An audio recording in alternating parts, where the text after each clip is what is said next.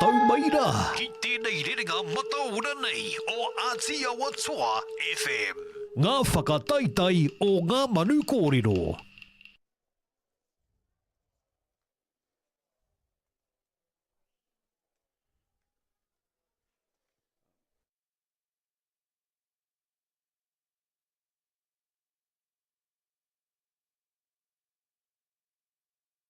Whitiki o te ki whakaniko kōrero ki te ara pautama e ngā reo, e ngā mana, e ngā iwi o te motu. Tēnei rā tō reo irirangi Māori i tukuna atu rā. E ngā mihi nui, ngā mihi nui whakaharahara ki a koutou katoa. E tūhono mai nei i tēnei wā, kua hau tēnei ko Kori. Kia ora koutou mā, koe tēnei ko māka. E tika nei taitoki he nā kōrero kua kōrero, ngā whakamoimiti kua whakamoimiti tia, e Kori. Kei konei mā, tau ki te kāriti o wainui o mata ne. Ai rā, e whā he kaupapa nui whakaharahara te haere ake nei. Tika o tira e koutou mā, e mā takitaki mai rā. Nau mai rā, ki te whare tāpiri o wainui o mata haikura. Ko te whakataetae Manu Kōrero, mō te rohe o te te awakairangi ki Wairarapa tēnei. Ki te Wairarapa, tika ana, tika. Mō te taurua mano rua te kau mā whā. Hika ngāna te ngākau, mō ngā wiki, ngā mārama pē, kua whakareria mai mō tēnei o ngā kaupapa. Certainly a big time for Māori orators, ne, Kori? Ai hoa, he nui ngā kaupapa mo te kōrero. Tērā pēr, tērā kaupapa i tukuna ai i nānahi rā ki te whare mi ere, te tihi kaupapa. Anō nei he kaupapa a iwi o te motu te haere ake nei hoki. Nō reira, tika tāhau māka, lots of kaupapa kōrero for te iwi Māori. It'll be interesting to hear which kaupapa make surface for our rangatahi. Yeah, for sure, from for their sure. point of view. And of course, all our categories are the same, you know. In fact, our themes remain the same too, don't they, Corey? Yes, they do. And these the kaupapa have been on the website for a long time now, so certainly a lot of time to prepare for our kaupapa. Not forgetting, whānau, that the stream that you're watching today as well will consist of our kai kōrero mo te taha o Reo Māori. Nō reira, nau mai rā ki te oratorium, te whare tāpiri nei, o te haikura o Wainui o Mata, mō te wahanga nei o pei te Hurinui me te Korimako. Anō nei, te iwi, e rere atu ana hoki, mataora nei i te wahanga o te Rāwhiti Ihaka me Turi Carroll hoki. We are live streaming both of the competitions. So you're watching right now the Māori section. The English section is also available on live stream as well. If you flick over to the other channel on the Ātia Toa FM YouTube, you'll be able to watch the English. And you'll be over in the whare pūkapaka for that one, I believe. At the marae. At the marae. Kua he katoa hau for seniors. We are watching seniors here in the auditorium, and the juniors are over at the marae. Motakuhe. Nā reira kāre roa e maka ka tīmata mai tēnei kaupapa o tira ko te whakataetae Manu Kōrero. Tigana. Ki tēnei wātaka me ki ko te ara whānui kura kaupapa Māori. Te kura e timatai i tā rātou tū. Ara ko mātā mua McLean, mō te ara whānui ko Letitia Ray Weston Jacobson, Lee Te Ahuru Lam Shiang Manawa Rangihuna. And you know what, I feel like te ara whānui always come in quite strong. You might have seen in the Pōhiri Whakatau, that was actually what one of the kai kōrero stood up and said, standing for the taha manuhiri. He pointed out to all of the students who have come out of te ara whānui. Well, there you go. Yeah, so certainly bringing some strong leaders through our kura, but not just our te ara whānui, but also Wainui o Mata kura. Likewise, our kura auraki as well. We're seeing stand-up gentlemen coming, and wahine as well from all of our kura. I mean, I've got to say, represent what's up, Upper Hutt College. It was my old kāriti, Corey. So nice to see. In fact, I see the uniforms here. Different uniforms when I went there, but he o ia no e pai ana ko tērā. Yeah, and that probably speaks to the level of language, which is now just normal inside our schools, isn't it? I'm unsure, and I might be wrong. You can correct me if I'm wrong, but I think 10 years ago, Te Reo Māori might not have been at the level it is right now within most of our high schools. So certainly, here we are, 2024, breeding young gentlemen, young, strong mana wahine as well, with the language quality and level that it's at right now, which is unseen of. I mean, I couldn't say that my language was the same at the age these are now.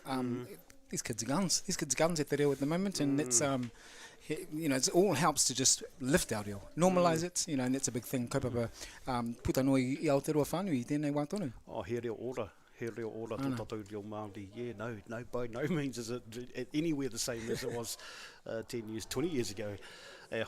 Right now, you're taking in pictures right now from our kai kaui ngā kōrero, te kai whakataki ngā kōrero, ko te rangi ngāhina moi uhu tēnei, ko ia no, ko te kai aia, te taonga kōrero, te taki whakataki ngā kōrero ko te rangi nei. Right now, we know that te rangi ngāhina is actually a kaiako here at te haikura o Wainio Mata, mihiana ki tēnei tangata. We are here with you through until around about 3 o'clock this afternoon, whānau. Impromptu speeches, prepared speeches, and also prize giving, which will feature around about 3 o'clock this afternoon. A full day throughout the day as we take in our kōrero, kai kōrero.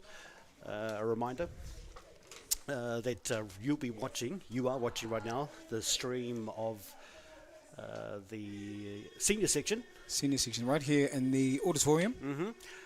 And a reminder too, you can flick over to the junior section by flicking over to the YouTube channel and searching up for the junior section, which is on the Ātiawa FM YouTube channel. And me tiro here I te Rāwhiti, Ihaka and Turi, Carroll. 12:30 this afternoon, ka whakatai, ka whakatātātai mo te wā kai. Pai tērā. Around about 1 o'clock, the kōrero will continue.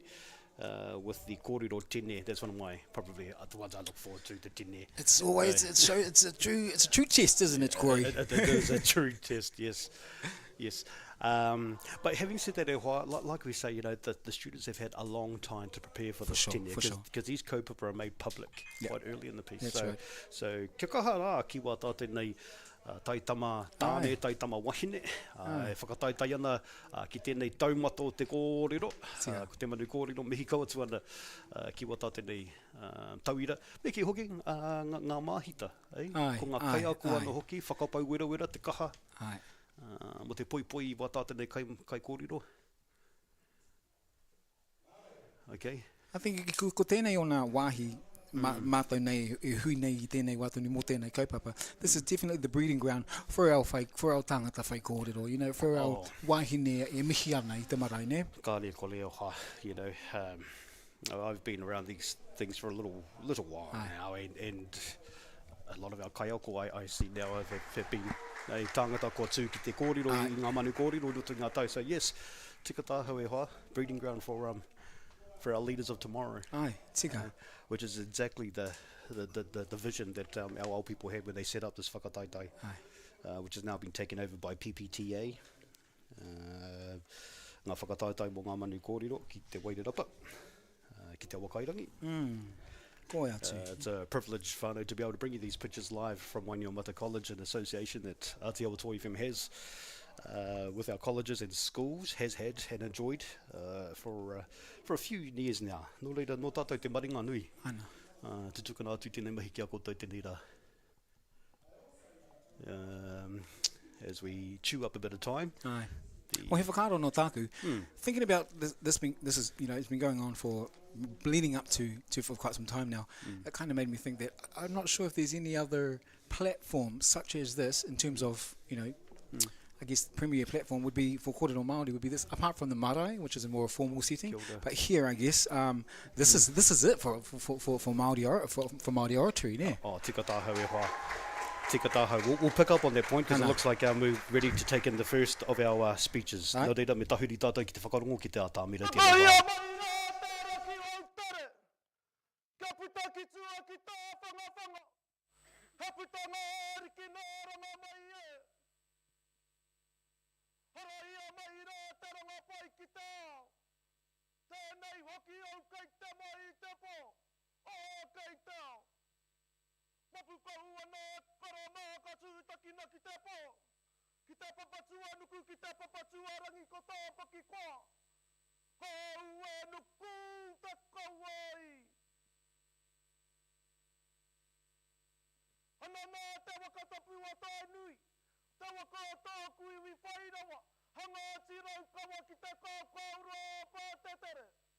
Mana tere waere ai takanga matana iri terangi nei. Tūwhera kia rangi nui. Tā maua kia papatu anuku. Taua whia te tipua e whakatamai nei. Hoki o te maunga tapu. Whakatau wai. Ka whakatau ko te mauri nuku. Ka whakatau ko te mauri rangi. Ka whakatau ko te mauri o tēnei hui ngā tā ngai. He hui ngā katu. He hui ngā kōra. He hui ngā kaputa ki te whai au ki te o mārama. Ti he i mauri.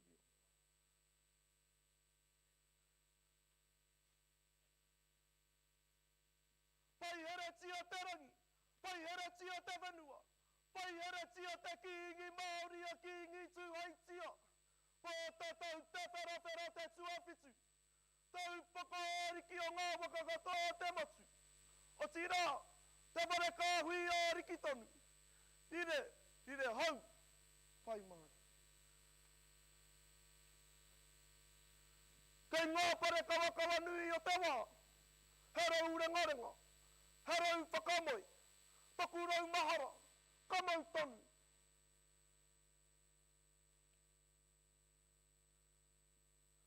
Piti hona tātai hono. Koutou te tira mātai pō kia koutou. Piti hona tātai hono. Tātou te tira mātai au. He tau nei. Kei Ngā Manu Kōrero. Koro te wā. Tēnei ka whakawaha kei tōku kaupapa kōrero ma te rangi nei. He me ana. He mamai poto. He orangaroa. Taku kura, taku ara whānui. Pai ngā mātu atu puna te mita o te reo. Herere tonu ana mā ngā tamariki ma kapuna. Uhia mai ko te korowai. Ka whakaara ke ki a Rāwhiti. Airi a matai pare atu. A pui kēri ana autu. A parari harinu. O tira, a rāua tira haere. Ka whakaara anō hoki ki te tani pahi pua, te whakitarake, te rau pia e tau mairan, kia pe, he karatu katapu. Kei ngā pai para o tōku ara mātauranga, o tōku ara reo Māori, o tōku ara Whānui, tēnei, kamihi. Pai ngā hui mahai kutai a kōtou, I hua mai, ko ngā huatanga maha, o te Māori, hia nei ramu. Pai ngā hui mahai kutai a kōtou, I hua mai, ko tōku whare kōrera mo te rangi nei, he me ana. I kōhanga, ka kura kaupapa, ka wale kurai. I kōhanga, ko tahi manai wārau manu te kau, hui tahi ai ngā tani kō te matu, ki te whanaia wai petu I raro I wai te karanga, ai hakarapu te tapu. Ki reira, wānanga, ko lero. He whai rangtaki hei whakatoa I te reo Māori, ki ngā tamariki ma kapuna, o te matu.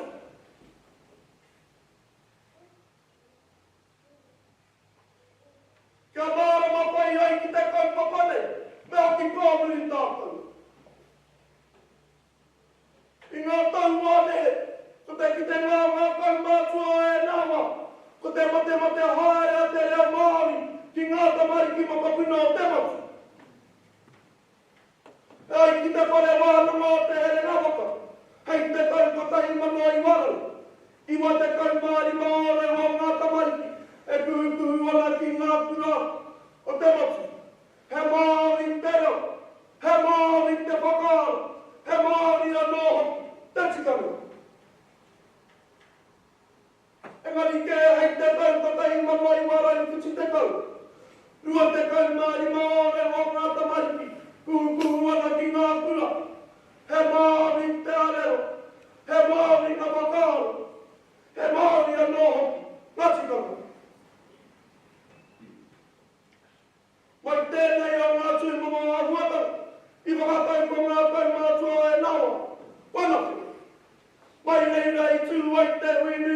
petu.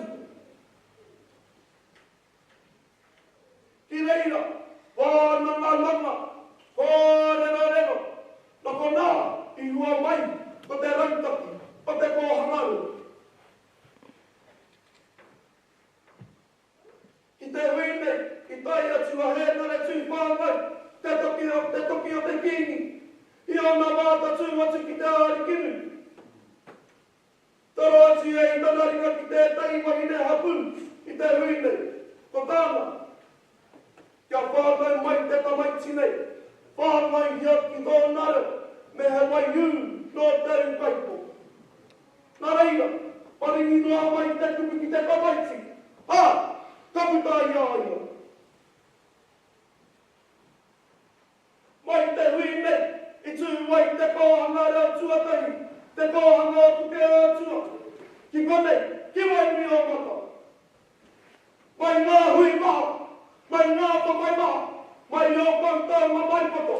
I hua mai, ko te orangaro, o te kōhanga. I kōhanga, ka pūrākau. Aha ko te hua mai o te kōhanga. I ki te tonu ngākau mātua o tēnei rohe, I tētahi rangi, kei te awakai rangi tonu. Puta noa mai ngā tamariki I te kōhanga. Kuhu tōtika ki te kurauraki, ki reira, ngama I te reo. Wai konei, toko ke te whakaara I roto I a tui kēri ana. Kia haere ki ngā puna o te rohe. He tono atu mo tētahi rūmaki Reo Māori. Ko tā rātou, rua hauna I au ki te Reo Māori. Toru hauna I au ki te Reo Māori. Toru te kaumōrau rānei I au ki te Reo Māori. Ko tā te whakautu a te kuinei. Ki. Hei aha te rua hauna I au. Hei aha te toru hauna I au. Toru te kaumōrau rānei I au. Ka purai nai a Tamaiti, ki te Reo Māori, me ana tikanga. Hauna, kōma. Mai konei, tū wai ngā hui maha, ki wai ka tū mara, ki kōpiri a nōhoki. I whānanga, I kōrero, na ko nā, I hua mai, ko te rautaki o tētahi kura Māori, ki tēnei o ngārohe, o te awakairangi. Engari ke, I reira te kāwana, ka hapēhi nei a pui hore. Aha ko te aha, I whawhaiton, mo te ake. Mai ngā hui maha, mai ngā whawhai maha, I hua mai, ko te orangaro, o te ara whānui, kura kaupapa Māori, o ngā kōhangaro, o te awa whairangi. I kōhanga, ka kura kaupapa, ka wale kura e. He wale kura ana te kākano I noa e ane, ko uhia mai, ko ngā huatanga o tēnei ao kino, tēnei ao Hurinui. E te kāwana, ko tō ngā pōku wharua o te pāti narinara, ko tō ngā pōku wharua o te pāti New Zealand I tuatahi, ko tō ngā pūrani poko o te pāti e, ko tō tēna, e whakapara hako ona I tōku wara whānu, e whakapara hako ona I tōku wara ngaro. Ki mai nei koe, ko tai haura ki te pānui, ko tai haura ki te tuhitui, ko tai haura ki ngā mai pāngaro. Ko taku pātai kia koe, pēhea ngā marautanga o tōku iwi Māori, ko te reo Māori tēnā, ko te reo rangatira tēnā, ko te āwaka tēnā, me ngā marautanga naha o tōku iwi. Ka pēhea tōku iwi ara, I nā koe tēnā, e whakapara hako ana I tōku wara mā tauranga.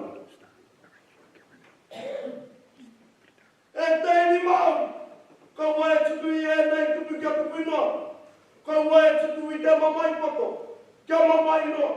Engari ke, tutu I te orangaro, kia ora tonu.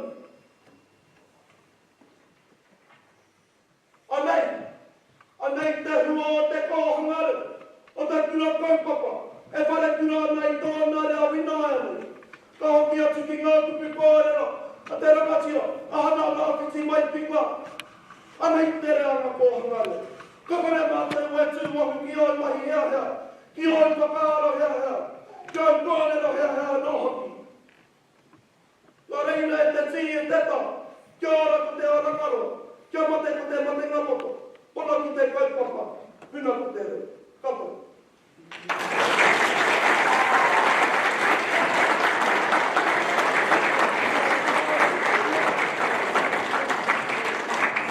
That was a pretty cool speech.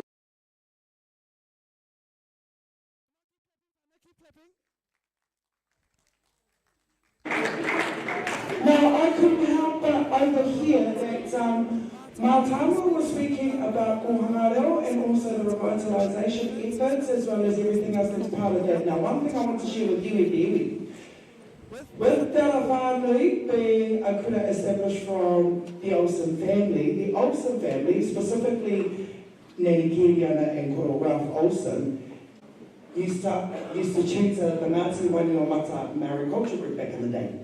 My auntie was part of that group, and so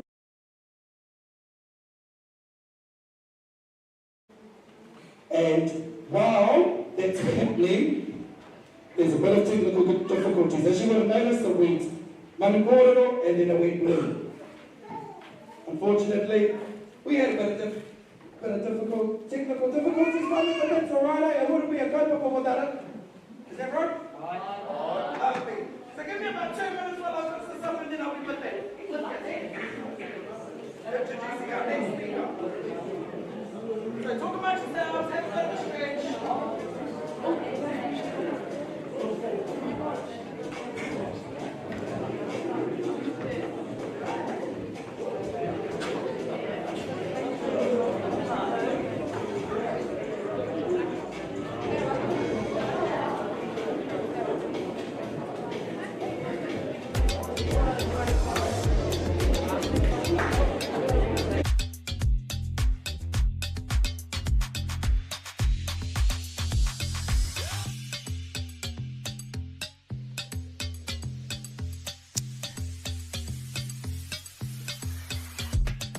Te Aotoa FM, welcoming you back to our live stream right here from Te Kārati o Wainui o Mata. Of course, we're here for Ngā Manu Kōrero, tētahi o ngā kaupapa nui I roto I te māramataka Māori. And I think if you grew up, particularly around this area as well, not even this area, but just as you grew up in a Māori environment, I suppose, you did kohanga. I suppose it's second nature for you to be at these things like Manu Kōrero. And once again, it's great to be here. I haven't been to one since, well, not for a couple of years now, since only 1 or 2 years since I went to college, but he pai tērā. But we're back here at Wainui Mata College. Don't forget as well, Kotema, we have our seniors right here in the auditorium, which is on one live stream on our Facebook page, and then we've also got the juniors happening over in the marae. So you can switch between both if you like, and make sure you catch all your whānau. Kawa koutou e warore te tehi o tō tātou nei ki waha me ki waha whakatauki pia, ara ko te kupu poho kereru. Yeah, we've been sharing out different whakatauki with you fellas there. You can share it things like this. So mena kei te tū tō whānau ki te atamira. Tērā pia ka hika hana te manawa, and you can just shout out poho kereru ana I o whānau e tū ai ki te atamira. So look, and it takes guts. We all know it takes guts to get up on these things. And I'll be honest with you, funny, from my point of view, I did Manu Kōrero once. I registered once. However, that one time I did register, and I couldn't do it the day before I lost my voice. So that was my whai kōrero debut, shall we say? But that's all right, because I think on the other hand, I'm the way out to go. I'm the way out to go. But that was a te tehi o ngā tauira no te ara whānui kura kaupapa Māori. Ne ara ko Mātāmo McLean?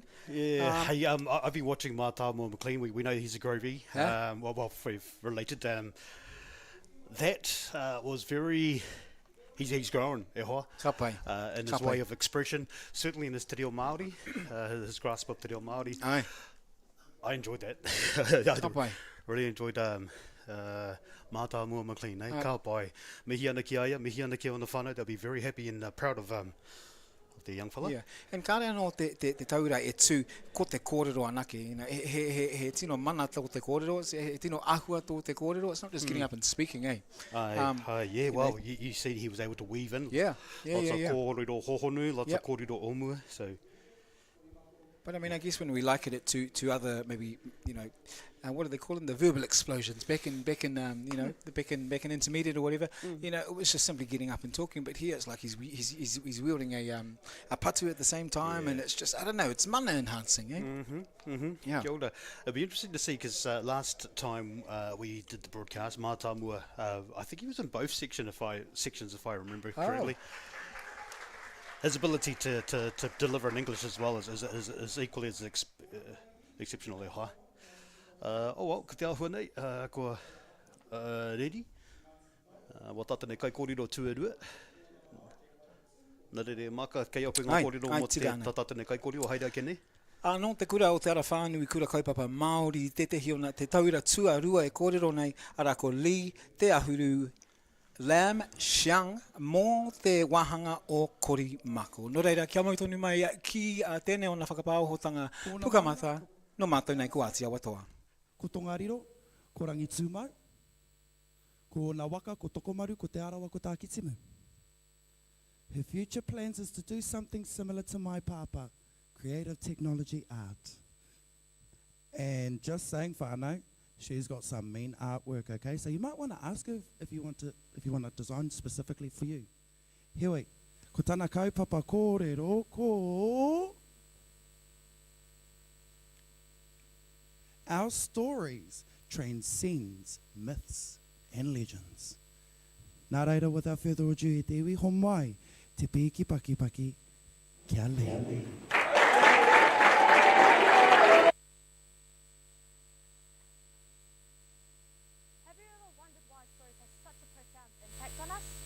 Why do they endure for generations, crossing cultural boundaries and transcending time itself?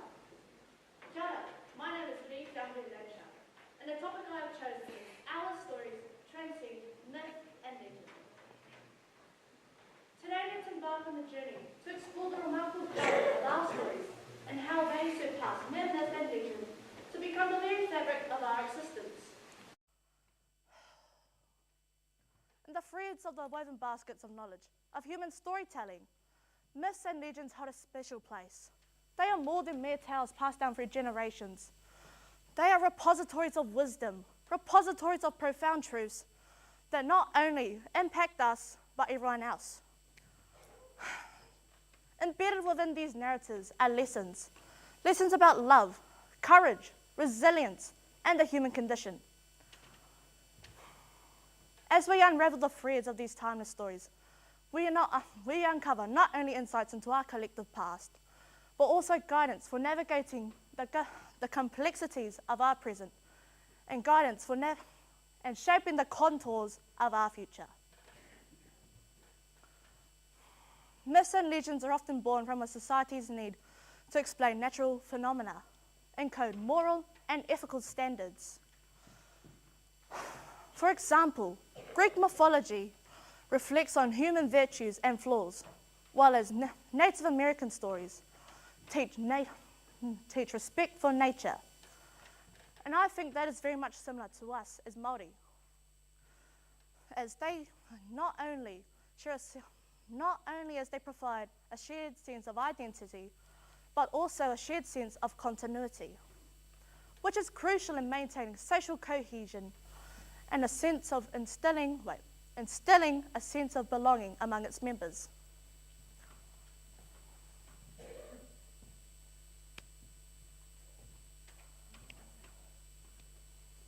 This brings me to a legend my papa once told me. A legend that is also related to my tāmoko. A tāmoko he applied and designed onto my forearm right here. The four corners represent the maunga. The pūhoro is the river that connects them. The two koru are my parents, and according to my papa, the red represents Reo Moko. So the legend I'll be telling you all is the legend of Mataora and Niwareka. But keep in mind, this is only a summarised version of the story. According to legend, Mataora, a chief from the natural world, married Niwareka, a spirit from the underworld. After striking Niwareka in anger, she fled back to her homeland. Overcome with guilt and love, Mataora set off to find her. In the underworld, he met her father, Uetonga, a tāmoko specialist and the chief. Intrigued by the permanence of tāmoko compared to the temporary moko in his world, Mataora endured the painful process of receiving a tāmoko. During that time, he called out to Niwareka, who eventually recognised him by the cloak she had woven for him. Moved by his suffering, she forgave him, and Mataora promised to never harm her ever again. And with that, they went back to the human world, bringing with them the knowledge of tāmoko.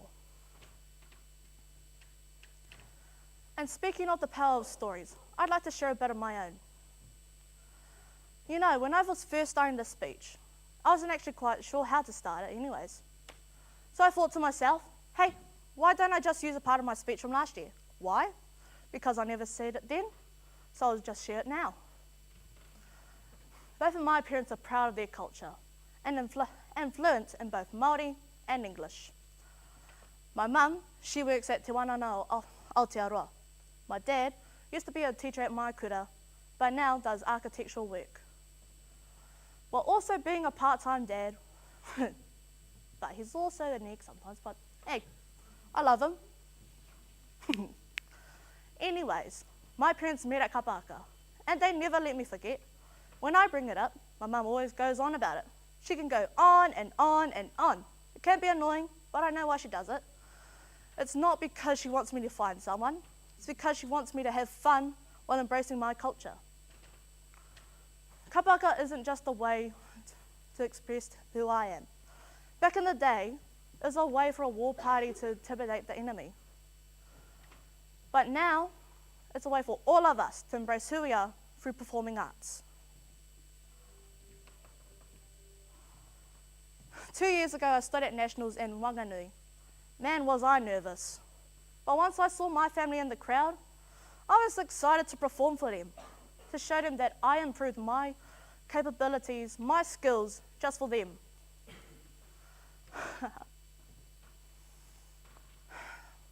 You know, when I was born, my parents wanted me to be able to speak my native tongue, so they enrolled me into Kohangareo, specifically at the Kohangareo at Whāngai Marae.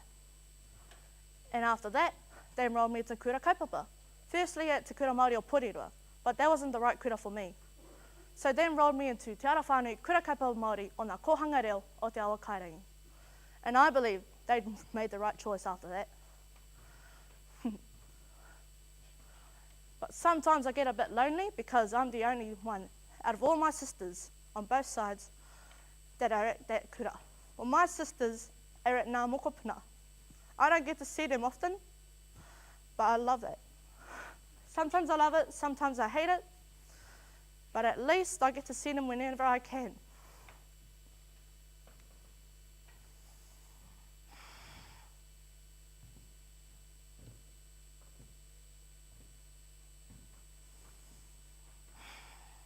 We've come to the conclusion of my speech. And the threads of the woven baskets of knowledge, of our lives, they shape us into who we are and where we come from, just as Mataora's journey transformed him. They transform us all.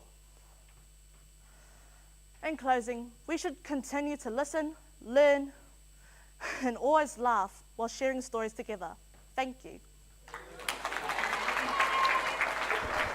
Nā reira mihi kau atu ana ki tērā wa tātanei kai kōrero ko te tuarua o ngā kai kōrero mo te whakataetae nei e kara e mākau tira. Ana, ko li tahuru laima shianga, no te ara whānau kura kaupapa Māori, ko te reo o te kōtiro rāne.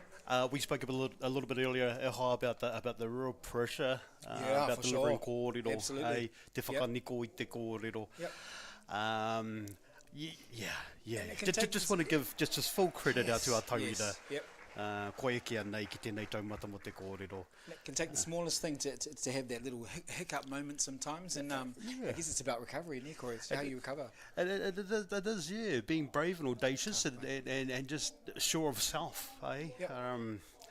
We all know what the wiri is like, though, eh? Yes, you can prepare all you like, but once you hit that taumata, everything can sometimes just fly out the door. Yeah, it doesn't go as you practice at home sometimes. Yeah, but so far, but we know we've got some young leaders coming out of Te Ara Whānui. Again, we've just seen another one of our mokopuna from out of Whāngai, te tū mo te kōrero. Nā re tēnō mihi ki wā tātanei tamari ki mokopuna mo te tū ki tēnei taumata o te kōrero. Lee, thank you very much. Tēnei te mihi kia koe, mihi ka watu ana. Te Ara Whānui, I think the next two, yes, they are indeed. So it looks like we're doing it in school groups, eh? So we've got 4 speakers from Te Ara Whānui. So ka hoki atu ki te taha Pei te Hurinui Jones mō te Reo Māori. Ara ko Letitia Ray Weston Jacobson. Anō nei, he kai kōrero, ko rāngona hia i roto i ngā tau, Letitia. We've had the chance to enjoy Letitia's kōrero in past presentations of Manu Kōrero. Again, another delightful speaker. Pai ia mo te whakaniko i ana kōrero, mo te whakatakato i ana nei whakaaro motana leo anō hoki. And following another name another whānau name we will recognise is Manua Rangi Huna. Katu a Manua mo te kōrero hoki. And that will bring Te Ara Whānui to a close. So 4 speakers from Te Ara Whānui. And then our next speaker, Hoa Maka. No te kāniti o Rathkill College, ara ko Rōpata Sioasi. Ki tāku nei whakaro, Rōpati, mo taku hea Sioasi. Samoan, obviously, by name. Engari kei te tū, kei te kōrero i te Reo Māori. Followed by, in the Pei te Hurinui te Korimako section, followed by Apaha College, and 2 contestants standing from Marga's old college, Olivia Wallace and Juana Waikato will be speaking. Then they'll be followed soon by Wainui Mata. Wainui Mata ara ko rei hana te rauna, followed by Anahera Eru Solomona for Korimako, and then skipping over back to Pei te Hurinui Jones, Maya Vulu, and then we've got Keelan Renata as well. Te kura whakamutuna mō tēnei o ngā wāhanga Pei te Hurinui me te Korimako, Koi? Ko te kura kaupapa Māori o Wairarapa ka whakakapiaki wa tātou taumata o te kōrero, and Jordan Pōtangaroa Waiwiri will finish off our prepared speeches for the day. So whānau, we welcome you. Yeah. We welcome you, whānau. Welcome you to our pitches, broadcasting to you live from out of Wainui o Mata. With our third speaker taking stage right now, we need our ko Letitia Ray Watson Jacobson. Karangatara, karangata kaupapa, hai nei, I taku tuakiri Māori e. Auera te mamai, e aku tūpuna haumaira, te kaha, te māramatanga. Hakaoki a mai, taku tuakiri Māori, engari ngā te Pākehā, tiai Māori ora. Ka tū ki te pukua teika, ko ia a puke onaki.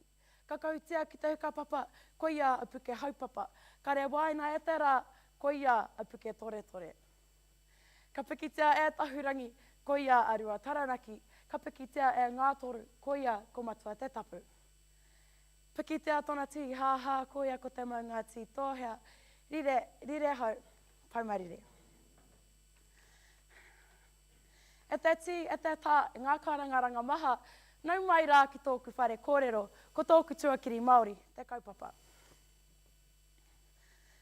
Ka toko ake te whakaaro ki ngā raukura e toru o taranaki maunga. He tohu o te rangi Māori, he tohu o te rongomau, he tohu o te hu Māori e tanga.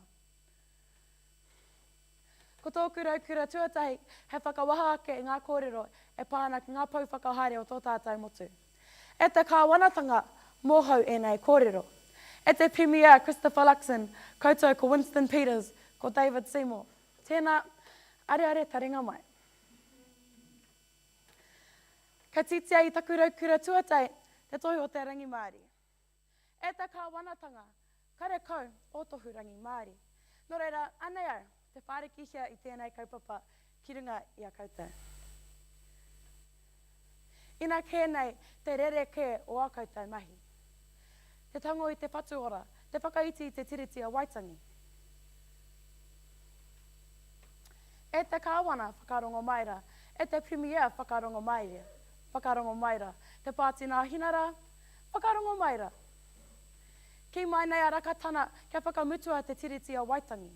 E kore rawa, wete kina te tiriti, I hainatea e ōku tūpuna.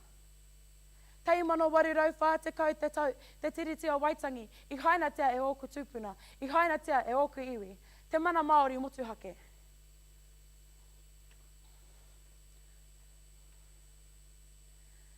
E te kāwana whakarongo maira, e te premier whakarongo maira, te pātina hinara, whakarongo maira ki o tangata. Ko koutou ke ngākau whakahaere, ne?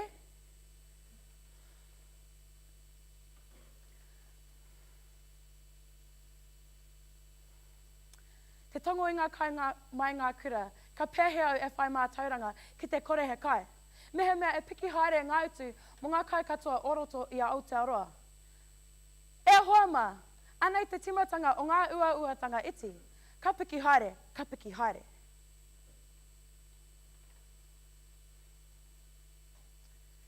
Ka tikina e au ngā kōrero o tōku tūpuna a ki ngi tāwhia o matutaira te wherowhero. Ki te kotai te kākaho, ka whati. Ki te kāpuia, e kore e whati. Ngai Māori mā, ki te kotai te kākaho, ka whati. Kei tērā taumata tātou I nai nei. E kore te taura e kāpuia ki te wehewehe tonu tātou. E kore tēnei kāwanatanga upoko kina e toa ki te kotai ai tātou. E ai ki ngā kōrero o Kawariki Morgan no Hoani Waititi Marae. Hui tei tātou, katu, wehewehe tātou, kahinga. He taurite enei kōrero e rua ma enei tohunga.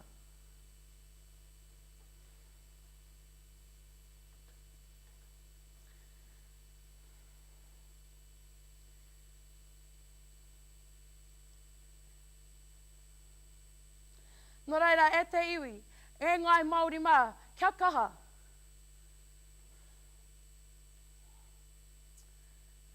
Ko te tikanga, ko te kāwanatanga tērā, te tira e whakahaumaru I a tātou. Ko te tikanga, ko rātou ka tiaki I a tātou. Hoi anō, ko rātou he whakahaumaru I a rātou anō. Nō reira, anei te karere kia tātou katoa, tū Māori mai, tū kaha mai. Taku patsu Māori mana motua, ke taku hi taku wana, taku hi taku wana, taku tū, taku hi kai, kei hinga ue, kei mata ue, taku patsu Māori mana motua, ke. Ka tītei taku raukura tuarua, he tohu o te rongomau. Ko tō tātou tae o te kaupapa. I te pūrākau ki raro I te koro ai o tōku maunga a Taranaki. He raukura tēnei no te kura o ngā rua hinerangi. Ki rero ako ai ngā tikanga Māori I tupu hoki ko tōku reo Māori. He Tamaiti no te pāmu, he Tamaiti no ngā kura iti o Taranaki maunga. I tupu hoki ki runga I ngā marae maha. Ko te ako I ngā tikanga o te paipai, ngā mahi o roto I te kauta, ngā mahi hei whakapaipai, hei whakatika I roto I te marae. Tamaiti akona ki te kāinga, tūwana ki te marae, tauwana ki te ao.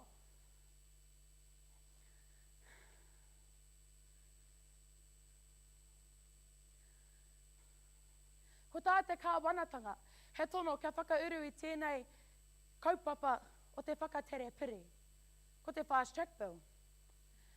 Are taringa mai whānau.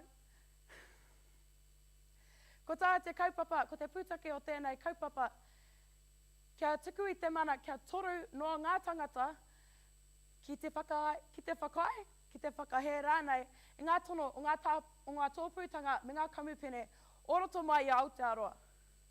He aukati I ngā reo o ngā tangata katoa o te motu, te mahi.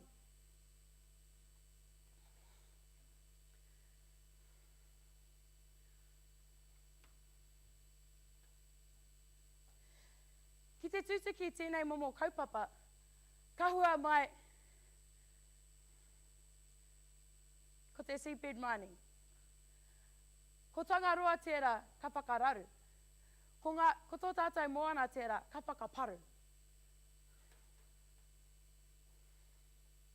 He mea nui te tiaki te taiao ki roto i a Taranaki. Ki te hua mai enei momo kaupapa,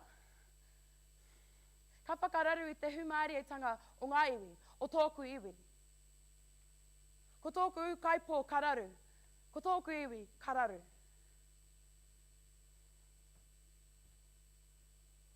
Ko au ko te taiao ko au. Ka huri te kei o taku manu kōrero ki tōku raukura whakamutunga, ara ko te tohu o te humārietanga. Ko tōku tuakiri Māori te kaupapa. Ka unge katoa te manoa ki te rongo atu i enei momo kaupapa kei te puta mai te kāwanatanga.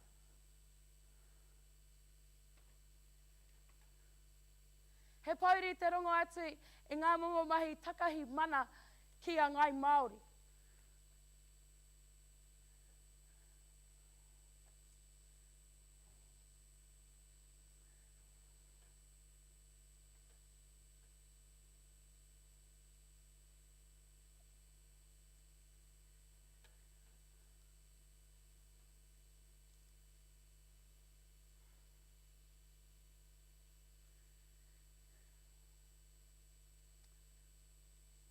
Ngā tikanga Māori, ko tōku reo Māori, ko tōku kaupapa Māori, ko ngā kura kaupapa Māori, ko ngā kōhanga reo, ko ngā whare wānanga, ko ira kaupapa katoa, kararu, ki te pēnei tonu, ki te pēhi tonu, tēnei kāwanatanga.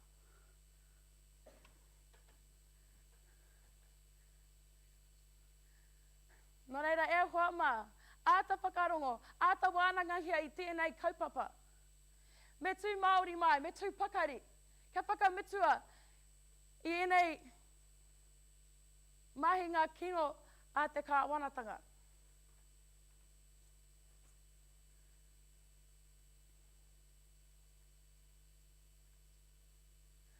Nō reira, kei aku nui, kei aku rahi.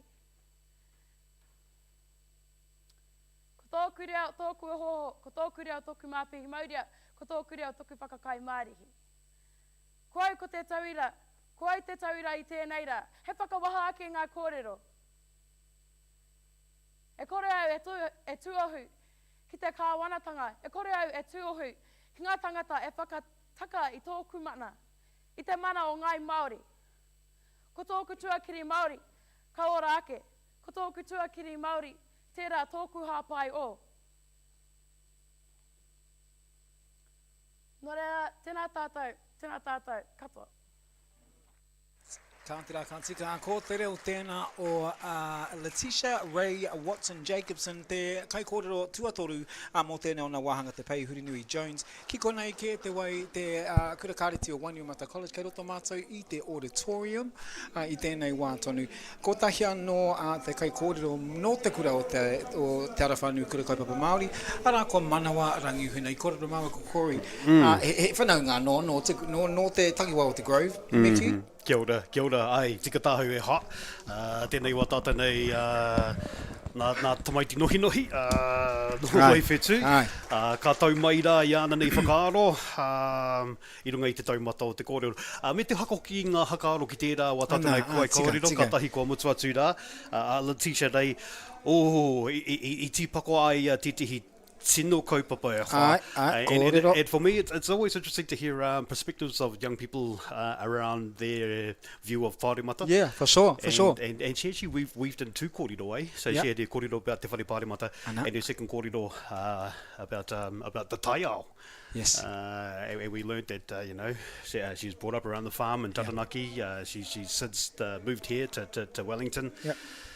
She's a raukura from, I missed which kura, Ruanui I think was the kura she spoke about. So tino mihia, ki te rawa tata kai kōrero. Teacher Day, what's Western Jacobson, katahi anō e wha, ko kite au ngā tātai honanga o te tangata nei, no reira ko Teacher Day, no taranaki whānui te ati awa, Ngāti toa rangatira, Ngāti kahungunu, no Ngāti tuwhare toa, no Ngāti whātua, no Waikato tainui. No te katoa. Ona kāwai rangatira, tēnā koe e ko.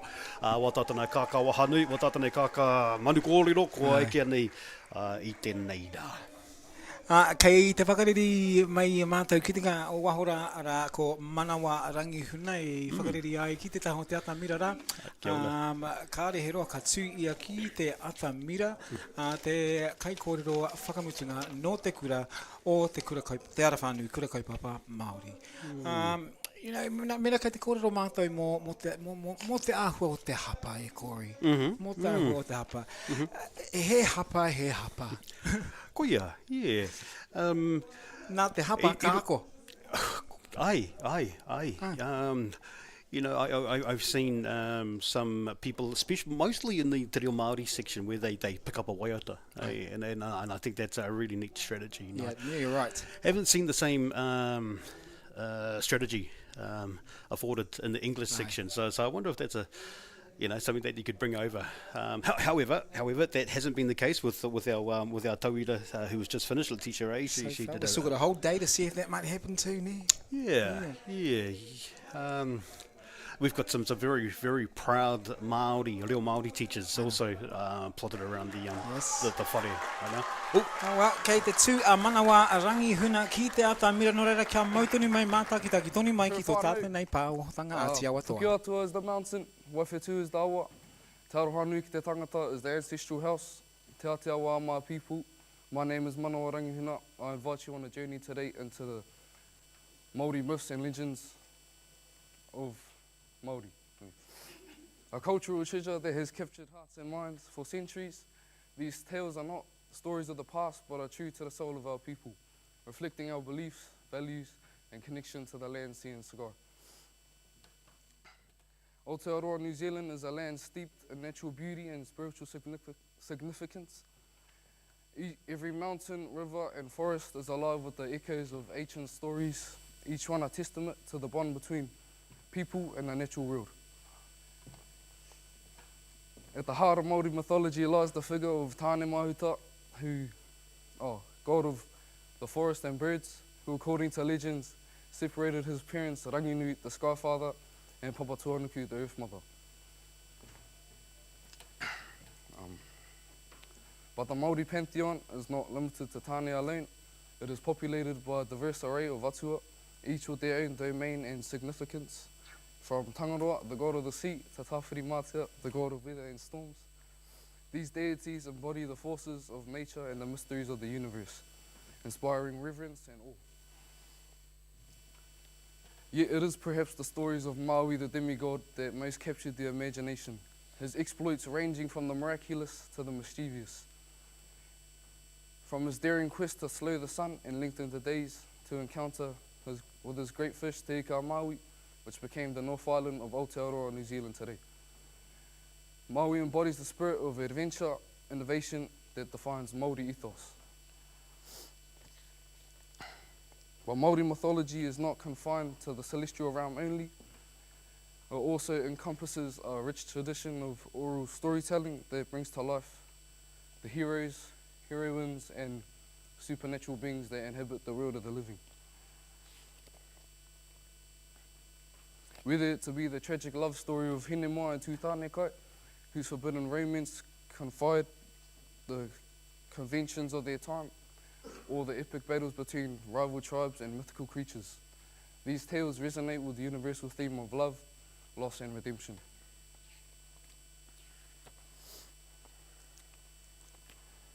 In closing, let us remember that the myths and legends of the Māori are more than mere stories. They are living narratives that continue to shape the identity and worldview of a people whose connection to the land and sea remains unbroken. As we reflect on the wisdom and wonder contained within these stories, may we cultivate a deeper appreciation for the natural world and a greater kinship with all living beings. hurita huri orangi i te whare, tēnā koutou, tēnā koutou, tēnā koutou katoa.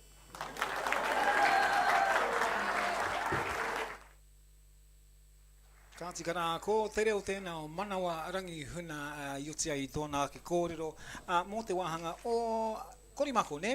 Pei te Hurinui me te Korimako. Ki roto nei i te auditorium, te whare tapere o Wainuiomata College, te kāreti o Wainuiomata. Tēnei wā ka tū te kura o te ara whānui, te tautoko, te waiata tautoko, mō enei o ngā kai kōrero no te ara whānui, kura kaupapa Māori. Tēnā kau ki mātou ki te atamira, me pēhe ai tō rātou waiata tautoko. It's always a good time watching te ara whānui do any sort of performance. So listening in and you can hear how their waiata tautoko is going to sound.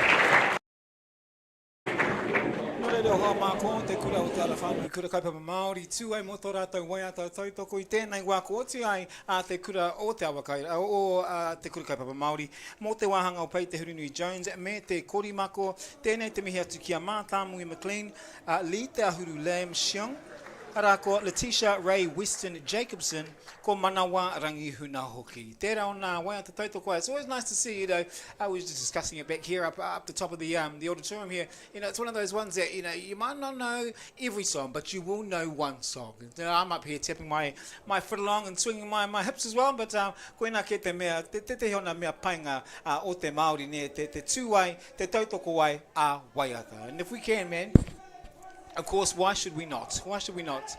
Ko te mā noho ora mai mō te kura e whai ake nei rā, ko te kura o te awa Kairangi Upper Hutt College e whai ake nei, mō te wāhanga o te Korimako, ara ko Olivia Wallace, ko whānau Waikato hoki. Whaimiri a rātou ko Wainuiomata High School, no konei ke, e whāna kai kōrero no te kura nei, reihana te rauna, ara ko anahere Eru Solomona, mai a vulu ara ko kilne e rena tā hoki. Hei whakakapi tō tātou nei wāhanga pei te Hurinui Jones me te Korimako ko te kura kaupapa Māori o Wairarapa, Jordan Pōtangaroa Waiwiri. And actually fun fact, I was following that van all the way from Rimutakamonga, which is where I live out that way. Followed them all the way from there, all the way to here. So, mihi atu kia koutou mā te kura kaupapa Māori o Wairarapa. Whaimiri tēnā, it's lunchtime. Mā koutou, mā mātou I konei, and tērā pēr mō hoki. Don't forget koutou mā, you can stream in live on Facebook, facebook.com/Aotearoa FM. If you can't be here in person, pai no atu ko tērā. Tēnā mā takitaki mai i tō kāinga, you can watch at home, or maybe you can just tell your boss, you're just going out on a bit of a lunch break, and then I'm not too sure. Go and stream it on your phone at One Sushi, maybe. There you go. Te Aotearoa FM. I tēnei wā tonu. He paku tinihanga o te atamira I te wā ka mutu ai te kura kaupapa Rāwhiti. Mena ka tū ai te kāreti o te Awakairangi Upper Hutt College. And you know what? I'm here in a big way for Upper Hutt College. It was my old kura. And, you know, I see some of the kaiako representatives here. We've got Callum Melock, and of course, I believe it's the new deputy principal, headmistress, I guess is what they call them now, called Kathleen Beckett, tōna ingoa. So, nei rā te mihi atu ki aia. Kia rauwa ke, ne? Te ino anō tō hoa? Callum, mohi o koe aia. Yeah. Ai, he kai wai a tāno hoki, he tāngata kaharawa mō ngā kaupapa kapahaka hoki. Me te wai ata. Mihi ana. Okay. I have a lot of appreciation for our kaiako, and kaiako Māori, but just kaiako in general. So it's nice to hear shout out to our kaiako. You know, behind all of these students, there are kaiako who've spent time and energy, personal sacrifice as well. Moulding and shaping their reanga moa pōpō pēr. But you know, I have to be honest with you. I've known Callan since he was probably about 3 months, and I've known Kathleen, the Deputy Prime Minister, since we were about 3. So, roa te wā, he no te whānau Beckett here, Kathleen, tōna whānau Beckett, he whānau no te ropa kapahako māwai hako nei, ngā rā omua. Engari, kei te kōrero rātou ringa te atamira I tēnei wātonu. He paku sinihanga mō te atamira ne koi I te wai kei te tatano te waka tūai, te kura kāreti o Upper Hutt College. I'm excited to see what Upper Hutt College bring to the stage. Interesting to note, they have only 2 speakers for Korimako, so both speakers will be in te reo Māori po te neonga mea seniors. Ne? So, kia mautonu mai tēnei wātonu. Facebook.com/Aotearoa FM for the stream. You can catch the seniors right here from the auditorium, and then you can find the other channel and stream over from the library, I believe. So, koea kai a koe, mena hihia koe te mātakitaki ai I ngā pakupaku, haere ai ki reira ke. Pirangi koutou te whakarongo mai ki ngā seniors, me ki tēnā noho ora mai I konei ke.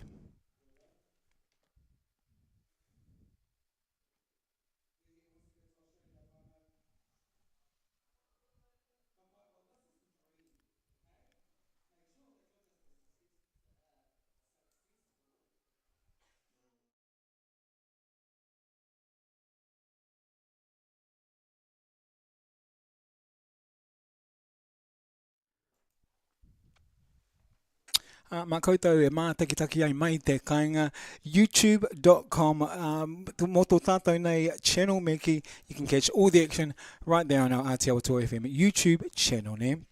I believe there'll probably be a link from our Facebook page as well. So you can follow if you get lost, you know, can't find it straight on YouTube, go to our Facebook page, you can find the link right there. I'm sitting up the top end, I'm watching the happenings on the stage, and you know what, something that interests me in terms of people that MC is the whole icebreaker thing, all right? You need to know how to conduct a big group of people and keep them enthused and keep them occupied and keep them interested, really. And if you can do that outside of the main crux of the kaupapa, man, I just take my hat off to people like that. Mō te kōrero anake, you know, we're talking about people who can kōrero. MCs are like that as well. But I suppose they're, you know, this is not a formal kōrero e kōrero ana rātou or kōrero ana ia. But you know what, it's about the bands and it's about keeping the fams all good. Yeah, it's about keeping the fams all good. But koutou mā, not too far to go. Upper Hutt will be joining the stage very soon. We've got Olivia Wallace, e kōrero nei mō te wāhanga o Korimako, ara ko Hoana Waikato hoki, e kōrero nei mō te kura o te awa Kairangi, Upper Hutt College. And I see quite the contingent of students from Upper Hutt College, so that's great to see. I see a head of Taonga College jersey over there as well, so kei konei mātou katoa I ngā maha ne. Good to be back here at Wainuamata High. I believe last year, I think they might have been at, I feel like they were at Taira College. I could be wrong, but maybe they were at, something was at Taira, and I'm sure it was Manu Kōrero. But here we are, back at the Wainuamata Whare Tāpire o Wainuamata High School for our Rua Mano Rua Te Kaumāwha, ngā whakataetae mō Ngā Manu Kōrero. Kawa koutou, we're here to go and fill your cup of tea up. Go and grab that extra biscuit you know that you probably don't need, but you're going to go grab it anyway. And then come back and sit back on the couch with us and enjoy the whakataetae mō Ngā Manu Kōrero. Rua mano, rua te kaumāwha. He kōrero whakakapi I tēnei wā tonu mua te tū te kura kāreti o Upper Hutt College. Kei he tō tātou nei pepa e kōrero nei. Mō tō tātou nei kaupapa. Ko ngā whakataetae mō ngā manu kōrero. And I suppose, mena kei te kōrero mātou mō te manu kōrero, koenei ke ngā manu kōrero, ngā tauira e tūai ki te atamira, ara ngā manu e kōrero rero nei. Mohio kei te ngā manu kārere ne, the birds that bring the news, well, these are the birds, these are the other birds that bring us all the kōrero ne. And it's great to see, beautiful to see, we mentioned it before with Corey as well, I believe this is a breeding ground for people who will go on to be great whai kōrero speakers, Māori orators, and then of course Wahine Hoki, who will be the first voice you hear on any marae, on any given marae, koenā ke. Engari tēnei wā tonu, ki tāku nei mōhio kei te tū, te huna tauira ki te atamira, I tēnei wā tonu, ka hoki ki te atamira, me whakarongo ai ngā whakamahinga ki reira ke. Katoa no whakaoriori a hau, ko rangi tūmau te maunga, ko roa mahanga te awa, ko taki timu toku waka, ko wararapa toku rohe, ko Ngāti Kaununu rātou, ko rangi tāne, ko hāmoa o ke iwi, ko Hurinui o rangi, rawa ko te oriori o ki marae, ko siosi, rawa ko tamihana o ku whānau, ko rōpati ahau. Nō reira, tēnā koutou, tēnā tātou katoa. Ko te kaupapa o taku kōrero e tēnei ata. Ko te kaupapa e pāna ki ngā ātua, e ngā wā o moa, ngā ātua o te iwi Māori. Hei arataki kia mātou e ngā wā katoa. Ko rangi nui, rawa ko papa tuanuku, hei tino tata raua. Ko te pō anake nā te mea e piri ana a rangi nui, rawa ko papa tuanuku. E noho ana te ao I te pō, kei wanga nui a rangi nui, rawa ko papa tuanuku, a rawa tamariki. Toku ono ngā tama e rawa, ka ngāna rātou ki te whakawehe atu a rātou mātua engari. Kare e puta. Nā tāne mahuta I whakaro rereke ki te whakawehe o nā mātua. I takato ia kei runga I tōna tuara ka puta te whakaro o tāne kātahi. Ka toro ona waiwai ki runga, ka whakatauki ia a rangi, tauki a papa tuanuku hoki. I roto I te whakapapakanga, ka puta a tāne mā te menenga o papa tuanuku ka wehea ana mātua. Ka waihoki anō, ko ira anō te pūtanga o ana tuakana a tāwhiri mātia, a tangaroa, a rongo mai tāne, a ruaumoko, a haumie tikitiki, a tūmā tauwenga. A muri a tēnā, ko tēnā te wā tuatai ki te ao marama. He tino whakahirihira tēnei pūrākau ngā ātua o Aotearoa nei. He pūrākau anō. Tēnei au, ko te hōkai nei o takutapuai, ko te hōkai nuku, ko te hōkai rangi, ko te hōkai o tō tūpuna. Tāne nui a rangi, e pikitia ki ngā rangi tū, hāhā, ki te tihi o manono. E roko hina tura, ko io matua kore anake. I riro e hoanga ke te o te wānganga, ko te ke te tuauri, ko te ke te tuatea, ko te ke te aronui. Ka tiritiria, ka paupaua, kia papa tuanuku. Ka puta te ia whaio ki te ao marama. He pūrākau anō. Kia mātou ngā rangatahi te mātou ranga no tāne anō. He pūrākau no tōku rohe e pāna ki tētahi tangata.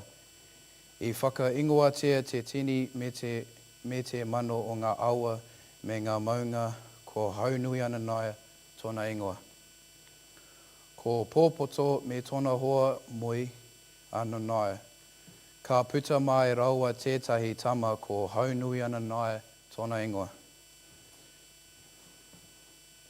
Ko ea te tīpuna o te atehau, e hara mai ia no Hawaii mā runga e te kurahaupo e tōna papa pōpoto tētahi o te tini o ngā rangatira. Kei runga i te waka, ko te pūrākau e pāna ki ngā haunui ana nai, e te timatanga ka whaiau e ia tōna hoa wāhine. E piki ake ia ki tētahi maunga teitei. Kei runga i te tihi o tēnā maunga ka noho ia kia whakata. Kei reira ka whakaro ia e pāna ki tōna mahi, ka whakaingoatia tēnā maunga a rimutaka. Ko te ingoa tonu e ēnei rā ko rimutaka. He kaupapa anō nā haunui ana naia e kite ia tētahi roto e mua a ia. Ko ngā hihi o te rā e whakawai ki ona whatu. Ko tēnā te pūtaki o te ingoa a wairarapa. Ko wairarapa, ko wairarapa. Te karu o te ika, ka rapa rapana ki te iwi Māori e taune. Kātahi, ka haere a haunui ana naia te rimutaka e haere atu ia ki tētahi atu awa. Kei reiri i kite ia tētahi whare, e hangaia tēnei whare i te niko, e whakaingoatia ia tēnei awa tau whare niko. A muri a tāna whakatā e tū ana haunui ana naia i kite ia i tā whitoroa tētahi maunga teitei e tū ana. I whakaro ia e tino hirahira tēnei maunga e whakaro au ko rangi tūmau te ingoa. Mō tēnei maunga i nanai whakaingoatia te awa rua māhanga hoki. Nā haunui ana naia te tīpuna e whakaingoatia ēnei awa me ngā wahi no whanganui kia whanganui a tara. He aha ai e kōrero ana ahau e pāna ki a haunui ana naia. He atua, he tangata rāne. Nō reira, ko te pūtaki o tēnei kōrero, he kōrero takitaki, he kōrero e pāna ki te rohe e whānau mai au kei whakaoriori. He tino pai tēnei āhuatanga ki te ako hituri, te tikanga o aku tīpuna me o rātou whakaro.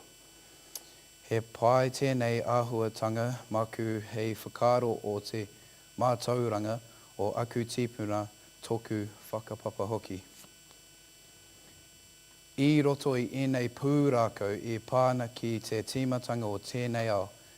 Hurihuri ko tēnei te Māori o te Reo Māori o ngā tīkanga. I roto i ngā kura auraki i ākunga mātou ngā rangatahi ngā kōrero rereke e pere ai ko masterin te ingoa o te mātou ro he whakaoriori. He rereke tēnei pūrākau kia mātou te haukainga o tēnei rohe. He au anō he tino whakaherehira ēnei pūrākau o ngā ātua a ranginui raua kōpapa, ko tāne, ko Ko haunui ana naia ki ngā rangatahi o ēnei rā. Kia whakaro te tikanga o ngā mātua tīpuna no ngā ātua o ngā iwi Māori katoa. I kore e ngaro ahau ko au te kāka no rangi a tea. Nō reira, tēnā koutou, tēnā tātou katoa. E ki rā e te iwi ara no te kura o Rathkill College. Mō taku he te ki atu no te ko apahare whai ake nei, ngari mō taku he Rathkill College. Rōpati sioasi nānake i tūai mō tōna ke kōrero mō te pai te Hurinui Jones. Rathkill College, kāre anō he kāre te ki au ki tāku nei mōhio i kaharonga e au e kōi. Ngari, tērā pia ka ki te mātou i a Rathkill, i te kōrero mātou i mua mai, talking about past students from Rathkill College as well. So they always do bring something to the kura, from the kura to the whakataetae. Tērā o ngā kōrero e hoa, kua huri ngā tai. Kua huri ngā tai, nā reira, kua eke nei wa tata nei reo rangatira ki roto i ngā kāriti. I roto i ngā kohanga reo, i ngā kāinga. Yeah, hey, you're right, Ihua. It's not something that you would instantly link Rathkill College having strengthened, but on the strength of what we have seen as broadcasters of Manu Kōrero over the last couple of years, there is certainly some quality language coming out of Rathkill. Ka pai. Nā reira mihi ana ki tērā wa tātanei kai kōrero, rōpati no Ngāti Kahungunu ki Wairarapa, mihi ana e hā. Tū mai te wihiwihi, tū mai te wana ia koe.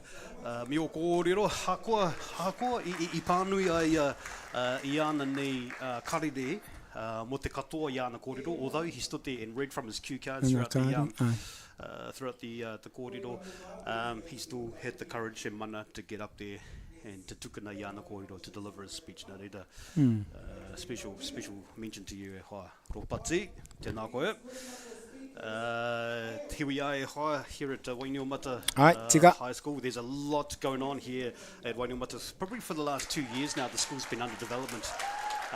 And I'm just thinking about what's happening outside of our auditorium here, where this picture's coming to you from. But there's a lot of construction happening around Wainiomata High School, and that's mostly because this is the main college of Wainiomata now. Yeah, you're right. I'm trying to think back to our last kaupapa here would have been maybe the Kiorahi tournament, and the works was all happening around there back then as well. So certainly a lot of construction going on. But I suppose aha koa te hoha o tēnei o Ngā Mea Constructions.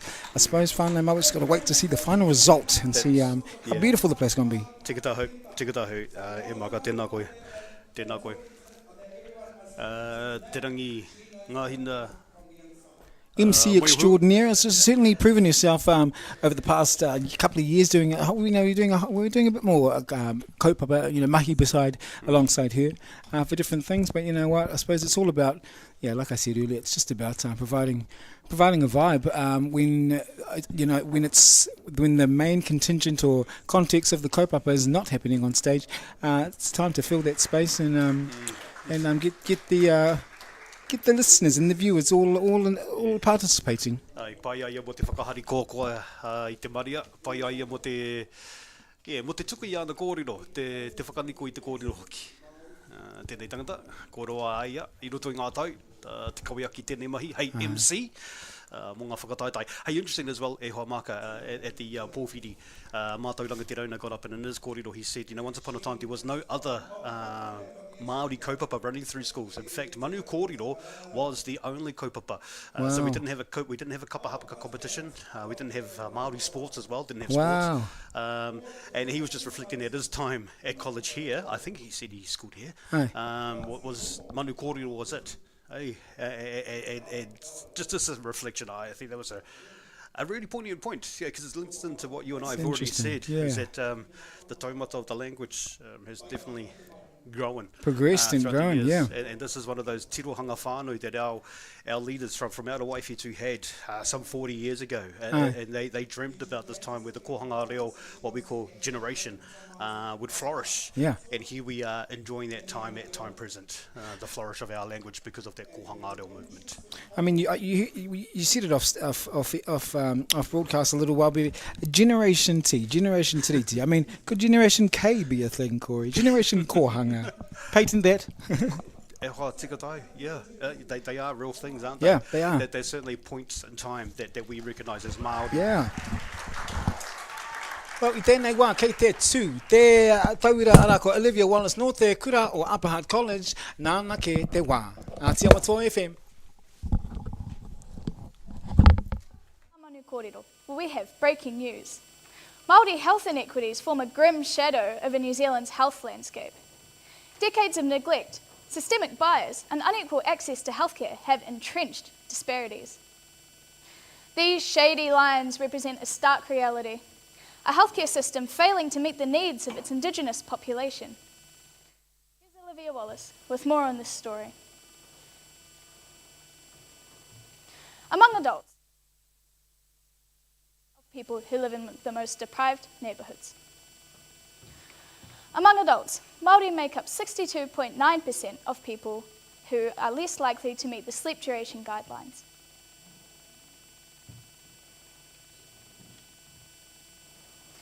How might this be, may you ask? Perhaps it's the fear people have of becoming yet another statistic. Maybe it's the fear people have of just being put down to another number. Across Aotearoa, Māori have the most prevalent and persistent health inequities. Māori are 1.5 times more likely to be hospitalised for cardiac distress. Stroke mortality rates among Māori are 1.5 times higher than that of non-Māori. Heart failure mortality rates are twice as high among Māori than that of non-Māori. Mortality rates for rheumatic fever are over 5 times higher among Māori than that of non-Māori.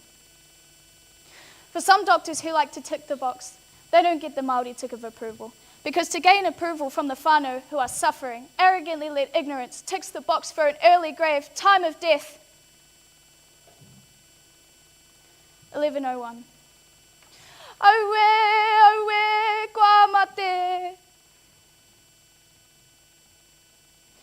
The government, who are in charge of these health organisations, have an obligation from the Treaty of Waitangi to protect Māori. Taken from Article 23. In particular, Indigenous people have the right to be actively involved in developing and determining health, housing, and other economic and social programs affecting them. But as soon as we try to speak about this, it's called a rebellion. The haka of rebellion. Rebelling against a system where systematic oppression causes a sense of depression, creating a force of tikanga Māori sessions by the ones where inequities hurt and Pākehā don't learn their lessons.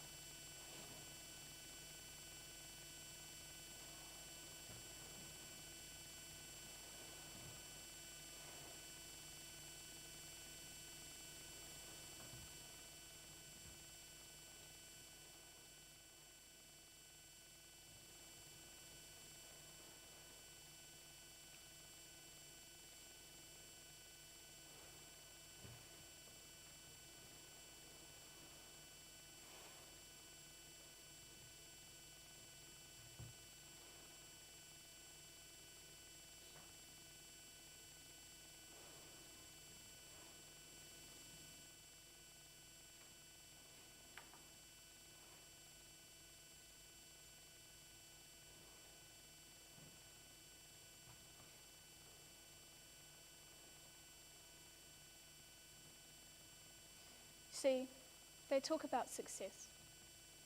But, one thing they say about success is that the path to success is much like a stairway to heaven. But not all stairways lead to heaven.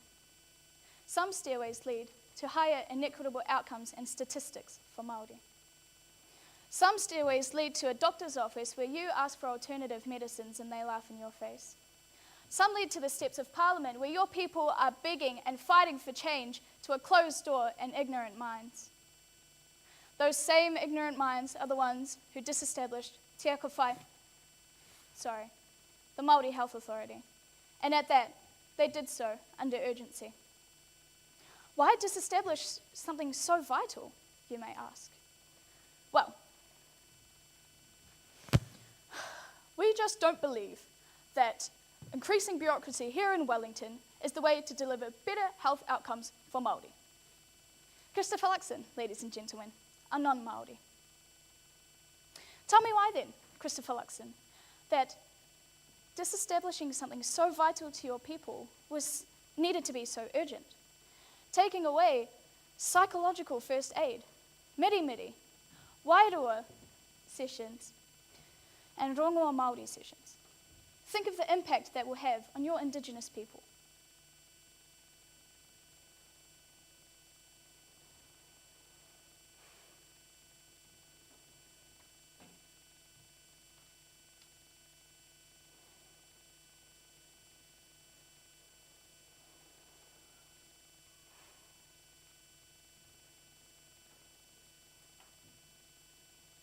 From the heart of Aotearoa, beneath the southern skies, Māori health inequities will meet their demise, whilst equity and empathy will rise.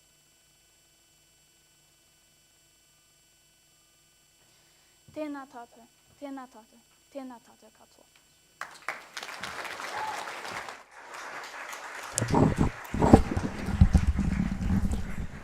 E kira no te kura o Upper Hutt College. Mai te pēki pake kia lawi ai te iwi. I tēnei wā tonu kātū ai mō ene o ngā whakataetae mō Ngā Manu Kōrero 2022 mā whā. Ara ko wai tēnei tuai, ara ko Olivia Wallace mō te wahanga o te Korimako. Nāna ki tuai kōrero ai, and you know, Koi, we were sitting up there and listening just a little bit earlier. And I guess, you know, it's that pausation, that pausation sometimes that, you know, we don't always welcome, but it happens. It happens is what I'm trying to say. And I suppose, like I said earlier, it's just about how you recover from such things. And she maintained to compose herself with a bit of grace in there. So we commend our rangatahi and our friends in whānau for doing these types of things, where things like the dreaded pausation might show its little kanohi there, but, you know, it's about how we take that and turn it into, you know, flip the script and make it our own, I guess. Yeah, kia ora e hoa. Mihi ana mo ira kōrero tautoko. Hey, I agree. That's so hard. But she stayed on track, eh? She managed to find out where she left off and pick up on the story again. And the story itself was strong. You know, talking about Te Ako Whaiora and the closure of that. She had some strong thoughts about Prime Minister Christopher Luxon as well, and his non-Māoriness, but making decisions over Māori kaupapa.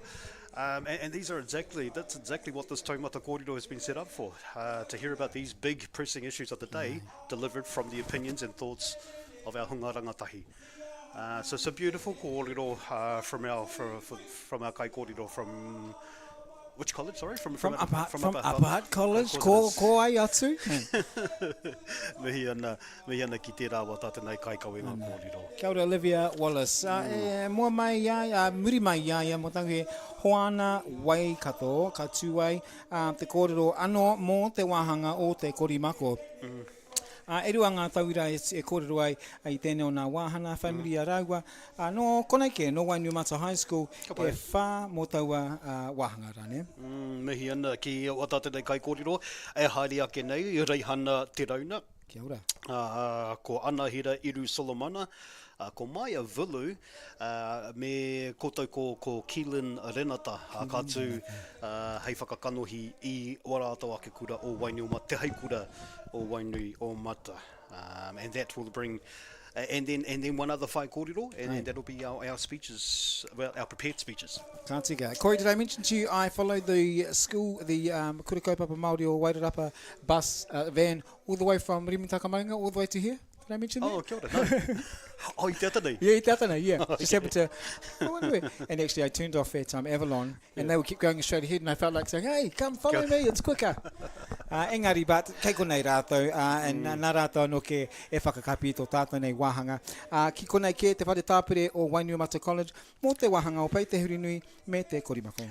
Ladies and gentlemen, you're watching live pictures now from Te Haikura o Wainuiomata. This is the Pei te Hurinui and the Korimako sections here at the auditorium of the high school.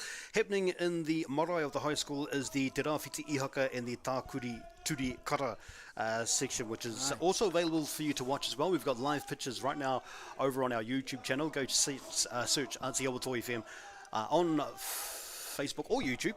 You're looking out for the titles Te Rāwhiti Ihaka or Pei te Hurinui to watch either of the English sections, sorry, the junior sections or the senior sections. Live pictures right now coming to you on this beautiful Friday. What's special about today, your heart? Today is it's World Smoke Free Day today. World Smoke Free Day. You are tika ana. It's the last day of May. What else? We've got the hui iwi happening right now. That's also been live streamed as well. That's a very big kaupapa happening out at Omahu Marae in Ngāti Kahungunu land.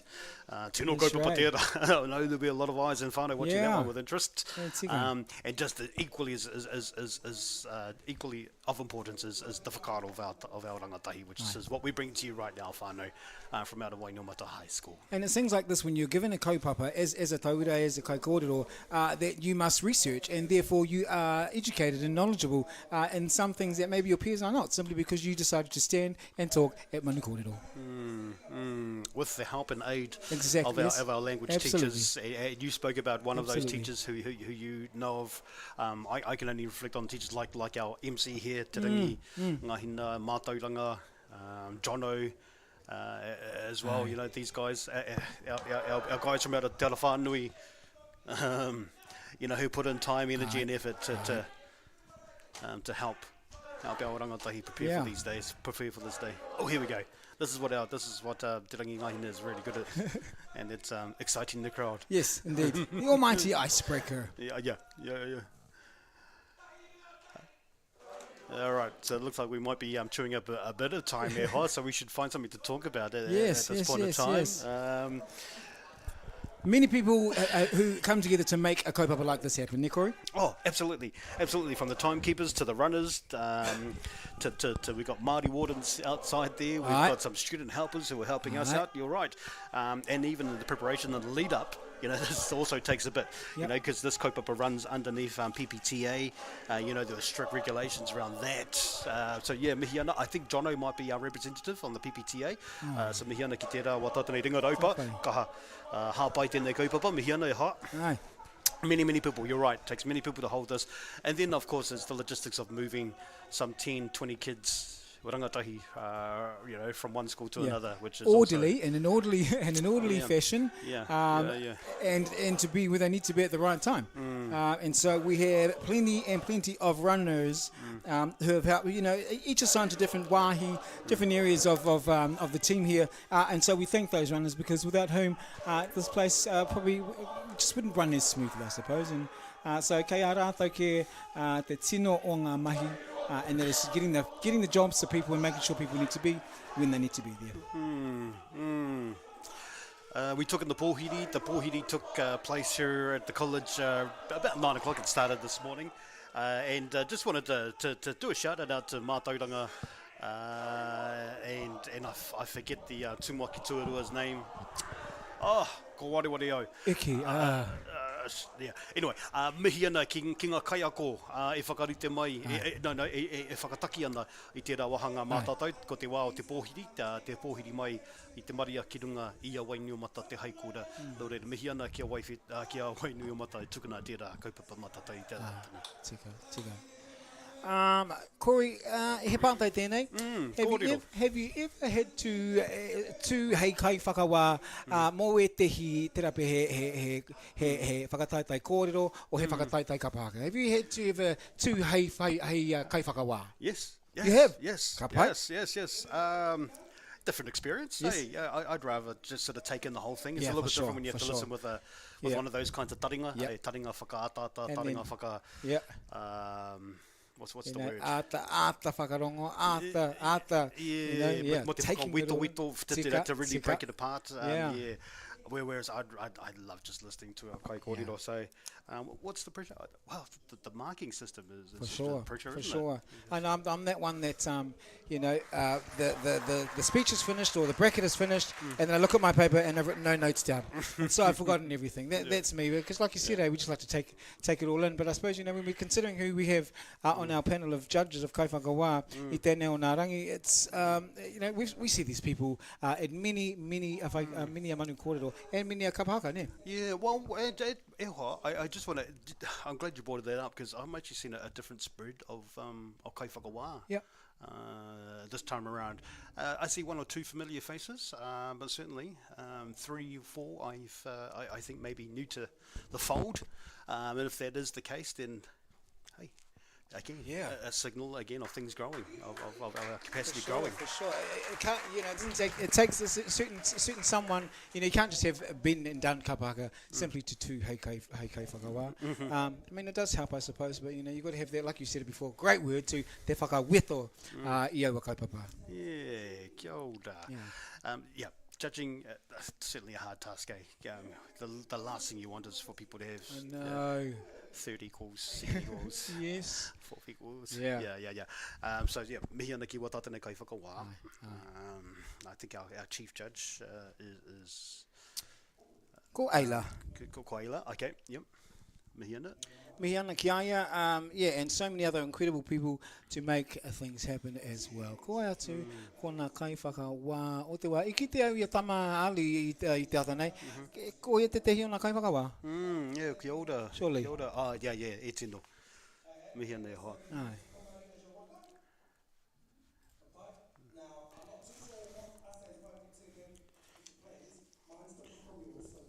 I suppose he kēmu, hea te kōrero, koena ke te kēmu o te wā, kei wanginu ia tāua e kōri. Pai nā tuku tērā, kei aia ke Tatato nei MC ki rungi te atamira. You know, she's taking care of the MC there and our live audience, and you know, we're here for our Facebook streamed audience. So, mena kei te whakarongo koe mai I te kainga, tērā pē, you're at work and you've got it on your phone just under your desk there, where your boss won't see. Man, do what you got to do, because Ngā Whakataetae mō Ngā Manu Kōrero is live and it's right now and it's today koutou mā. So, whakahona mai ki a mātou nei mena kāria no koutou e mōhio facebook.com/Ātiawa Toa FM for the link which will take you through to youtube.com. Kia ora. Hey, not forgetting as well that, you know, for a long time now, Ātiawa Toa FM has been doing broadcasting the Manu Kōrero speech competitions, although not to this level, with live pitches. You know, before live pitches it was just simply telephone calls and audio links. It's nice to see that we've progressed somewhat. So as we take in our next kai kōrero, nā reira whānau, me tahuri tātou, te whakarongo ki wa tātene kōrero, te kai kōrero te wā. Te tuki te tangata I te rā, te atiawa, no runga te rangi. Tapahea tō ārero pēnei mētū te kōkō. Cut your tongue as the toi's tongue is cut. What does that mean? You lied. You bald-headed prehistoric alien. You thought that the answer to bliss and beauty was early death and destruction for our people.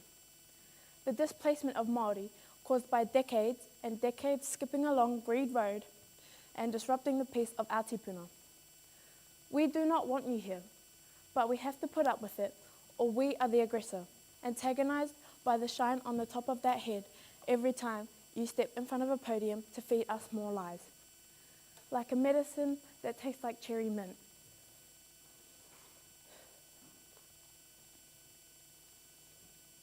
Today, I want to talk about the political parties that have constantly failed us as Māori. Harsh? Maybe. Honest? Yes. When we kōrero talk about how our current government wants to throw us by the wayside, next to the wayside, and hide who we are as tangata whenua, who also currently ruin tangata, hurting our beloved Papatūānuku. The National Party in particular has a long history of neglecting the needs of Māori, from the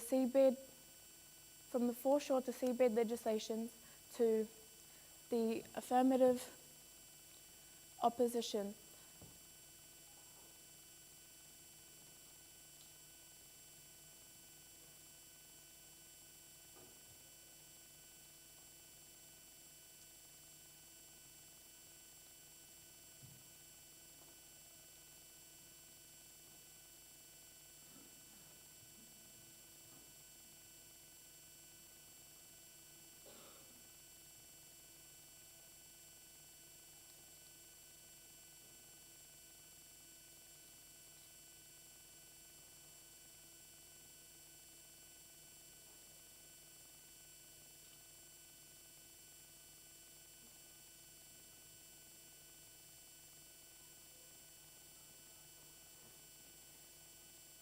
under their watch, Māori have continued to experience higher rates of discriminatory behaviour, like the people who call our tāmoko WINS codes that we scan at the door to get the dole thou ao pohara please. Lower levels of educational achievement, where we are having to constantly look down the barrel of an AK Luxon ready to be shot in the brain for being too dumb.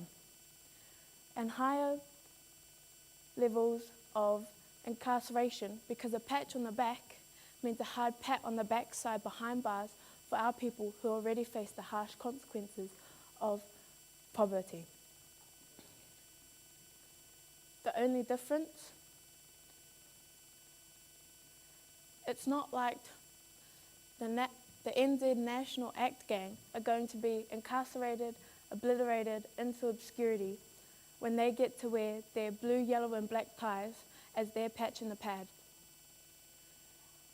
The only difference, tattoos, tamoko and brown wairua are hardly anywhere to be seen. The ACT Party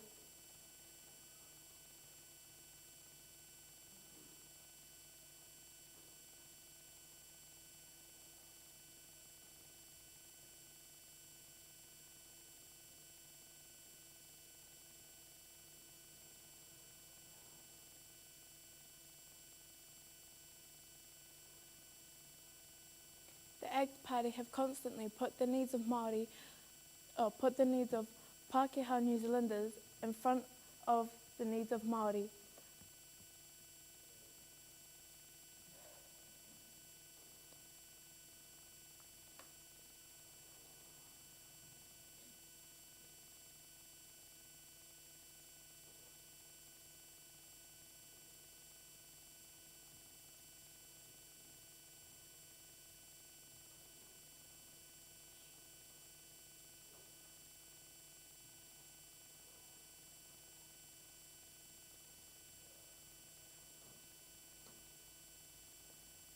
But it's not just the political parties that have let Māori down.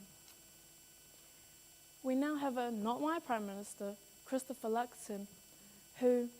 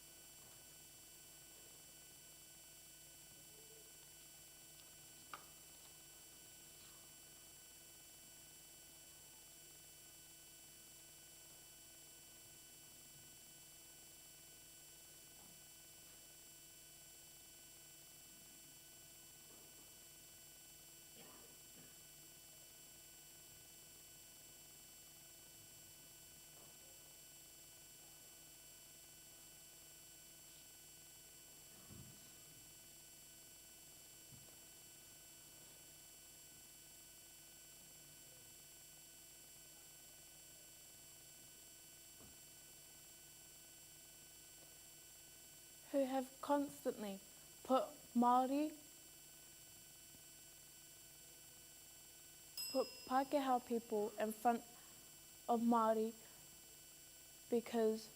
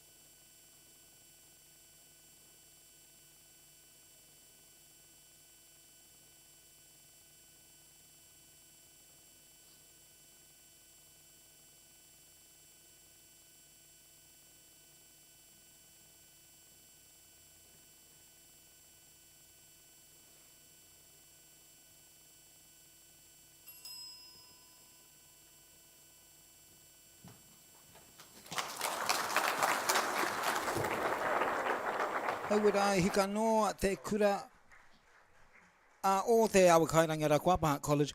Hoana waikato ko te tauira kātahira I tū tēnā me ki te mātou I ona whakapapa me ki. Hoani waikato no te atiawa. So no kona ia no te kura o Koha College. Koena ke te kaikōrero tauira tuarua mō tō rātou kāreti. You know, yeah. Mihiana. Mihiana. All you could do was say kia kaha. Kia kaha, yeah. Aroha, puta mai te aroha mōna. But she didn't waver though. She didn't waver. No. Koe te emotions didn't take over her heart. She Mena stood koe her ground. tēnā, katangi. That's right. Mena koe, engari ka tūkaha ia, kāre anō, you know, poker face, man. You know, I don't know, these he kaha. Te kaha hoki o ene o nā tauira, ne? Another shining example of just mana, understanding her sense of self, I think, and being able to be comfortable. Let's look at her team now wrapped around her, eh? It's gorgeous. Yeah, that's cool. That's cool. Stunning pictures there of her friends from her class. Yeah. With te awhi. Mō te awhi.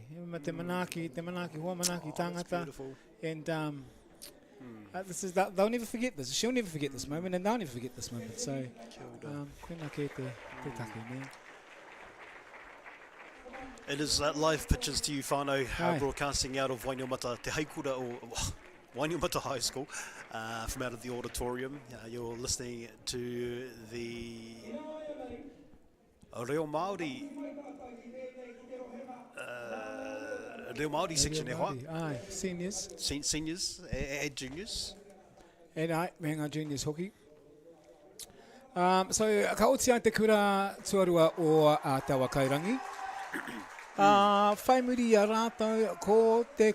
no ko nei ke, ko nā tauira no ko nei ke. E mea mai koe i ue te hio nā whānau no te ara whānau I kura kaupapa Māori. Me ngari tērā pia mai I tēnei o nā kāreti hoki.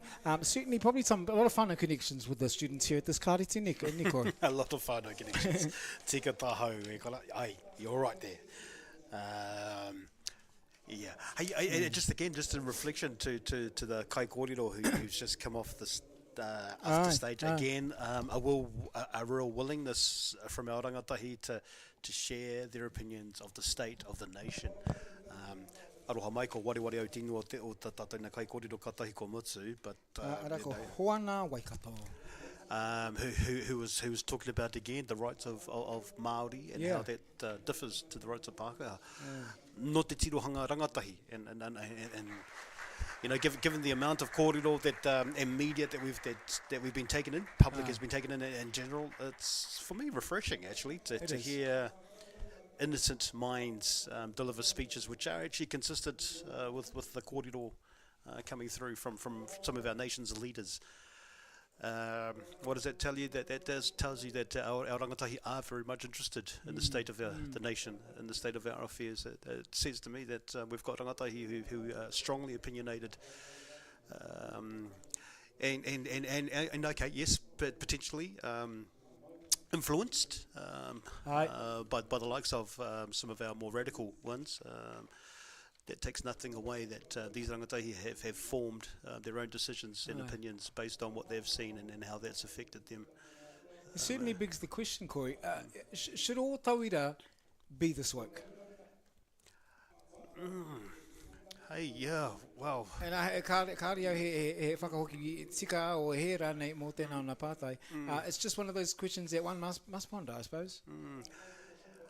You know, for me, I'd hate for these things to actually be the be-all and end-all for a rangatahi at that stage of their lives. So a part of me wants to say no, but, you know, everybody wants, though, for your young one to be aware of the external factors that play a part in everyone's life. So yes and no. Perhaps a better way the question to word that is this too developed for our rangatahi? Engari, maybe that's a conversation I need to have with my own self, but we're right here at the auditorium, Ngā Manu Kōrero. Mō te takiwā o Wairarapa ki te awa kaira. Uwera, ka tūwai tētahi o nā tauira ki te atamira I tēnei wātoni. Ki tā maunga I whakatau wā ki te ai, e te kani a takiro. E hara maunga he kurangi te maunga neke. He maunga tūtonu. Kei runga ko te waka māui tiki ataranga, anuku tai memeha. Kei raro ko whakapaurangi, ko te uere, he wiwi, he Nazi. Kei tua tura ko te manga I tū waitara kaupapa. Mai maunga haumi ki ngā pari e mā maira.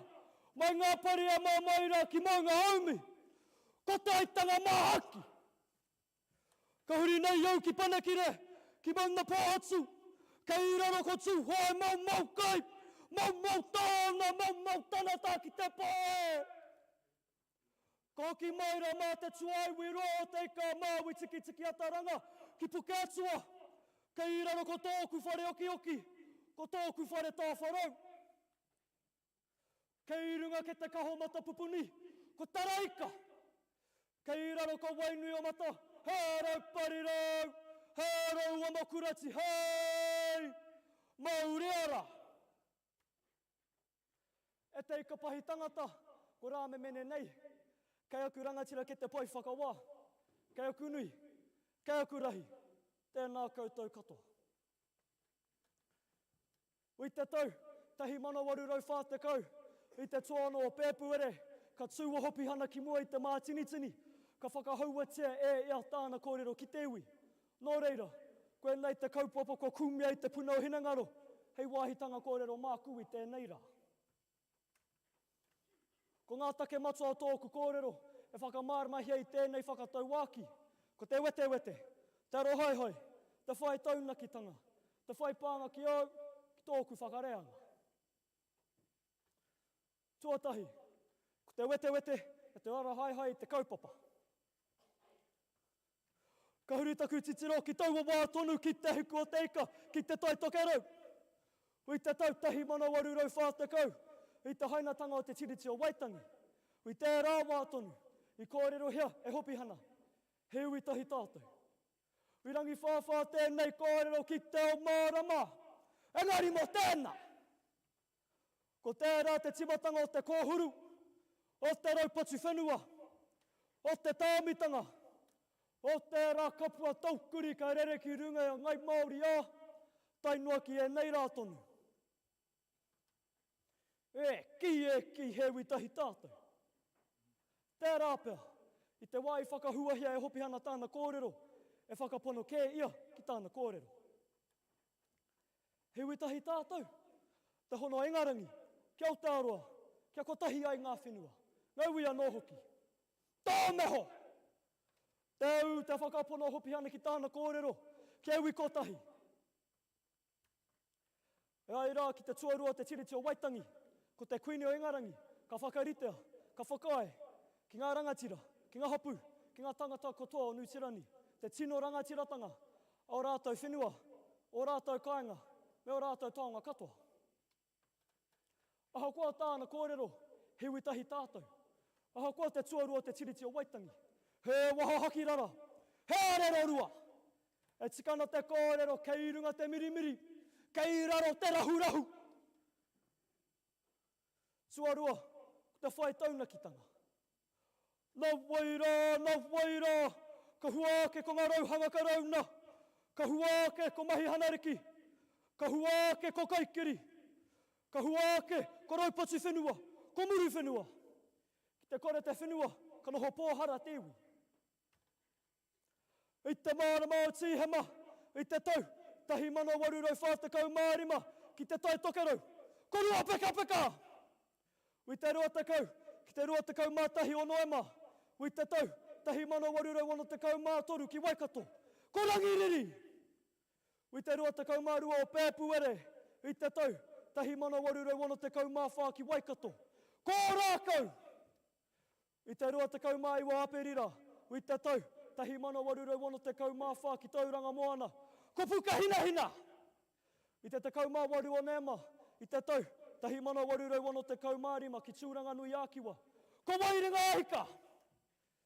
I te rima o Noema, i te tau, tahi mano warurau waru te kau mātahi ki Parihaka, ko te pāhuatanga.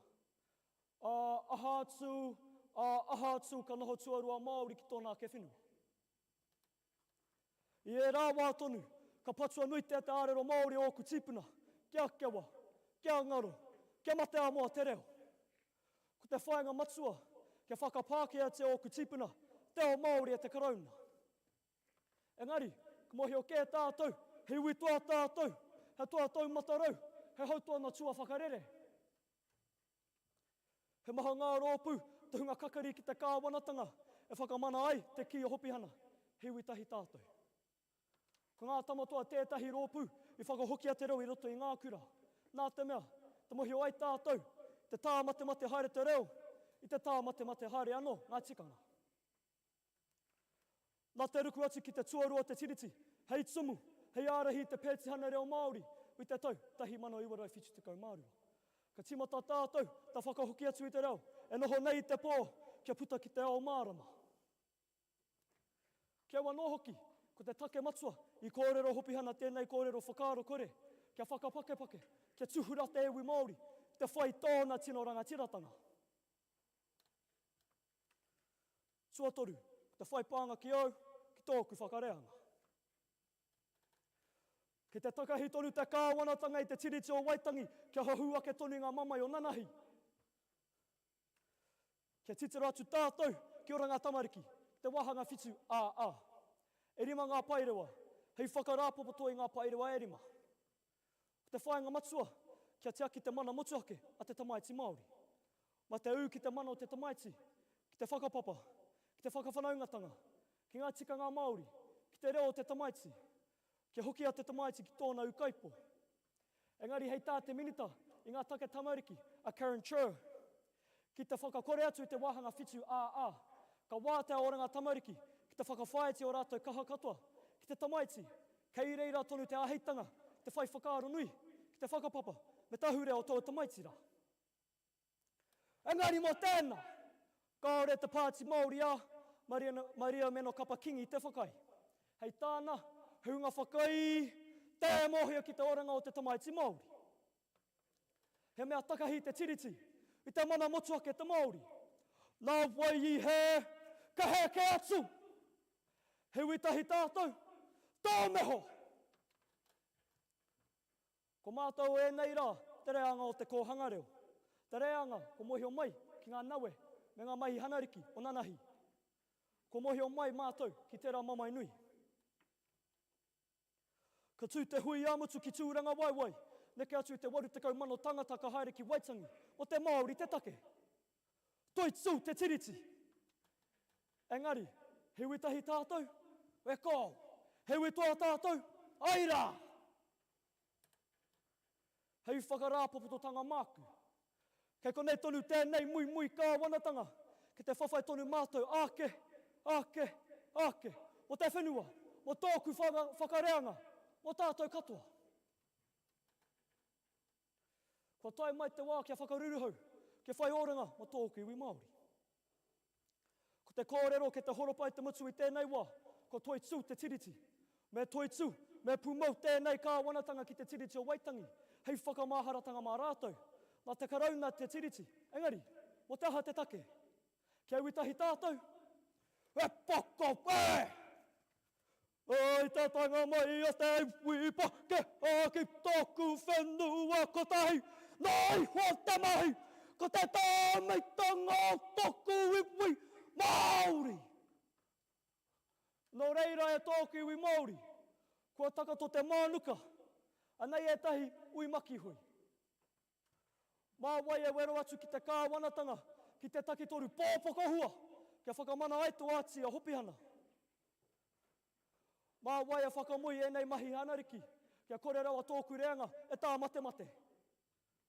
Māori mā tātou, mau poko pakaru te karawhiu, maha maka ki te kai ake. Hewi tahi tātou, e ko. No reira Hurinui te whare, tēnā koutou katoa. E ki rā noko nei ke no Wainuimata High School ko te kai kōrero tuatahi mō tēnei kura ara ko reihana te rauna. And what a way to start off for Wainuimata College. It's certainly a confident speaker, and that's what we like to see, and that's what we like to hear. And I know that it's something that we learn over time at te whānau, but you know, some people guard it, and some people need to learn it. So, it is what it is, and it's just interesting to see which avenue one chooses to come to stem from, I suppose. Reihana te rauna, no ngā tuporau, no te aitanga a mahaki, no ngai tūhoi no rongo whakata, tērā tangata, mauana i ana nei reo, tērā pēr, tupu aia i roto i tāna reo. Tēnō.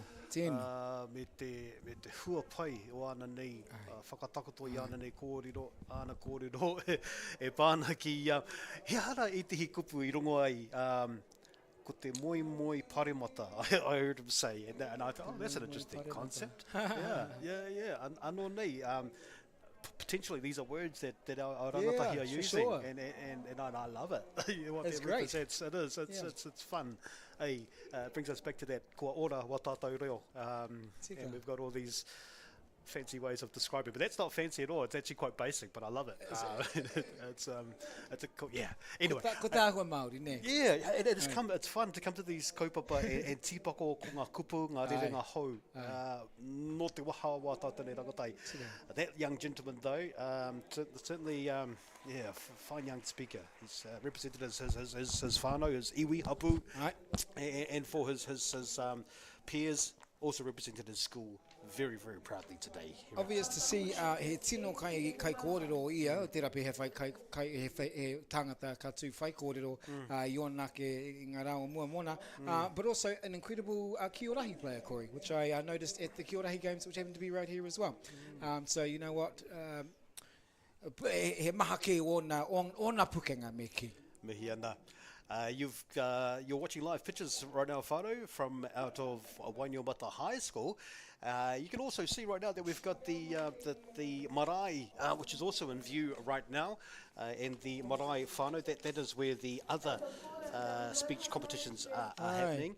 That's for the Te Rāwhiti Ihaka and the Turi Carroll competitions. At the moment, we've got Te Ara Whānui Kura Kaupapa, who are up on stage. If I'm right, I think that might be Pia Te Wharawhara, who's right now. Mihi ana ki tērā wa tātanei kai kawe ngā kōrero. Piata is in the Turi Carroll, Turi Carroll section.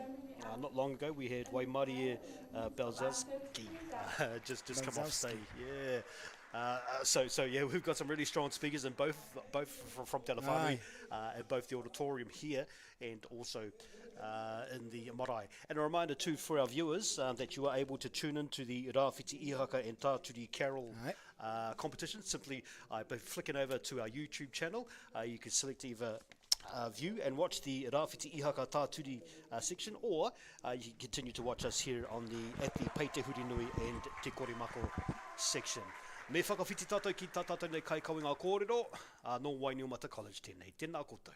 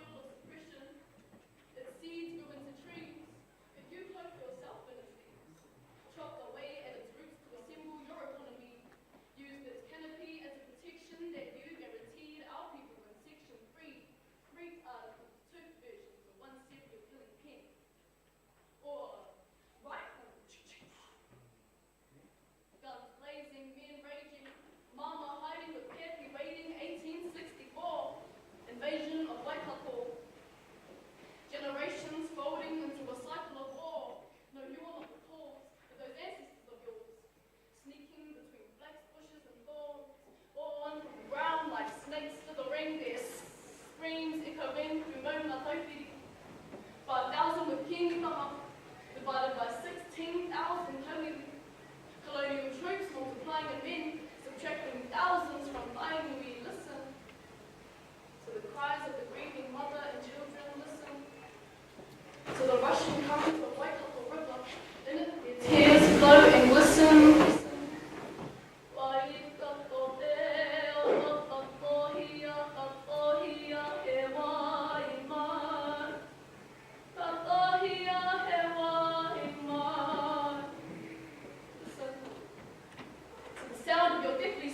Weapon.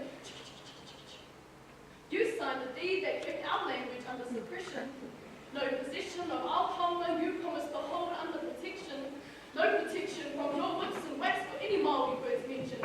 Native Schools Act 1867. This dangerous chalk of a weapon you traded for their land, you let them write on a blackboard 100 times like Uncle Dame Iti after every lesson. I will not speak Māori. I will not speak. Too scared to speak Māori.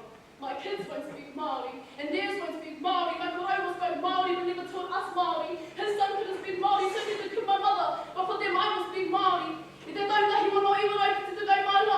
Ka whakatapatore e ngā tomato i te peti hana reo Māori. Ki mua e te awa ro te pare pare mata. 1972. This was our patu. Wow. Thousands saw far away their way to Parliament. They planted their feet at the doorstep, with our reo and te of knowledge and wisdom, once lost amidst an unjust system. They flicked their names onto this petition. This was our weapon. They say the pen is mightier than the sword, but the tongue is mightier than the word combined. This was our weapon. This was our weapon.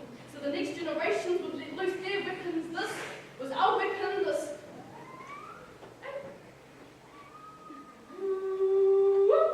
Cheer, pūrākau. Washed up on our shores is this gift of whānau. His shell combined with a mouthpiece of wood from the forest of Awanemata.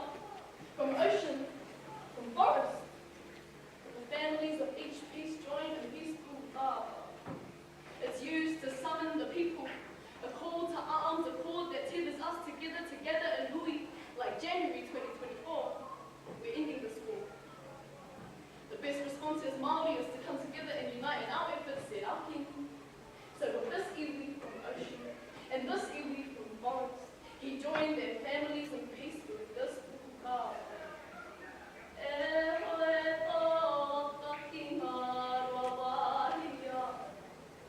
Signaling arrival onto his mother.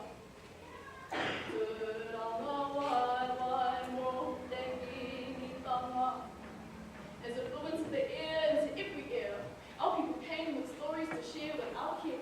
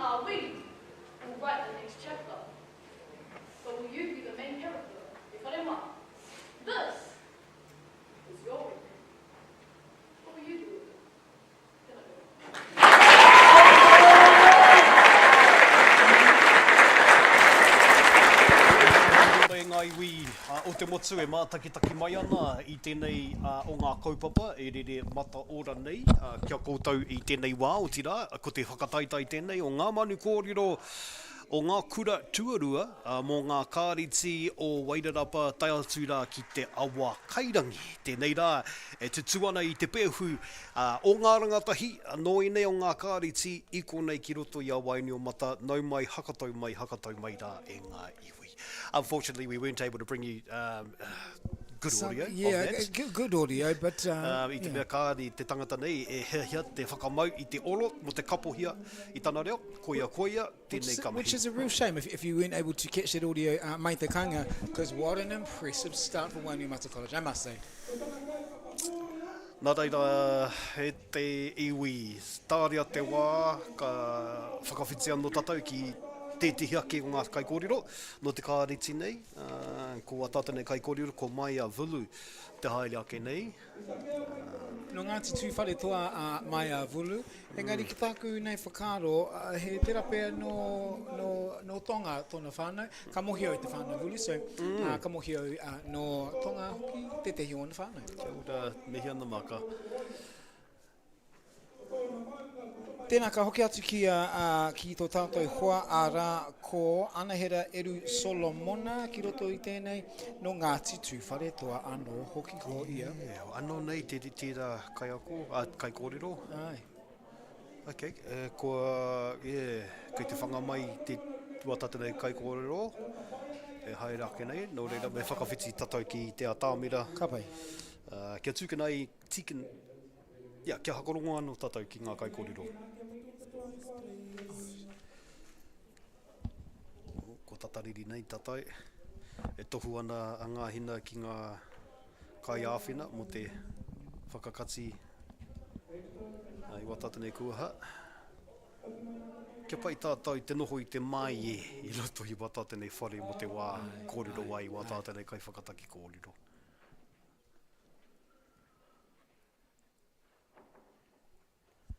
Ko tohua mai, ko hakarongo mai, ko tau wai, ko rite mai. Nā leira tātou mā, me whakawhiti tunu tātou.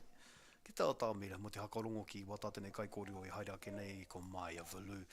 E whakakanohi ana i tāna kāreti o te haikura o Wainuiomata. E minaka ana taku waha ki te kai a te rangatira. Taku reo rangatira, taku kuru pauna mutuku iho. Mi haro ke ana ki tāna pakari kia ora. Te memeha te wairua ki te kōrero Māori. Engari ngā raupa, ngata e mahitahi ana kia tāpiri i ngā rākau. Ki tēnei whakamaurutanga e tā wharauana i te reo Māori. Tēnei kohanga a Ngā Manu Kōrero, tēnā koutou. E ngā kākā haitara e koro ki, e pe ki ana i tēnei rangi. Kia kaha, kia kō mārohi, kia pakari tō tū. Kia tū taitora ai tātou katoa ki te rewa ake i te reo mā tātahi. Ngā whakaro a ngā taiohi ki te pai o Manu Kōrero. Nō reira, mō wai ana ngā nehe nui i te korenga o Ngā Manu Ti Oriori, o ngā tōtara haitara. Nei tētahi ara e pōi mai anō ai ngā manu, e tūwake anō ai ngā tōtara haitara. Kua takoto nei te mānuka, a mohia, ake rā. E rere rā taku manu, hoka atu taku manu i te ngaingai, kei runga rā korau mānuka, kopu ke atua. Kei raro, ko Wainuiomata, ko Ngāti Wainuiomata, ko teku ramatua o Wainuiomata. Herau parirau, herau wamakura, te whakaeke nei. Ki te taha o māma, ka rewa ake taku manu ki runga i te matatihi o tō ngā riro e kā huri ana i te puaheiri, i te hukarere. Ka heke whakararo taku manu ki a tau ki runga i te ngongo hau o tō kukura tiere a te arawa, e tā hoi ana ki runga i o kumoana a tau pōnui i atia, a roto waira, e mārepa mai ana. Ka hupana taku manu ki te teko o taku whare oki, a o tūkau. Ka tai āmiki tonu taku manu ti oriori i taku tūranga waiwai, taku ukai pō, a tūrangi. Tu whare toa, marangara. Ki te taha o pāpa, ka kai tau hoi ai taku honu tū auri ki tua o Hāmoa, tai noa ki ngā a kōpū wera o toke lau. Ka tau wai ki ngā takutai one o taku kaingarua, te whakamauritanga e tā wharauana i oku tīpuna whai mua i te whakahekenga ki Aotearoa. Ara ko te mautere onu kononu. Mai i tēnei kāwanatanga hou, ka aha te pānga nei ki a tātou a ngai Māori. E noho ana tēnei pātai ki taku tā raima e pākikini ana. Koe nei te pātai ki te puna o tōku hinengaro. E hai nei i taku kiri, e pātutuki nei i oku whakaaro. Engari, ahakoa ngā tau nāhua e pā ana i a tātou, e taia ana e tātou te tōpana ue i tēnei kōmutu.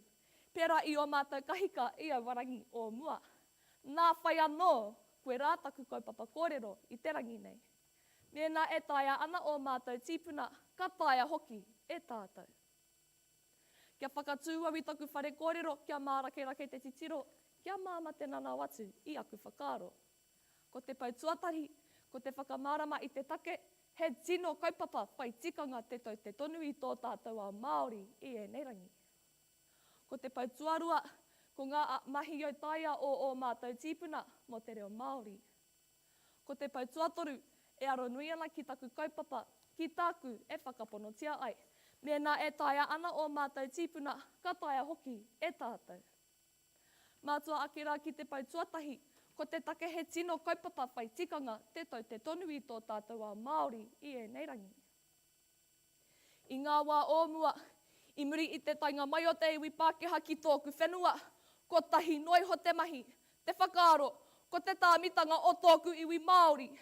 Ka patua o ku tīpuna, ka roia a tātou kuru tongarewa, irimi pai noatia tōku iwi Māori ki ngā taone, i whakapākehā tia tōku a Māori.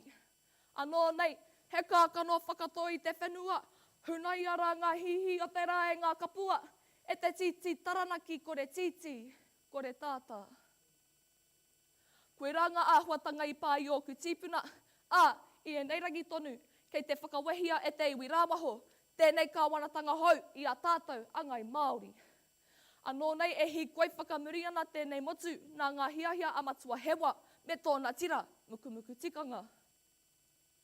Kua whakawetoa e rātou i te aka whaiora, he pūnaha hauara ka taute ka manaaki i ngā kirirarau Māori e noho ana ki roto i tēnei motu.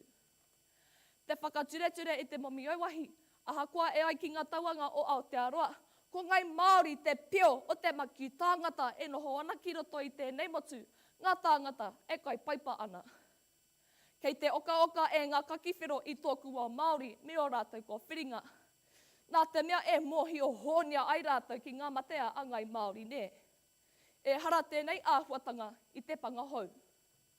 Koe nei te take me tūtai tuara ai tātou katoa ki te hōriri ai i tō tātou ao Māori. Ahakoa te puāhua, ahakoa te kōroiroi e papanui ana i te arahi maunga mo ngā Māori. He tau tōhito ngā Māori ki te tiaki i tō tātou ake iwi. Nā reira, me whai mātou i ngā rawe mitika i te mana tūturu kia tiaki i a tātou anō. Tētai a ia tau iwi mā te whakatau he whāngaihia, he hanga mata ina o tōku iwi Māori. Mai i tēnā, kua tai ai tātou ki te pautuarua, ko ngā mahi o mātou tīpuna mo te ao Māori. Tērā pia me whakahua e au i tēnei wahanga o taku kauhau i te timatanga. Ki ngā rangi o nehe, ki ngā rangi i te tai āmiki haere o mātou tīpuna i tēnei whenua hou. Arā ko ngā rangi oranga o Māui tikitiki ataranga. Te kai hihi whenua, te kai whakapōturi i a tamanu i te rā, te kai whai i ngā hatete o te ao. I o narangi, ki runga i o nā ke mātātoa, ahakoa tāna mahi i noho tōna iwi Māori ki te puna o whakaaro. I whakapōturi e ia i a tamanu i te rā kia aha, kia whakaroa ake i ngā rangi. Mai i tēnā, he ngā wari ake te whakatutuki ngia e tātou i ngā ako o te rā. He hā ai i tā hai ai a Māui i ngā maikuku o tōna whaia kēke, te atua o te ahi, ki te whakamahana i tōna iwi i runga i ngā pō uriuri, i ngā pō makariri. Nā reira, ahakoa tāna hianga, ahakoa āna mahi nanakia, i taku he angitu e ia i tō tātou ao whānui. I naia nei, ka ngate te ai tēnei matawa ki ngā tau whitutekau, tēnā, pōhewatia i tēnei. I te mutunga o ia te tau, ka awhi ai ngā ākunga Pākehā o tō whare wānanga ki te whakatū, he pāti.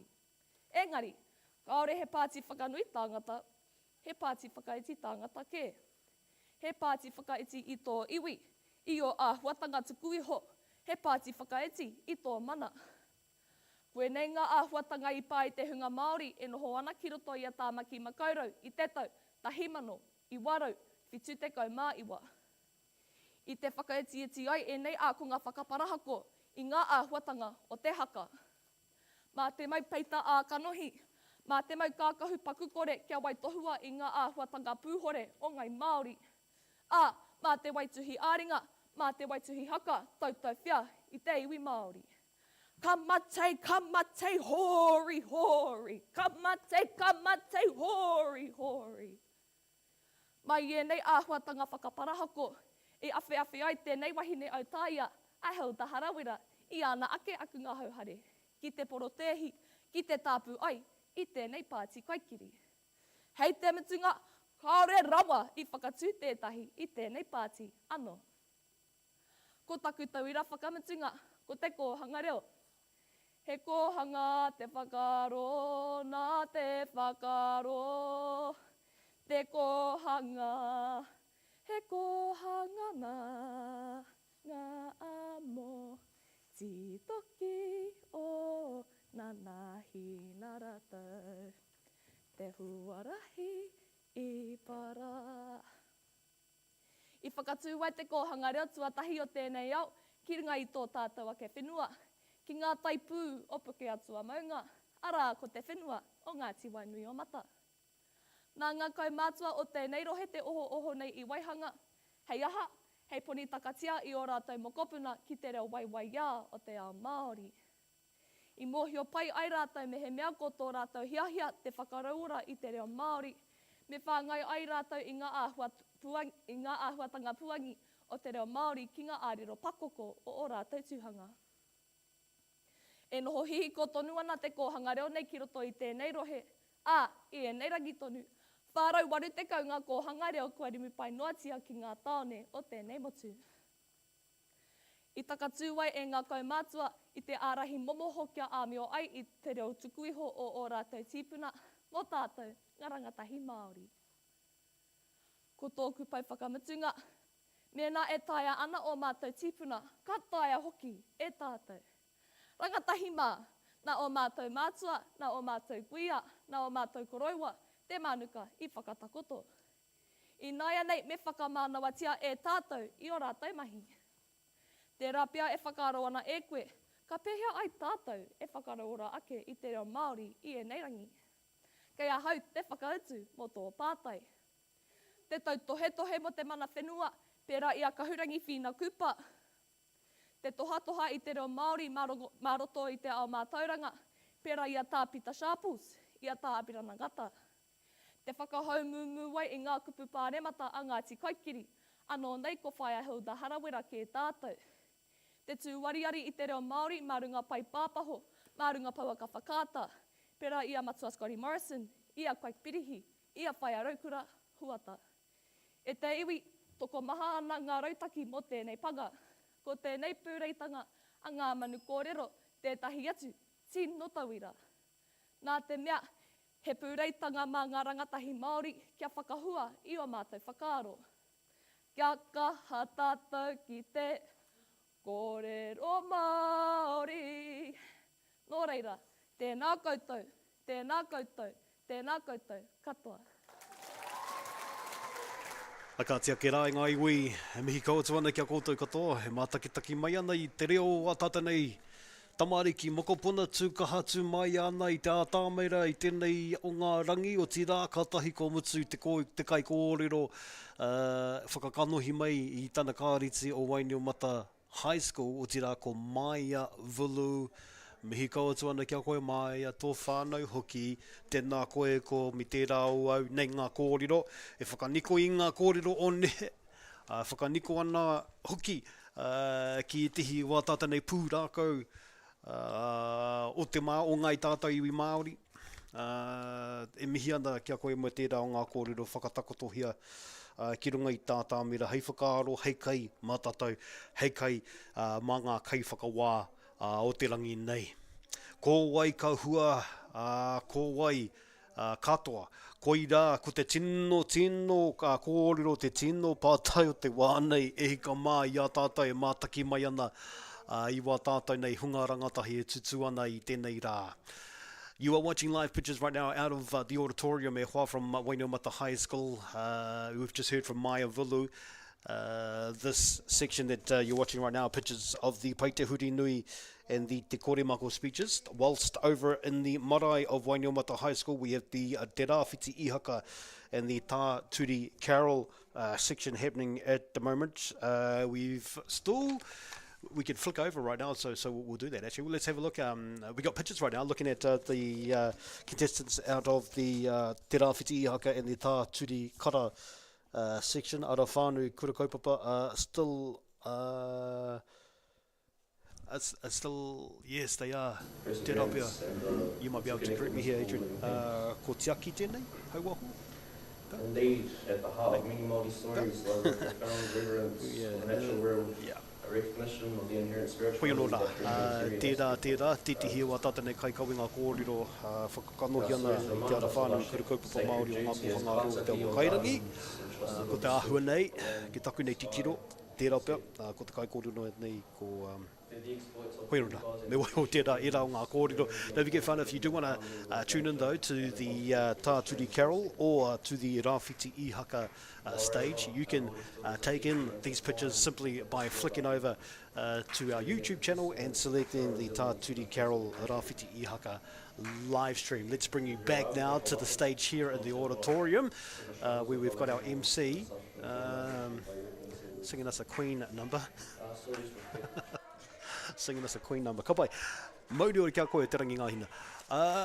All right, so we are, well, we're only a handful of students away from lunchtime. We're looking like potentially e rua, toko rua, ngā kai kōrero e toi ana. 2 speakers remaining. One from out of Wainoumata High School and our last speaker from out of Te Kura Kaupapa Māori o Wairarapa.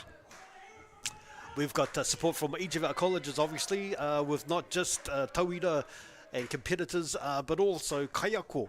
And of course, notwithstanding that, we've got our kaiako Māori, ko hāra mai anō hoki, mo te āwhina, i wā tata nei kai kōrero, hei poi poi i a rātai i tēnei wā taumaha rau ake, tēnei taumata o te kōrero. Aha koa, he tai tamariki, he tai rangatahi te o tātou nei reinga e kōrero aki ana i tēnei rā. Aha koa tērā, taumaha rau ake. Mo te tū, i runga i te maria, mo te tū, mo te whakaniko i te kōrero, te whakatakato i ngā hakaro, e rā momo mahi, nō reira e mihi, me mihi, ka tika, ki wā tātou nei kai kōrero. Koa e kia nei, ki tēnei o ngā whakataetae, mō Ngā Manu Kōrero, mō ngā kura tuarua, o no Wairarapa, tai atu rā ki te awa kairangi. Tēnei rā, aatia wa Toi FM, e tukuna atu rā i wā tātanei mihi, mata kui, mata koro, kia koutou, tēnā koutou katoa. E ngai ui. Alrighty. What's happening right now? It looks like we've got Te Rangi Ngāhina who's introducing our next speaker. Tērā pia me whakawhiti atu kia ia mo te whakarongo kia ana nei kōrero. Ko tōna marae ko... Tīnā toka. Ko tīnā toka, ko tōna awa ko... Waiapu. Can I have a show of hands of all of you coasties in here? Oh, mehe ana. Ko tōna maunga ko... Hikurangi. Ko tōna waka ko? Horota. Chair. And your future plans are? Te tū hei me mā pāremata. Te tū hei me mā pāremata, me te mea no hoki he hihia nōna te haere atu ki te whare wānanga. Ko ana runa, ko te tagaro i te nitiporo, ko te tū hei kai hāpai rangatahi, me te tutuki I ana mahi. That's every teacher's dream. So, without further ado, can we have the doors closed, please? O mai, te piki paki. Kia Keelan Renata.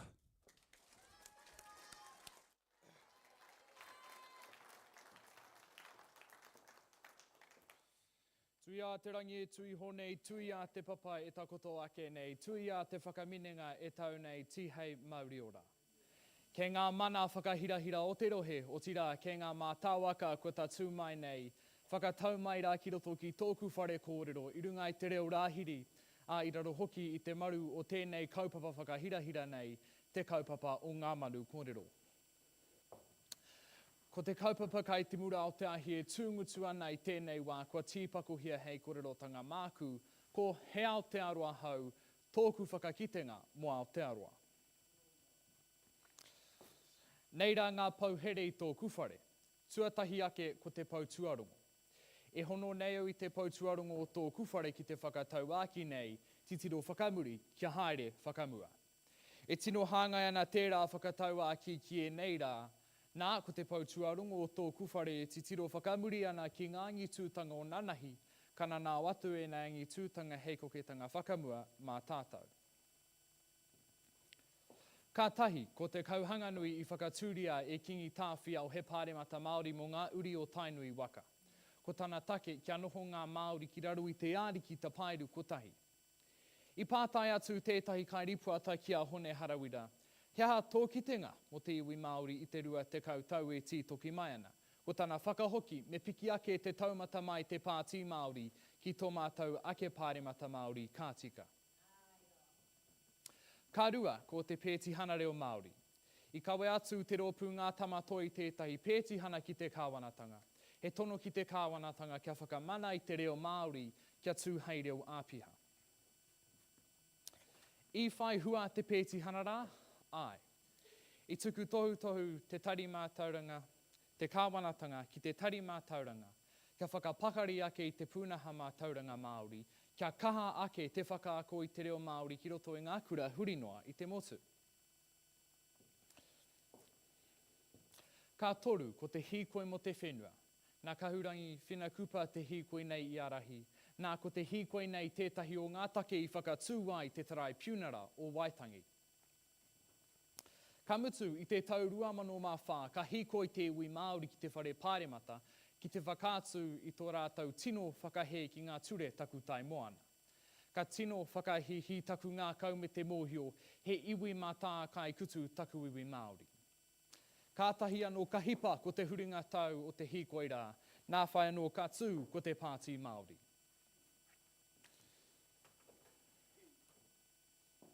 Ka tīmata nei au ki te whakatū i te pautua tahi o tō kuwhare kōrero. E ti tiro nei ki o mātou whenua ki tō mātou tai ao, kāre mātou i te paku tiaki. Ka hiahia te kāwanatanga, kia māma ake te taraiwa i ngā motoka ka whakamahi te haurehu me te he hoki. E hiahia hoki ana te kāwanatanga, kia whakamana i tētahi pere, kia māma ake te whakamate i a papatu ānuku. Ko te Aotearoa hau he whenua e tiaki ana i a papatu ānuku. He whenua e ora pai ana a papatu ānuku. Ka māwhiti atu te titiro ki ngā whare herehere.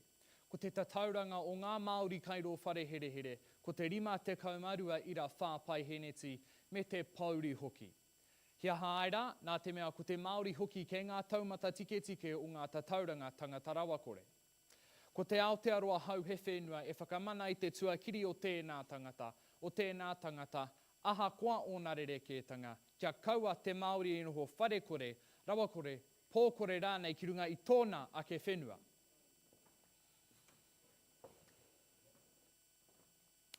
He pai tēnei kāwanatanga ki te kōrero teka, a he pai hoki mo te ngana ki te whakamate i a tātou. Ku whakakorengia e rātau te aka whaora. Ko te take o te aka whaora kia tauawhi i te iwi Māori, kia pai ake te haura Māori. Ku whakakewa hoki rātau i ngā ture awa hikore. Kua mate te maha o ngā tangata mai te tūpeka, me kā tiki konei e harataku reanga i te reanga ka mate mai te tūpeka, te momi rānei. Ka tangi taku manawa, ko māwiwi o ku koraua o ku kuia mai te tūpeka, i tai mai te tūpeka ki konei i ngā tau tahi mano whitura. E tangi hoki nei taku manawa i taku kite i aku hoa e momi ana. E harau i te matakite i te tākuta rānei, engari ka mōhio au ka pā kino te momi i te a te wharowharo o te tangata. Ko te Aotearoa hau he whenua e tiaki ana i te haura o te iwi Māori, he whenua me te hao tāwhiri mā te anake, kia kaua ko te hao te tūpeka te momi rānei. Ka hoki tahirau waru te kaumā whātau kimuri ki te tau 1840. Te tau i haina o mātou tūpuna i te tiriti o Waitangi. Ko tā te tiriti, ka tiakina e te kuini o Ingarangi i ngā tangata Māori katoa o New Tirani. Ko tāku ki te kāwanatanga, pēhea koutou e whakatirana i tēnei whakaetanga nei. Ku whakakoringia te aka whaura, ngā ture au ahikore, na i naia nei e hiahia nei koutou te raweke me ngā mā tāpono o te tiriti o Waitangi. Ko te Aotearoa hau he whenua e whakamana i te kāwanatanga i te tiriti o Waitangi, he whenua e whakamana hoki ana i te iwi taketake o te whenua e whakaora nei i a koutou. He pauwhakairo kei ia pakitara o tō kuwhare, ko ngā pauwhakairo e whai ake nei. Kahurangi whina kupa me ona whakarā kaitanga. Koea te tumuaki tuatahi o te rōpū wahine Māori toko i te ora. Koea hoki te rangatira i arahi te hīkoi mo te whenua mai te tai toke rau, tainoa mai ki te whare pāremata e tau nei. Kātahi te māreikura taia koea. Ka tau nei ki te uranga o te rā ki te tai Rāwhiti ki a tā aipirana ngata me ona whakarā kaitanga. Koea te Māori tuatai ki te puta mai te whare wānanga me tētahi tohu, nōna hoki te whakatau ka haere te hoko whitu atu ki te pakanga, na i nāia nei e ki tēnei mātau i tūtū o te kirira raunga. I wehe o mātau hoia i runga i te whakaro ka pakari ake tō rātau horonga me te karauna, nā ko te utu o tēnā i hoki whenua kore mai.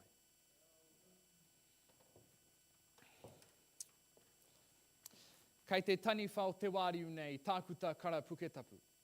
E mihi atu nei ki a koe o tira ki o hoa rangatira i whakatū i te kōhanga reo tuatahi ki konei ki wainui o mata nei.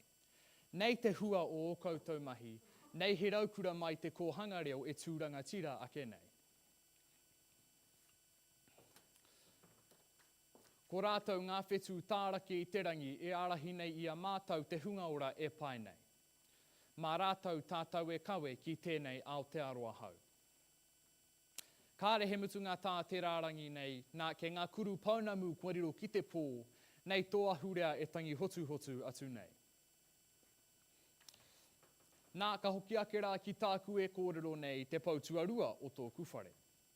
Ka pēhea tātou e tai atu ki tēnei Aotearoa hau, a heaha taku rautaki hei tutuki. Tuatahi ake, me titiro ki ngā mā tāpono o te iwi taketake. Me ora tahi me papatu anuku kia kaua e noho wehewehe. Ko papatu anuku tō tātou kai whakaora. Me waiho te kāwanatanga ki te iwi taketake o te whenua nei, kia whakatau heharanga paenga, heharanga rautaki pai hei tiaki i tēnei whenua. I te mutungai hō te rā, no mātou te whenua, no mātou hoki te mana. He maha ngā Māori kai rō whare here here. Me Māori te titiro. Kāore e kore, ko te take o te kino o ngā tangata nei, ko te mea kua tipu ake ki wāhi ke mai i o rātou iwi, mai i o rātou whānau. Me waiho te kāwanatanga ki ngā kuia, ki ngā koraua, mā rātou e whakatau i wā rātou mokopuna. Me hoki atu ngā tangata kua mau heretia e te prihimana, ki o rātou marae, ki o rātou maunga, kia purea ai rātou i ngā hau a tāwhiri mātea.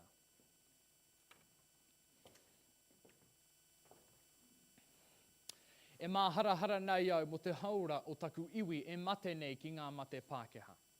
Nōku te whiwhi, kua tū ake au ki ngā arapiki o te whare pāremata, ki te tuariari i taku āwangawanga, ki te whakapuaki hoki i taku whakahe, i ngā hiahia a te kāwanatanga nei. Nā, ka pēhea tātou e haere whakamua. I tērā marama, i aukati te whatuora i te tākuta haoro umuri o Kenepuru. Nā hei tā tētahi o ngā rangatira o ngā tītoa rangatira, i nā korekau he tākuta tā te whatuora, māna he tākuta ekimi hei oranga mo tāna iwi. E ai kia tā Mason Jury ko te ā pōpō o te haura Māori kai o mā tauringaringa. he whakatū i tētahi ranga tōpū haura Māori.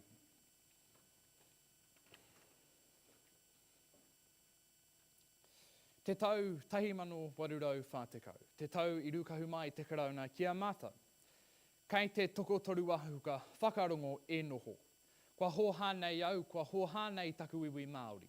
Kua whawhai mātou mo te tahirau waru te kaumā whātau, āhia ai whakarongo mai. Kāre koutou I te whakarongo mai. Nā, mā tātou ke te raru e whakatika. Ko te tuāpapa o te ara whakamua ko te kotahitanga. E tika ana te kōrero I puta mai te hui taumata, tākiri tū te kotahitanga, tākiri tū te mana motuhake. Nei au e whakawhāriki nei taku urupare. Aha kua ngararu kiuta me ngararu ki tai e haruru nei I te whasumanawa. Me tū ngararu nei hei whakahīkotanga mā tātou, kia whakapaeke I tēnei ao mō ngā uri o amuri ake nei. Ko tāku ki te kāwanatanga, Toitū te tiriti, Toitū te mana Māori, waihoma te Māori e arahi. Ka ati ake taku warawara kōrero ki enei kupuranga tira a kingi tāwhi au, ki te kore he whakakitenga, kangaro te iwi. Tēnā piki mai ki runga I taku waka, kia koke whakamua tahi ai tātou ki tēnei Aotearoa hau, katau.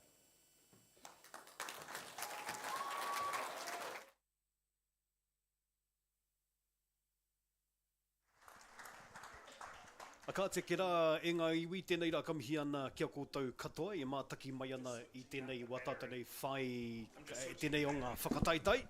O tira, tērā, watatanei kai kawe ngā kōrero, whakakanohi mai ana I tāna nei kura, te haukura o wainui o mata. Mihi kauatu ana ki tērā watatanei kai kōrero. Me tana tū maia tērā tangata, a Keelan, a Renata, tū maia hoki, mihi kauatu ana, me tāna nei e hea ai, kia tū ai, hei kai kōrero I roto I te whare miere. Ihaka, kaupai. Whānau, we welcome you back to our live broadcast this morning.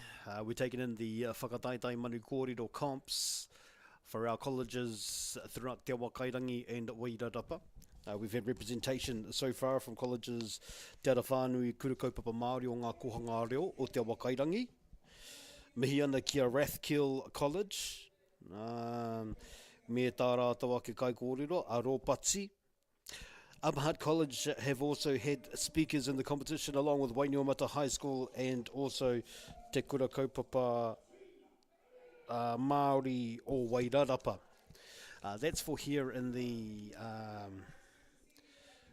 auditorium. Over in the marae for the Rāwhiti, Ihaka and Turi Carroll section, we've had representation from Wainiomata High School, from St. Patrick's College Silverstream, from Te Kura Kaupapa Māori o Wairarapa, from St. Oran's College, also from Te Ara Whānui Kura Kaupapa Māori o ngā koha ngā reo, as well as Abahat College and Rathkill Colleges as well. Whakatā. Okay, nā reira te iwi, kua tai tatau ki te wā tina, mo te para manawa me ki. The speakers for this section anyhow have all completed their prepared speeches. Ka tina tātou, ka whakatā tātou mo te wā iti nei, tērā pia mo te kotahi haura, ka hoki mai anō tātou mo tērā wahanga e ki anei ko ngā kōrero tini. So this section, the prepared section is finished te hoa mā. We've broken up, we are breaking now for a bit of a lunch break for our tauira, and we'll be back with the impromptu speeches, and this is where it gets a little bit tougher. Up on your screens right now, whānau, you can see some of the rules which are in play for both sections. Rāwhiti, Ihaka and Pei te Hurinui Jones for the Reo Māori Kaupapa Kōrero. Prepared speeches, which are coming up after our lunch break, will be 10 minutes in duration, no less than 8 minutes in duration. Has the same conditions as Pei te Hurinui Jones, the Senior Māori Contest, except there is no impromptu section.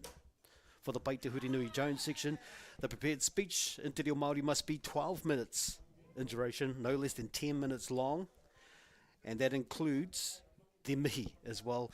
Impromptu speeches in Te Reo Māori of up to 3 minutes in length, with a 5-minute period of preparation time. It's a very a very it's tough this section whānau.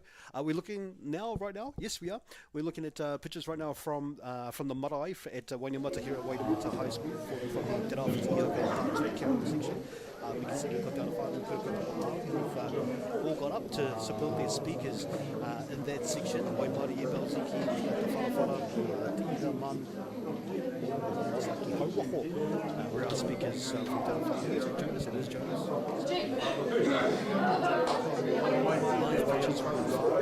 From the marae, which is where the juniors are speaking. And what's been happening is, well, as Te Arawhānau did here in the auditorium, when all of their speakers finished, the school got up and did a bit of a kōrero whakakapi. Nā reira, me whakarongo tātou. Let's take in this performance from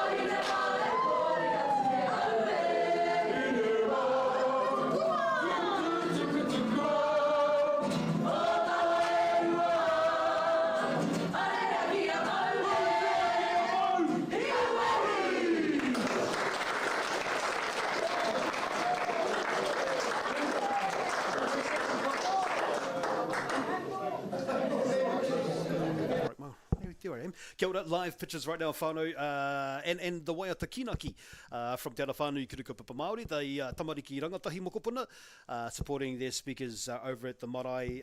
It looks like that they may be still in session by the looks of it. The run looks like it's a few more speakers. However, what I can tell you, what I do know for sure, is here in the auditorium for the senior section, Peita Hurinui and Korimako, as we have come to a close. We're on Whakataetae at the moment, and that'll be for about an hour, followed by the impromptu speeches, Ngā Kōrero tini. Alrighty, whānau, we're going to take a quick break. Ka whakatā tātou mo te wā i tīnei, ka hoki mai ono tātou, mo tērā wahanga a tātou. Muri mai i te whakapara mānoa. Nō reira, kaua kōtou haere tāwhiti noho pūmautunu mai, kia ita mai, mo te mātaketaki wa tātou tamariki mokopuna mo tēnei o ngā whakataetae, mō ngā kura tuarua o Wairarapa ki te awa kairangi hui e, tāiki e.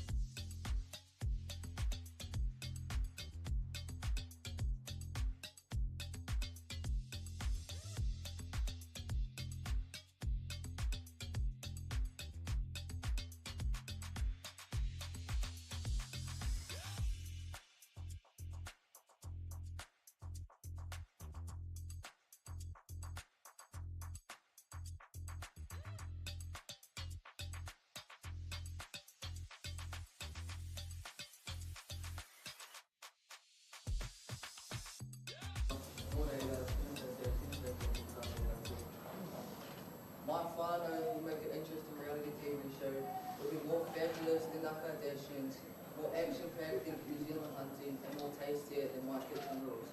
And action. We have 5 in our whānau. My mum is so hard-working, if you would bring cameras into our house, you'll pull up to Ihaka or Marlborough to a white 3-bedroom house with brick tiles on the roof. And you'll see my mum at 5:30 a.m. getting ready to leave for one of her 2 jobs. Mum works at the Marlborough Bakery 4 days a week, Wednesday, Thursday, Friday and Sunday.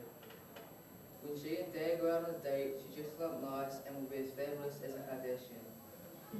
When she isn't at the bakery, Mum is a caregiver for my sister, Hurinui, who is 12 and has epilepsy.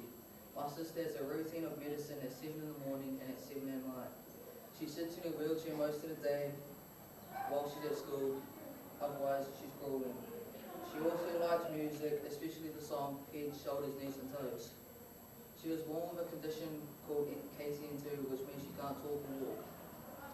The camera could then pan to see what my dad is up to. He's up at 5 in the morning to drive to Levin, which is an hour-and-a-half drive. He drives via the players to a track and stays the week, then comes home to our smiling faces. Dad works 5 days a week and then takes me to my sport. I'm the first 5 in Rāwhiti White rugby team. We are not undefeated, but we always give our best. And it's always good to work with my mates, Jada, Jack, Carlo and Charlie. Our coaches Stacey and Sammy teach us some good skills and always thank us for the game before we leave. Good game, boys. Well done. Whether we win or lose sets us up for the rest of the weekend. After the match, I usually jump into the car and my rugby clothes. Then we all go as a family to watch my dad play rugby. If I'm hungry, I'll go walk across to the dairy to get a mint and cheese pie and a Powerade to replenish my electrolytes. I've learned about my sport, fitness, and my health from my PE teacher, Mr. Mangavinta. I've also learned about my whakataetae, my whānau, my wide work, my whakapapa, my mind and my physical well-being. Dad plays first 5 like me. He's not fast, I'm faster than him, but he's good at reading the game and he's a good communicator with his halfback, and he's awesome at kicking and converting tries. His pioneer uniform is pretty cool. It's light blue and has Māori kōwhaiwhai designs on the side of it. After the game, the whānau usually jumps in the car and I go to work. I clean stock trucks as my job. My boss is a good guy to work for. He's mates with my dad, so I'm on my best behaviour sometimes. I save half my money in my savings account and the other half I am free to do whatever. I may buy food, although I bought a kiki tea last week. I like working there a lot because we're allowed to drive the trucks around the yard, which is a cool experience, and if we work late, there are cabins for us to sleep in. The cameras could then catch all of this interesting stuff. Back at home on a Sunday, well, all Dad does on a Sunday is watch my sister or take her for walks and plays Head, Shoulders, Knees and Toes, her favourite song. Dad normally cooks a roast on a Sunday, either lamb or chicken. Mum does the stuffing when she gets back from the bakery. My kitchen rules for sure. It's our relaxed day, normally watching Netflix and stuff. There's usually me, Dad and my sister during the day until Mum gets home. My big brother is down south at uni. He's studying sport coaching and Māori. If you were to take a camera down to him, he'll be studying an exam with his friends or FaceTime his girlfriend in Wellington. My brother's a handsome and clever guy.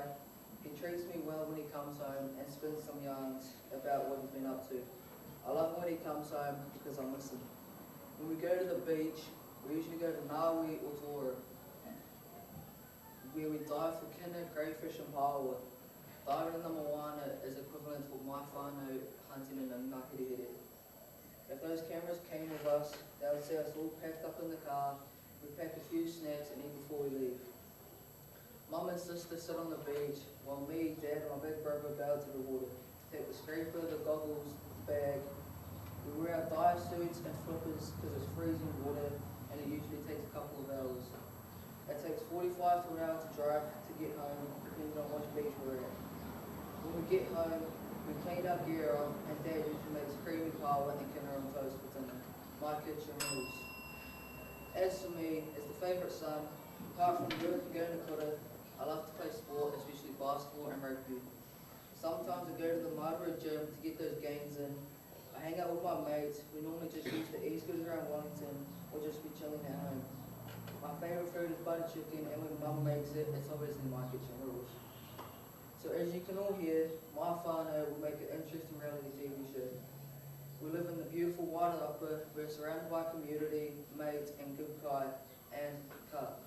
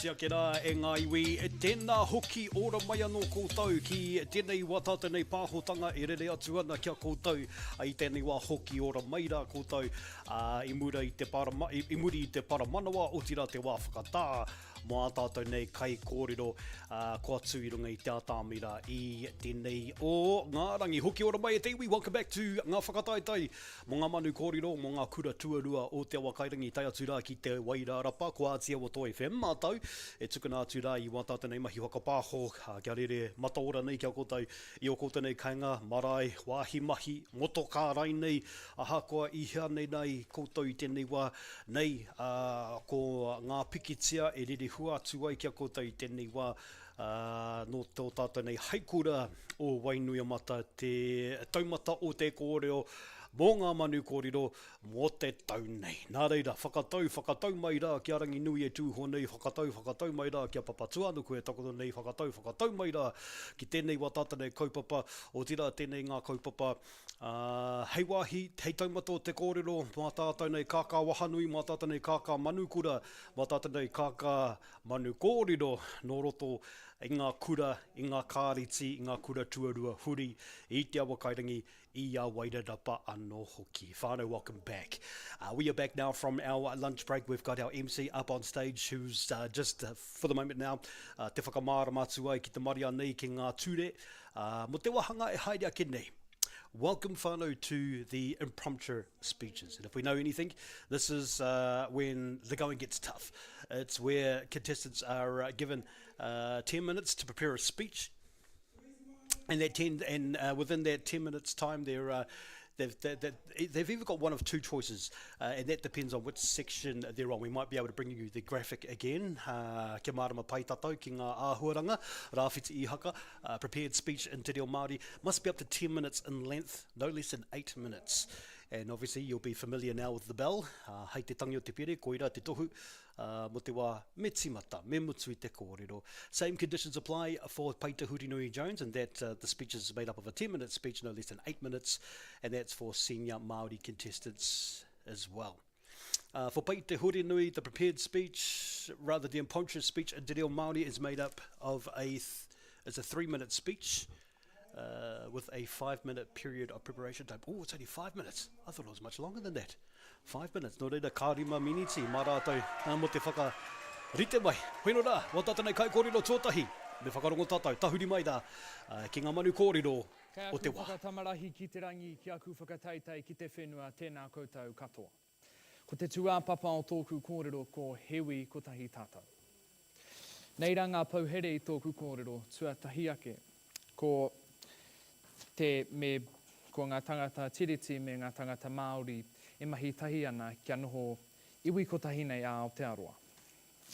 Nā, e te tiro ana ki ngā porotehi o muri, e hara te iwi Māori i te iwi anake e tū hei rangatira mō tātou, ko te iwi tiamana me era atu iwi anō hoki. Tuarua mai te pau tuarua o tōku kōrero. Te taia te haere whakamua i ngā kāre tātou katu hei iwi kotahi.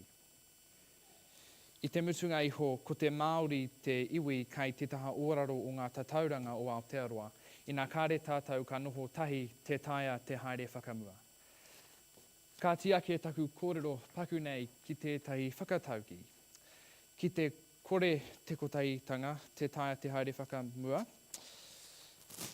mā te ko tahitanga ka rere a Aotearoa. Tēnā koutou, huri noa i te mine ngā tangata nei, tēnā koutou katoa.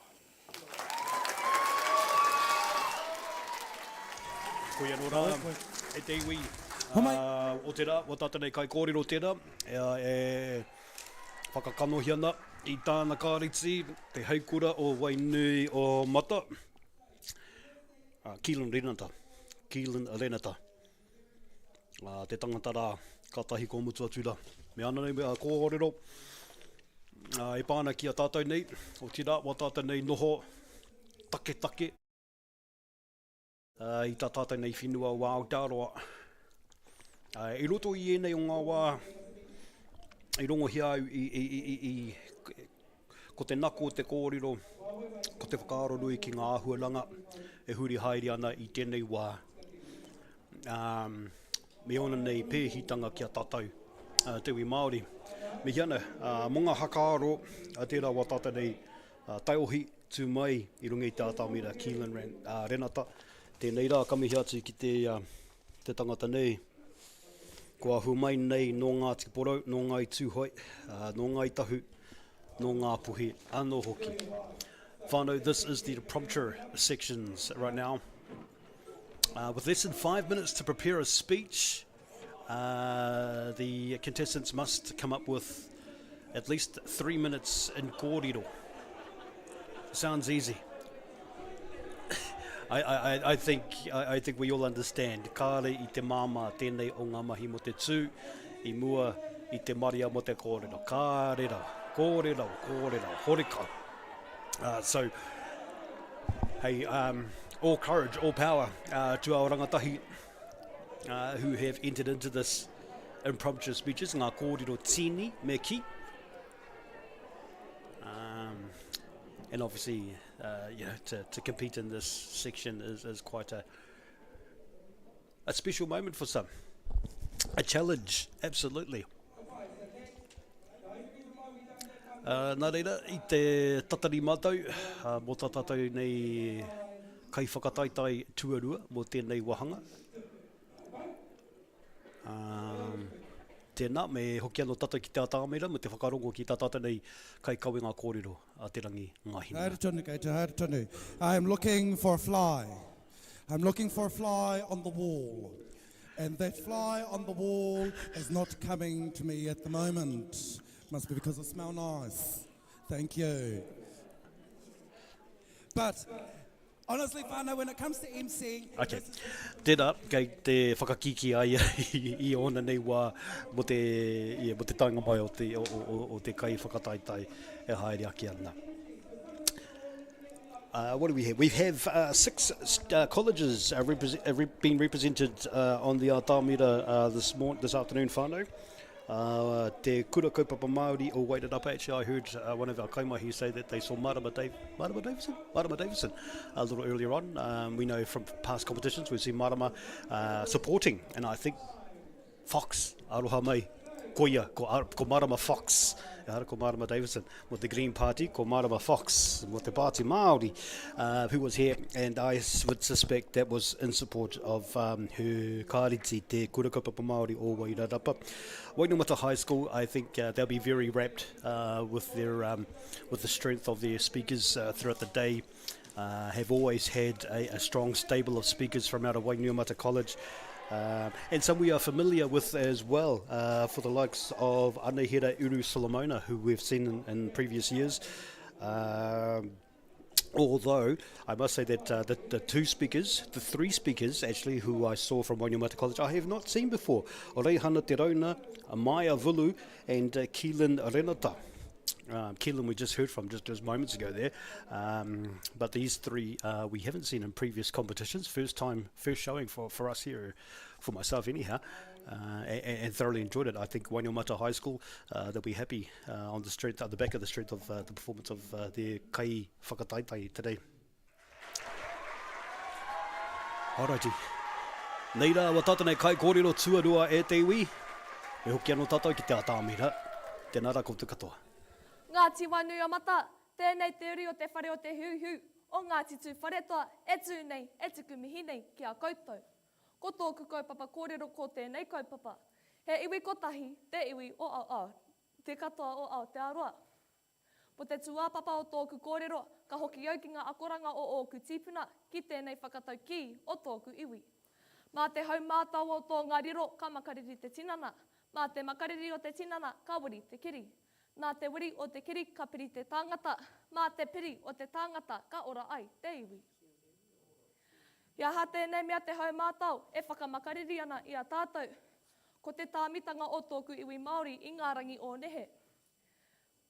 Ko tētahi tauira, ko te Native Schools Act, i pā i tōku a Māori i te tau. Tahimano, warurau, o no te kau mawhitu. Ko te tāmitanga o tōku mana whenua, ko ngā āhuatanga o te tiriti o Waitangi. Ahakoa e rongo tonu ana mātou i te makariri o tēnei āhuatanga. Nā te makariri, kawiri, tekiri. Ka whakakoi i te hinengaro, ka whakaoho-oho i te taniwha i roto i a tātou katoa. Kia aha, kia haere tōtika, kia whakatika i ngā aitua o nehe. Nā reira, he ha te huarahi hei whakatika. E ai ki te whakatau ki, nā te wiri o te kiri, kapiri, te tāngata. Me he mea ka whakakotahi ai te iwi Māori, me te iwi Pākehā, kia noho kotahi ai ngā ohia ki te puna o whakaaro, mā te whakakotahitanga ka whai oranga tō tātou motu. Nā reira, mā wai e wero atu, kia noho piritahi ai tō tātou motu o Aotearoa, māku, mau, mā tātou katoa tēnei āhuatanga e wero atu. Kia mate noa atu, mate, mate, mate rawatia e. Nō reira, tēnā koutou, Hurinui i tēnei whakamauritanga e tā wharauana i tō tātou reo mā tātahi, tēnā koutou katoa.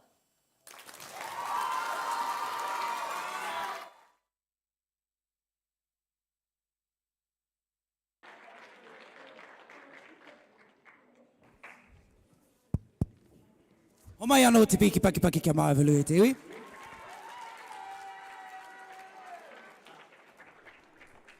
Now that we're going... Whiro rai, ngā iwi mauri ora, hoki ora mai rā. Tērā. O tērā, ko mai a vulu. Mai a vulu. Me hiana kia koe mai a. Mohi o au i o mātua. I kite au i a raiwa, e roto i te whanganei, te tautoko nei i a koe. Mai a, tēnei ka mihi. Again, another one of our tauira representing Wainui Omata College. I can see the matauranga te rauna giving my a mihi. They will be happy. They will be very happy at Wainuiomata College, and of course, you know, over the years, Wainuiomata have had a strong presence in the finals with Manu Kōrero speech competitions. Likewise, our other kura as well. We are still early days yet, whānau, for the impromptu section. We've had a change of MC at the moment. We've got Jono, who's up on stage at the moment. Ka iaia te mana mo te wā.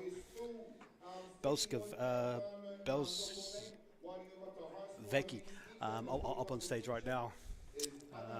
Actually, Jono's daughters we saw earlier on. They were competing in the Te Rāwhiti, Ihaka and Turi kara section. There was a short moment there where we flipped over to the marae and we saw Jono's daughters up on stage. Who was that? That was Waimarie. It was actually both of Jono's daughters, Waimarie and Te Iri Manuka. Mihi ana, ka pai. It's the impromptu section, whānau, where contestants are given 5 minutes to come up with a 3-minute speech. We've had 2 contestants so far. We are actually unsure of how many more contestants are coming up. Yeah, 3-minute speech in length with only 5 minutes of preparation time. What a task.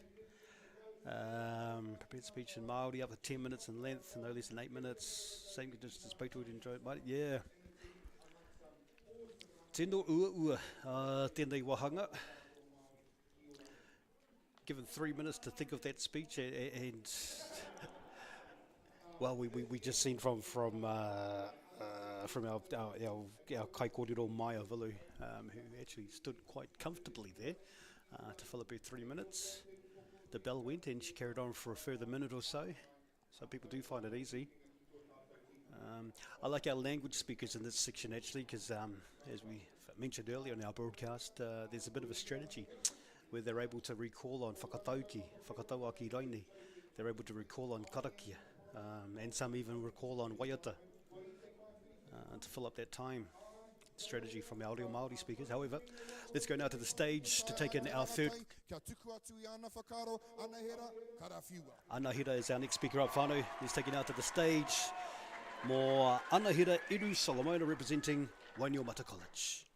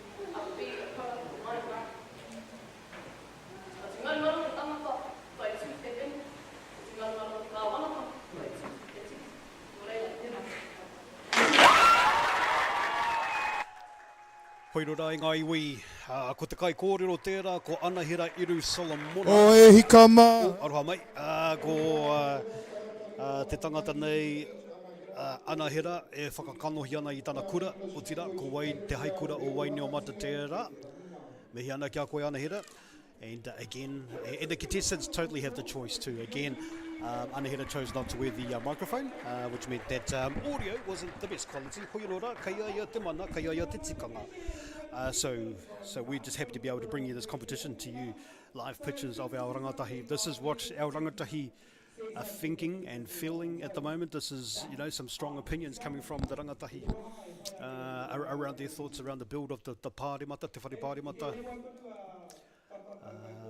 Actually, I recall Anahira now from previous competitions and her ability to be able to, I think it might be called slam poetry, to be able to present quite comfortably and very confidently poetry. And we got another example of that right then from Anahira.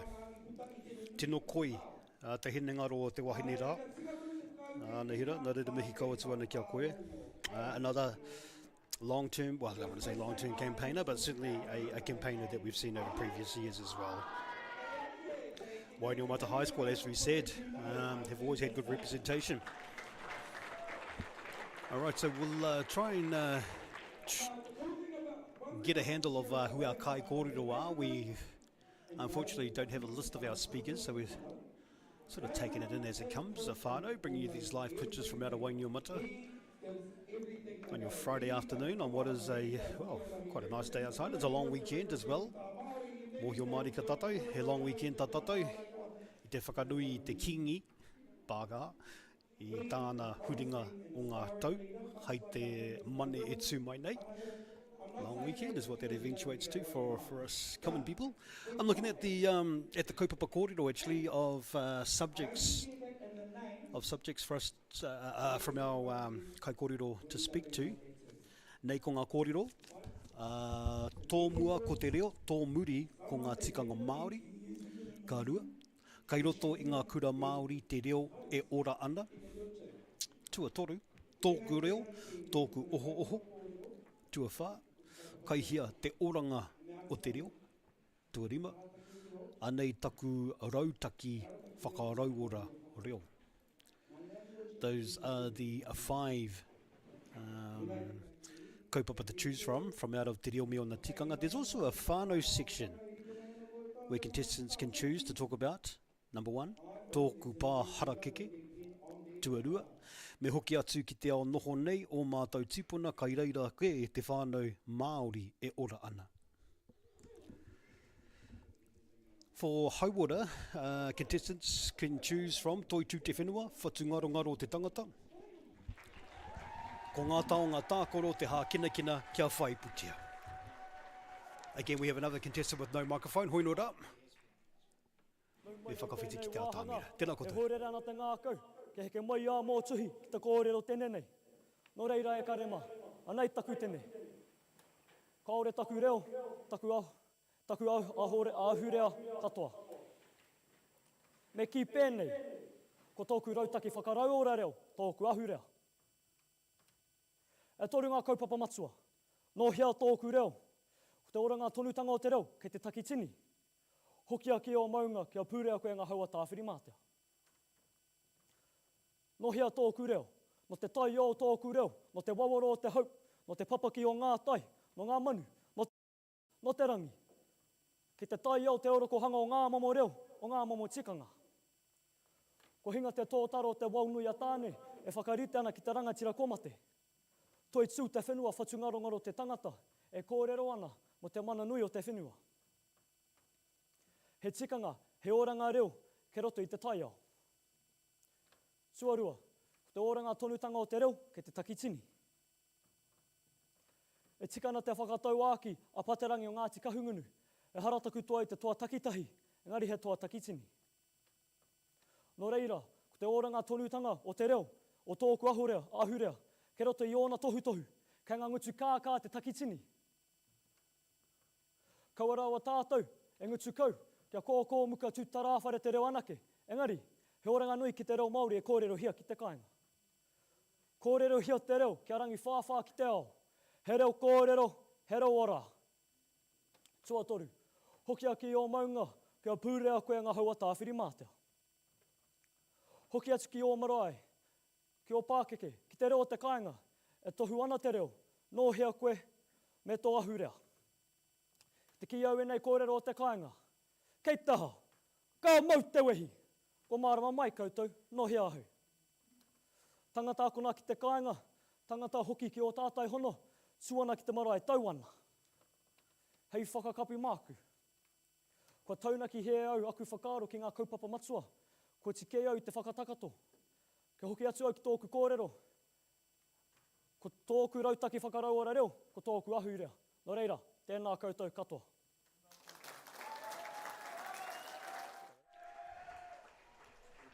Tēnā rā koutou katoa i ngā iwi o te motu, e mātakitaki mai ana tēnei o ngā whakataetae rere mata ora nei kia koutou i tēnei wā. Kātahi kua mutu atu rā, tērā o ngā kai kōrero, no te haikura o Wainui o mata, o tērā ko Reihana te rauna, tērā, kātahi kua eke nei te taumata o te kōrero ki tēnei o ngā whakataetae. O Ngā Manu Kōrero, mō ngā kura tuarua, o te awa kairangi, me waira rapa. Mihi kaua atu ana ki tērā, wā tātene kai kawe o ngā kōrero, e hika mā. Alrighty, nā rere, haere tonu ngā kaupapa kōrero. So I was just mentioning, we've just got a hold of the different topics that students can choose from. So I was talking about hauora before we broke off to listen to our kai kōrero, Reihana. So in the hauora section, a couple of other kaupapa that our students can choose from. Toitū te whenua, whatu ngaro te tangata. Tuarua, ko ngā taonga tākaro te hā kinakina kia whai pūtea. Tuatoru, ko te kiorahi, te whakautu. Those etewi are only some of the kaupapa. Those are some of the kaupapa that are available for students to choose from. And a reminder too that they get only 5 minutes to have a look at this, to have a think about this, and te whakaniko i te kōrero. 5 minutes, and I think that's a real skill. So absolutely. E mihi ana, tēnā mihi ki wā tātene kai whakataetae o te langi nei. It looks like we've got a bit more time, so I'll just scoot through some more kaupapa kōrero that students can choose from the education selection. Students may also choose ēnei kōrero, tuatahi, kei ngā kura te oranga o tōku ao Māori, tuarua, e tupu e rea. Tuatoru, me uru rātou, me uru atu, ko te reo, hei kaupapa matua, ki roto i ngā kura katoa, tuawha, he maha te marau tika, kia ora ai ngā tauira Māori. That's an interesting kaupapa. Politics, ko te ora o te reo, tōku ao Māori i tēnei kāwanatanga. Hi koe ki pāre mata. And e te toko toru, kei te aha kōtai. That's obviously from the politics section. And finally, from the cultural section, the students can choose for their impromptu speeches, he Māori, te Māori, o e rima ngā rā mo te matatini i nāia nei. Whino rā i tewi, ko hau mai nei, wa tātene kai kaui kōrero te tua whā, ko hoana waikato e hai ake nei.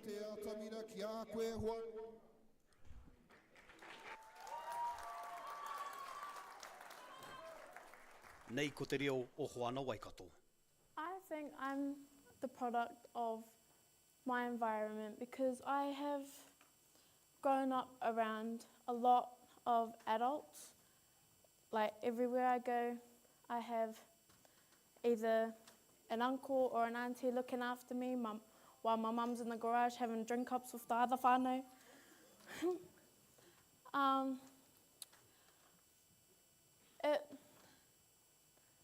These people have also sort of moulded me into someone who cares about a lot of people, but also won't put up with all their lies.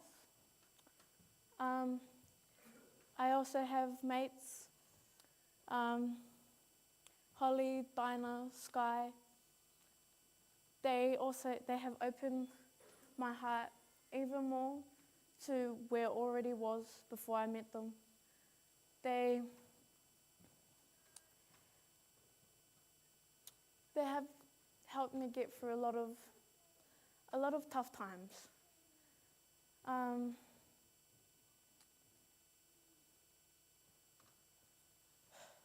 Holly in particular, love you. Wow. She's pretty much another version of me, but I'm older by like 20-something hours.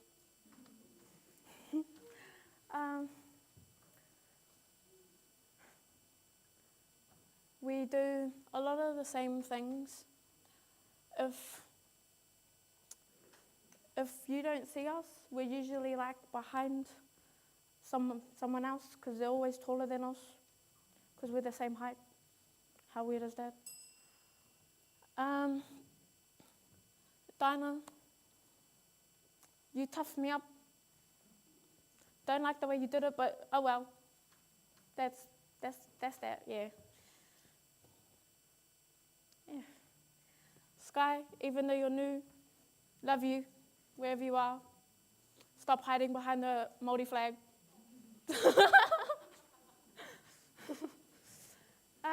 Yeah, even though you're new, we talk about a lot of stuff. But yeah, love all three of yous up there. Ka kite.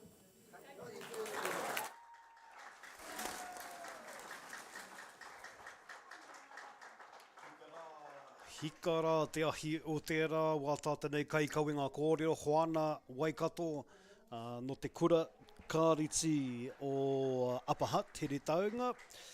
Hoana Waikato, tērā e te iwi, tērā wā tātanei kōhine, iahu mai rā. Ahu mai aia, iau i kimi anei ngā kōrero, no te kainga nei, no te atiawa a Hoana. Nane mihi, nui ka tika ki tērā wā tātanei manu kōrero, ka kāwaha nui. Ka tahi kua mutu atu rā e lunga i te ātāmera mō te tukuna atu i ana nei kōrero, mō tēnei wahanga ko te kōrero tine. Impromptu speeches here, whānau, for the 2024 Whakataetae Manu Kōrero for our schools, our colleges throughout Te Wairarapa, me te awa Kairangi, broadcasting you live from out of Wainiomata College. We've got Jono up on stage. Jono is actually the key coordinator. I'm not too sure about his official role, but certainly it would appear that Jono is one of the key coordinators of the competition for the year. We are going through this section, whānau, and also, if time permits, we intend to bring you the prize giving as well. It's looking like prize giving could or should be around about 2:30 this afternoon. All things going to plan, whānau, we do intend to bring you the winners and the grinners from 2024 Manu Kōrero speech competitions.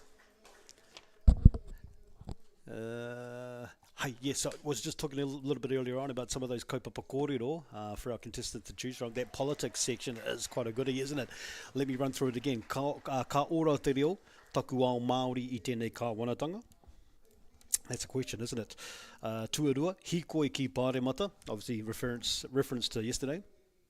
And tuatoru ake e te toko toru, kai te aha koutou. Some really big kaupapa kōrero there. From out of the cultural section, again, these are different kaupapa kōrero that our contestants can choose from. He aha, he Māori te Māori. Tuarua, e rima ngā rā mo te matatini I nai anei. Tuatoru, piri piri katoa, wehe wehe ka hinga.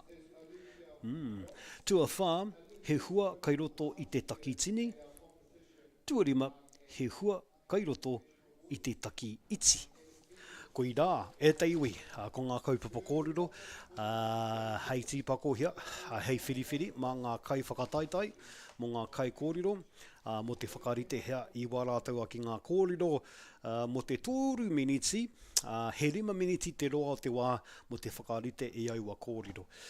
So only 5 minutes to have a think about how the direction of the speech, some key thoughts, and 3 minutes for them to deliver that kōrero in. Quite a tough task at te iwi. Right now though, we've got our next contestant coming out, joining us on stage, ko Olivia Wallace from Upper Hutt College, tēnei. Rongo hia ana koutou, no te māhure aia, mihi ana. Olivia representing Upper Hutt College. Two great speakers from out of Upper Hutt College, Whānau katoa and Olivia Wallace. We wish them all the well, wish them all the best, wish them well for this competition. As I've been saying, as we've been saying throughout the broadcast, that it's a tough ask, especially this section here.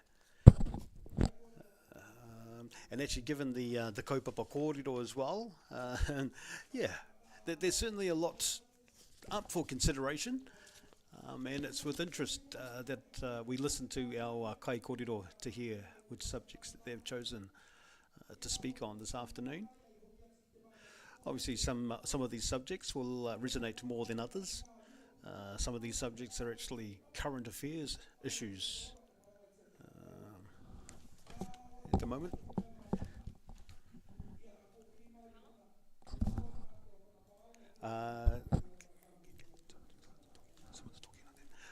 So whānau.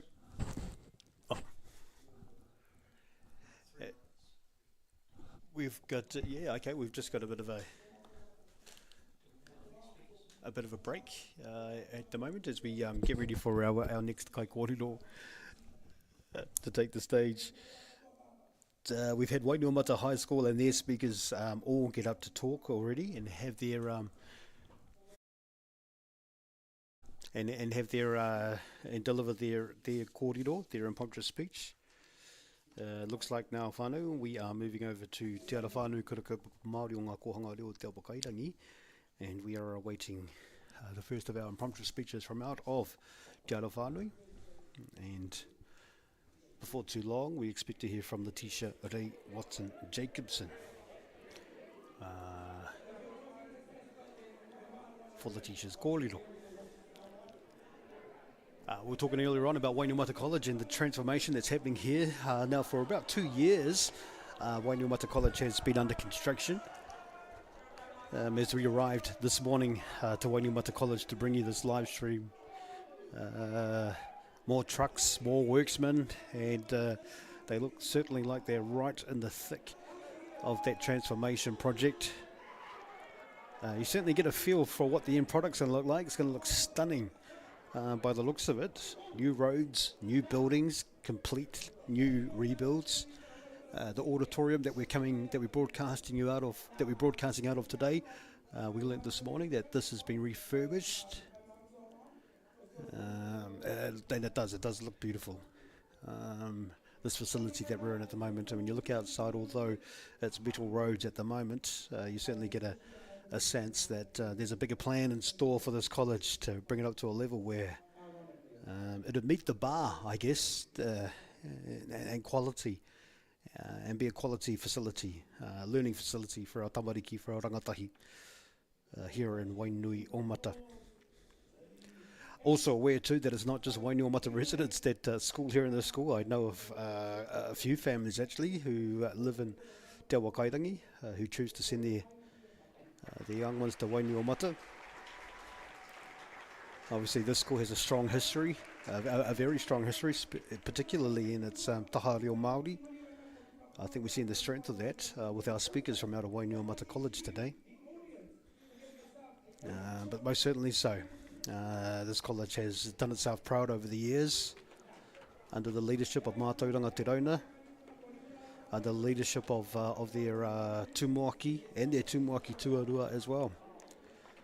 All credit to the teaching staff of Wainuamata who have been able to breed successful candidates over the years for this competition, Ngā Manu Kōrero, for Te Wakairangi ki Te Wairarapa. Pictures right now, you can see we've got Jono and Te Rangi Ngāhina up on stage at the moment, co-presenting this section, filling in the time as the contestants sit at the back there. What's at the back there, whānau? There are 4 rooms as I make it. 4 rooms at the back. One of those rooms, obviously, is a preparation room for our contestant.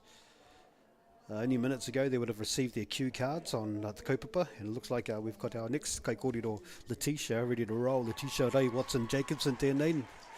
No te kura kaupapa Māori o te awa whānui. Me ana e te ui tēnā koutou. Mai rā e ngā hua te tau hau, whakatau mai rā, kiri ngai a tātou. Hei whakakotei mo tēnei kaupapa o te rangi nei, whakatau mai rā, whakatau mai rā. Tērā tātou katoa, ko tōku kaupapa, he hua ahau, no tōku whakatupuranga. E toru oku meka i te rangi nei tuatei, ko te whānau. Tuarua, ko ngā mahi kapahaka. Tuatoru, ko te reo Māori me ona tikanga. Tuatahi, ko te whānau.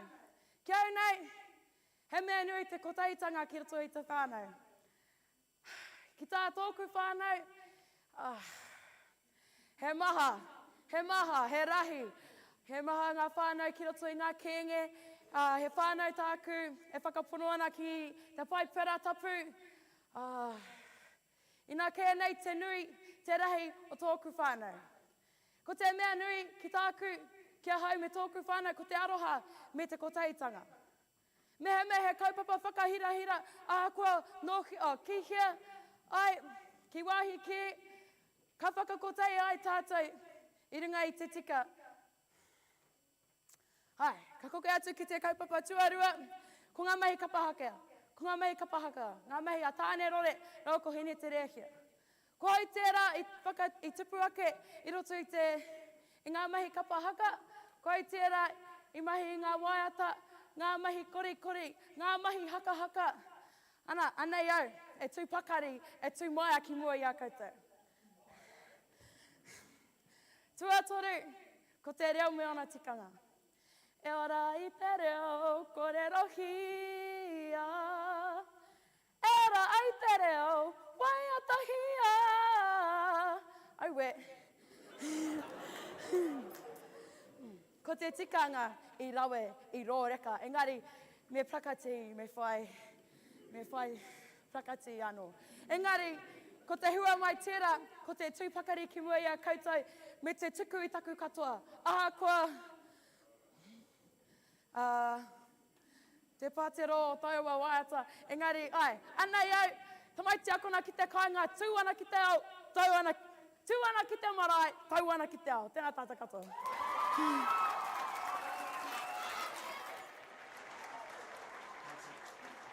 Kātia ki rai, e ngā iwi o te motu.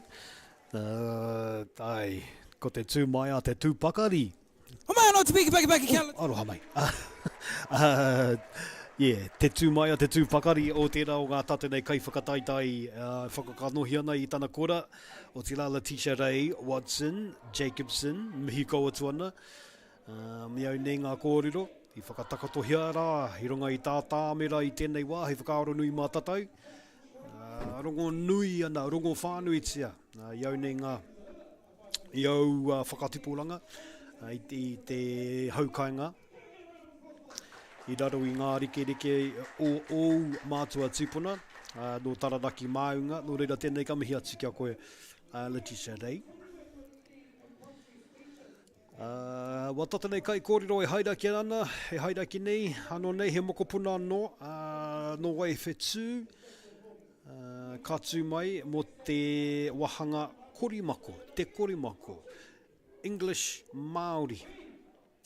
O tira, wa tata nei kai kōrero e haere ake nei ko manawa rangi huna. Wa tata nei kai kōrero e whai nei. I was talking a little bit earlier on about what's happening at the back, whānau. So at the back there we've got 3 or 4 rooms there. One of those rooms will be the preparation room where students will be given their cue cards and a chance for them to choose which card they choose. And obviously which kaupapa they have decided to prepare for. They've given 3 minutes to prepare for that speech.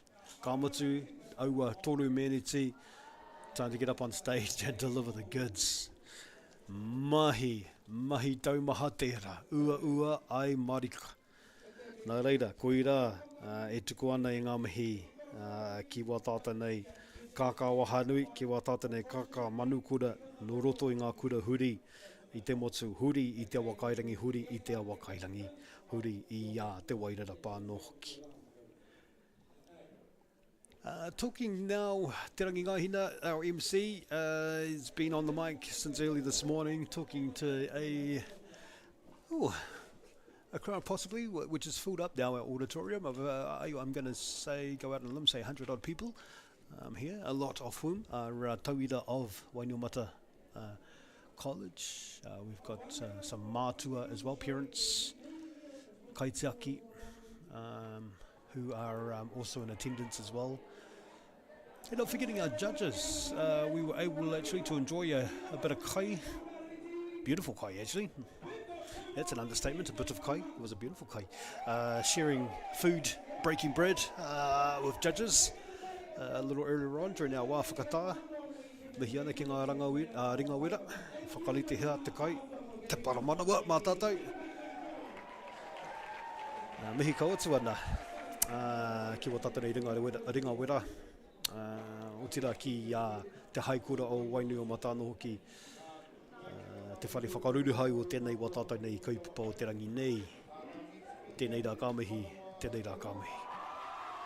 As we get ready now for our next speaker, let me now take you now to Jono, hei whakarongo ki aia. Mo te taenga mai wā tātou nei kai kōrero, a manawa rangi huna. A ho mai te piki paki mō manawa tukuna! Tēnei au, ko te hōkai nei o aku tapu ai. Te hōkai nuku ko te hōkai rangi, ko te hōkai o tō tūpuna a tāne nui a rangi. I piki te ai ki ngā rangi tūhāhā, ki te tihi o manono. I roko hi ngā tūrā, ko e o matua kore anake. I tīkina mai ngā kete o te wānanga, ko te kete tūauri, ko te kete tūatea, ko te kete aronui. Ka tiritiri a, ka paupaua, ka puta mai, ko te ira tangata, ki te whai au, ki te awa mārama. Ti hei mauri ora. Who am I? I'm a kind-hearted young student with a firm hold on my belief. Who am I? I am a 15-year-old student studying to be the best rangatahi as I can be, as you can see. Who am I? You know, you don't know. But you can get the chance to get to know me and many others like me.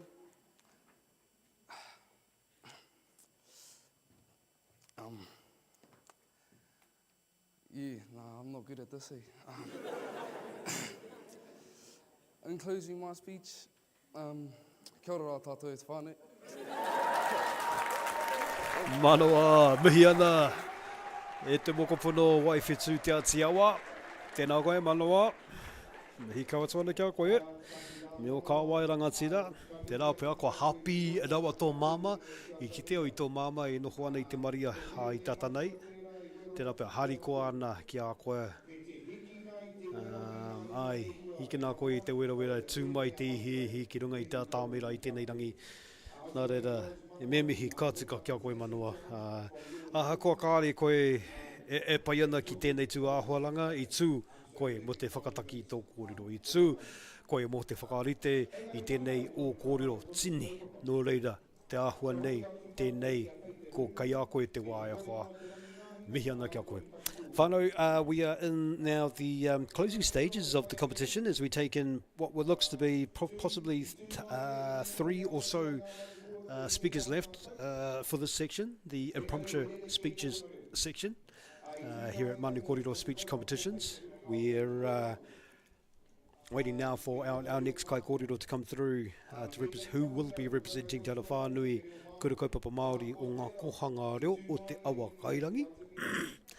Tā rea te wā, ka tau mai runga I tā tāmera mo te whakaputa I ana nei kōrero.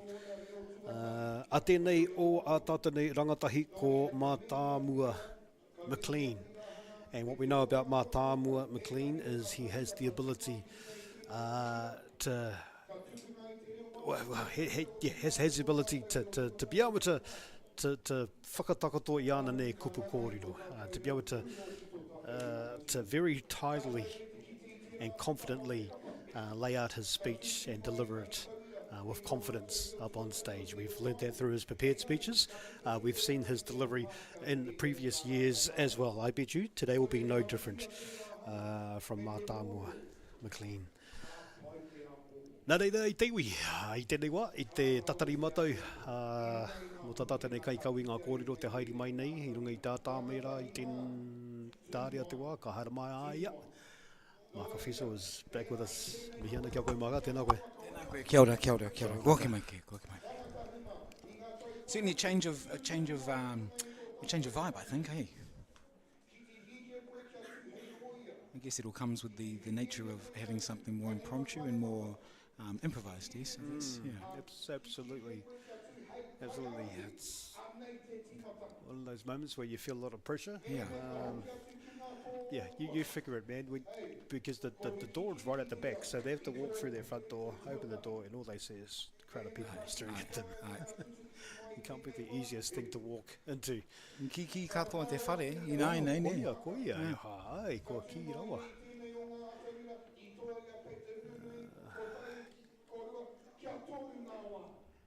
And a reminder too for whānau tuning in from home is that Aotearoa Tohu FM, the official broadcast of this year's competition. We're bringing to you live coverage of both sections, both this section that you're watching now, Pai te Hurinui, and Te Korimako. And if you look over on our YouTube channel, you'll be able to tune in to the Te Rāwhiti Ihaka and the Turi kura live stream as well. Both options are for you, available for you to enjoy from your home, from your marae, from your workplace, wherever it is that you may be on this last day of May 2024. Aotearoa Tohu FM bringing you live coverage of the 2024 Manu Kōrero speech competitions. As we now get ready for our next speaker, as the MCs just make some final preparations, buying a bit of time. I suppose as much as it is impromptu for the kai kōrero, the whole vibe changes for everyone. The MC, for those listening at home, for those watching right here as well. So I guess it's just that one step at a time thing. You know? You know what it was, so it's not to put too much more pressure. No, not of course not. Yeah. I mean, as much as they are tērapea, you know, what am I going to say? Te mea, but I think it's exciting to see what they're going to come up with more so. Nā reira, e tatari anei, ko Mātāmua McLean. Wā tātene kai kaui ngā kōrero, no te ara whānui kura kaupapa Māori o ngā kohanga reo. Tēnā koutou te iwi. Taku patsu, Māori mana matsu ha, ke taku hi taku wana. Taku hi taku wana. Taku patsu, mana matsu ha, ke taku hi taku wana.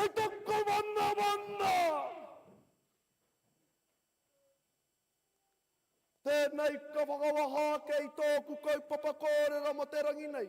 He mea ana, he wikotahi, Aotearoa. Ka hoki aku mahara, ki ngā nahira. Huitahi ai te matu whānui, ki ngā wāhi maha, hutano ai Aotearoa. I ngā nahi, I tāi atu au, ki te whare miere, he poro tehi, mo te whenua te take, mo te reo te take, mo tōku ahurea Māori te take.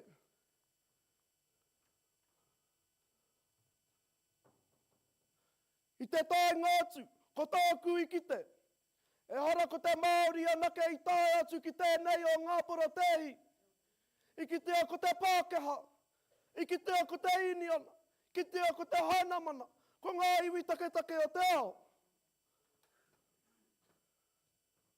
Koe nei tētahi o ngā tauira, o te whakakotahitanga, o te iwi, e hara ko te iwi Māori anake, engari ke, ko ngā iwi katoa o te matu.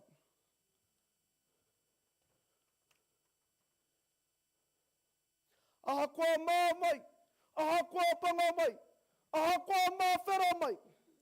Kia kotahi ai te iwi, I raro I te whakaaro kotahi, I raro I te rangi Māori e.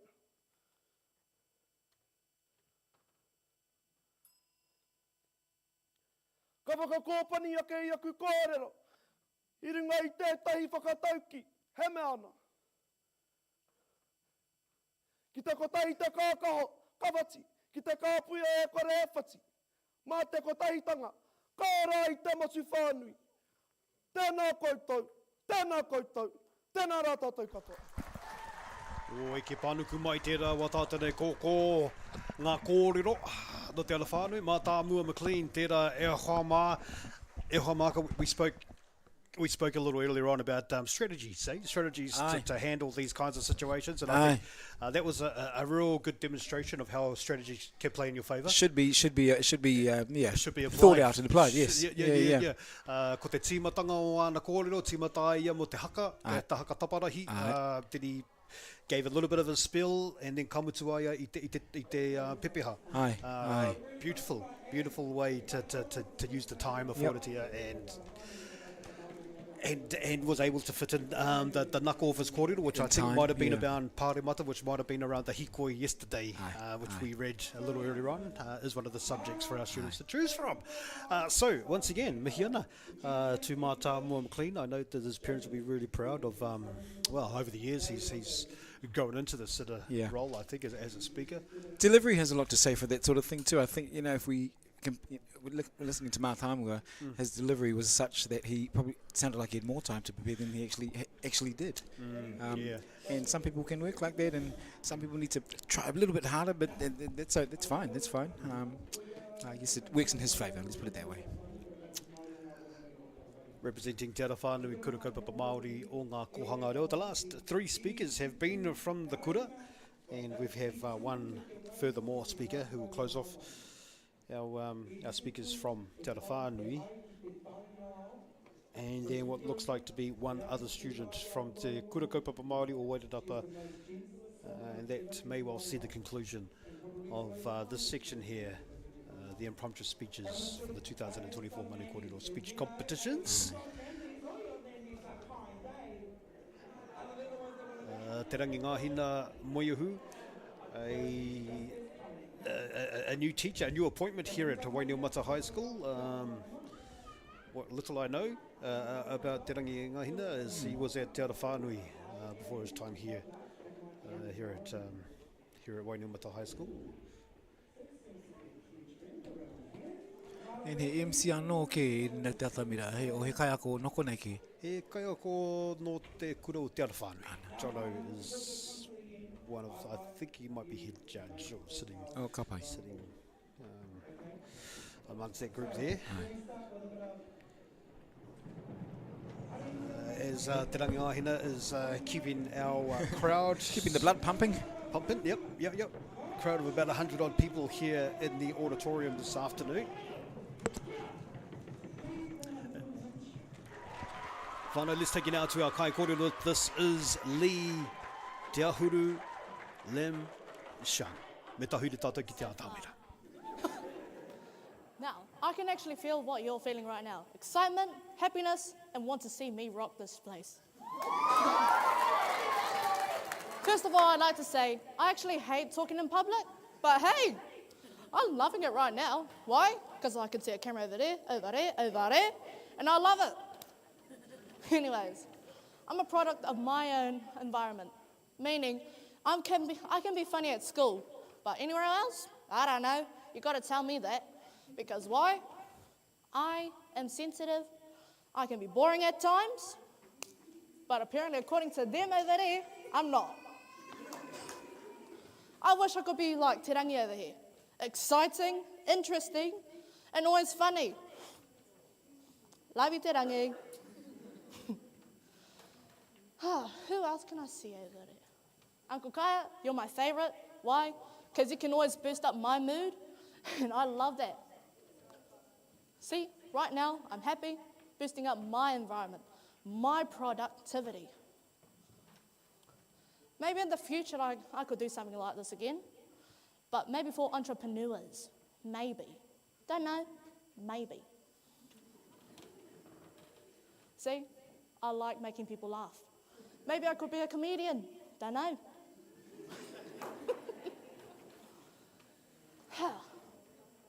No, I like this. Hi, Tish.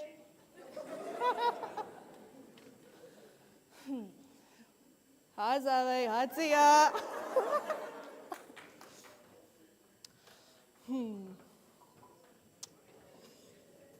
Kia ora, tia rau kura.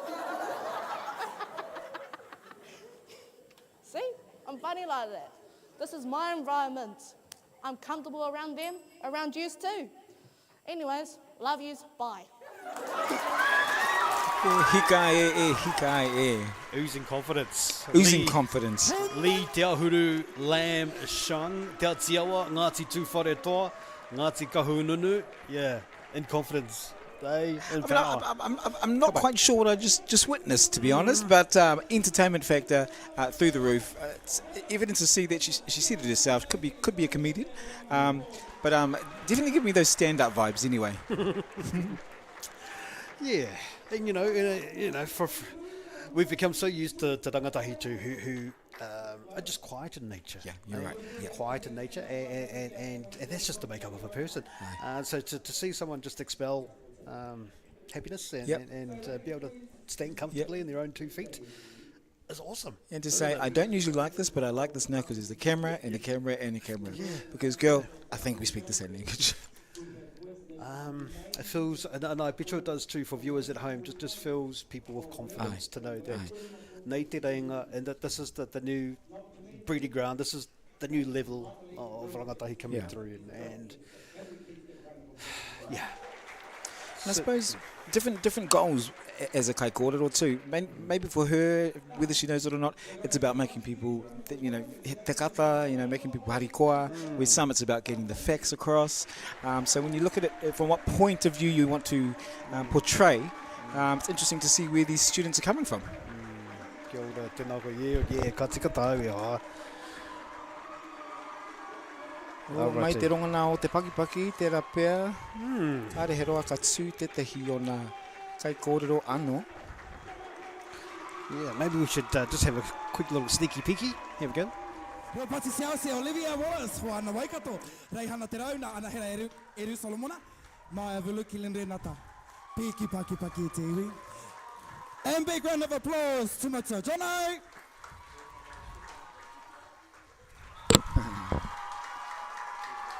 And to your judges. Okay.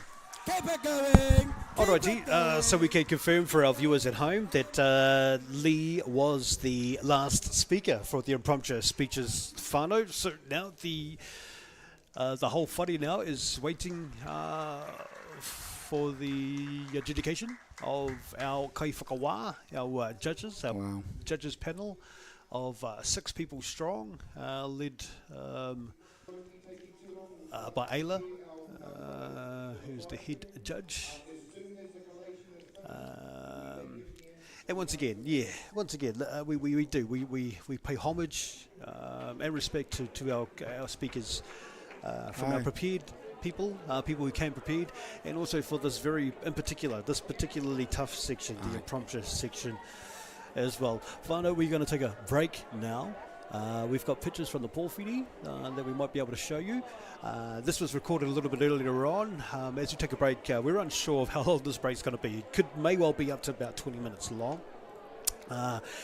What we will do, though, we'll play we'll take you back to earlier recordings of this morning's pōwhiri for the Manu Kōrero Whakataetae. Tēnā koutou te iwi.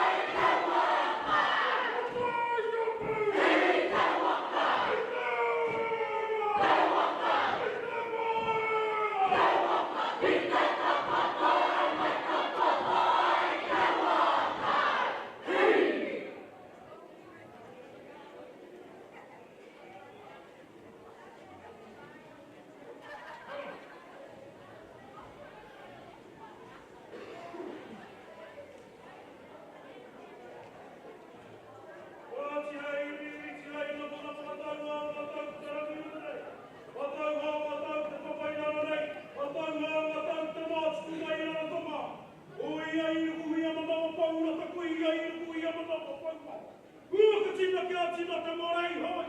E wupupa, e wawangana ki tāra tū tarau. Hoi ai e te panu. Whakataetae hana, whānau hana i te tō. Ai, huia, tāi. E tigana ngani i tō tei, te moramana nei timata māma e kōs. Waina tōna i ota. Korei me ki pēnei, ki mihi ono hapa kei hea kūtau alo nei. Te matari o ki whaina, te himo o te taurang. Whakao te atura, koreina, mamata o te tau, te marama, te a, te wiki, haere atu koutou. Haere atu rā ki pō, tukau e tuia mai, tomi a mai ngā koutou ki ae. Korei haere whakao te atura. Korei te tau o tuka te pō, ki tima i te ao, ki hei, mauri ora. Ara mai koutou ki runga i te karanga o Ngā Manu Kōrero. Ara mai koutou ki runga i te karanga i au, i te mai au te kura, kui nei te hui. Rātahi Māori o ngā hui rātahi Mā. Kāore e hui ka wā, kāore e hui ki orahi, o te Manu Kōrero, te hui o ngā hui. Te hui i karapine mai, anui arahi, i tōna karanga. Nō reira, hana mai, te karanga o Ngā Manu Kōrero. I tēnei kua, ki tēnei whakataetae, e whanui anu. Te reo Māori, me ona tika.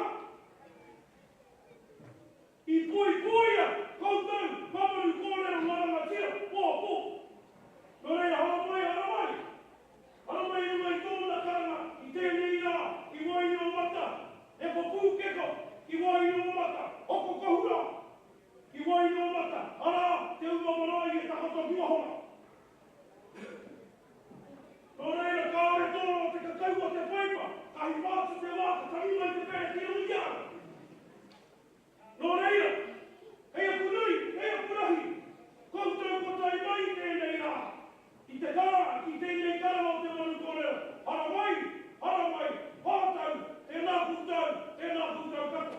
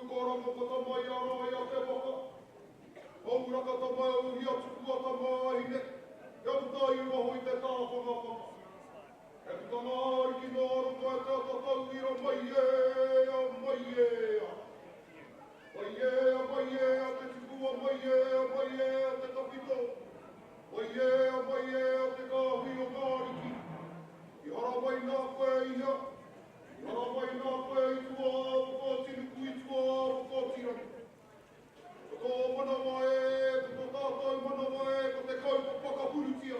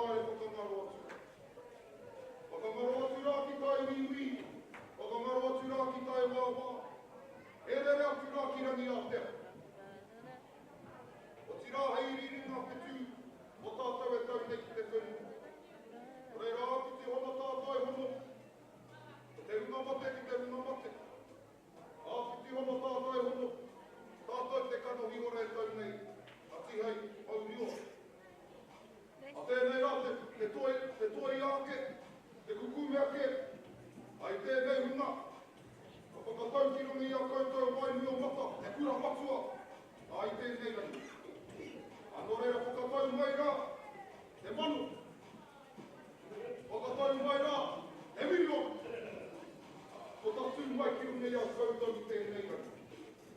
Anō reira he kaupapa ka hira hira. Ka hoki ake ngā mahara, te kaupapa i tui ngā hira. I te rau ngā kaupapa, hei koe ake ki te whare piere, i te whāramata, he poro te i te mahi, o te whenua te take. Toitū te whiriti, Toitū te mana motu ake, Toitū te iwi mau, Toitū ko tātai whenua. Anō reira, hei Ngā Manu Kōrero tēnei rangi, ka kaha, ka moaia, ka manawa tīma. Ai roki a koutou whakahanu hoi tēnei rangi. O tira, kia koe te prata, nau anu tātou i whakatau, e ki te ranga tira o tēnei kura, a hapa he tū muaki. Koe kēte, nō reira, ka mihi kia koe whanmauranga, o tira kia koe te koe. E ki te upoko waki o kura, e mihi ana, e mihi ana. Mō koutou i whakari tētēni au ngā kaupapa. Ngā māwai, ngā rangawani, o tatu nei tēnei rana. Nō reira, mihi ana kia koutou, i ka mā, ki te ua te awa wāki ki Turino. Te awa wāki. Ngā mihi kia koutou i ka mā. Mihi ana kia koutou, ngā kaupapa wai o nei. Ka pite ake i e tai o tua ike. Toa ngā kākau, ka pite ake i a koutou.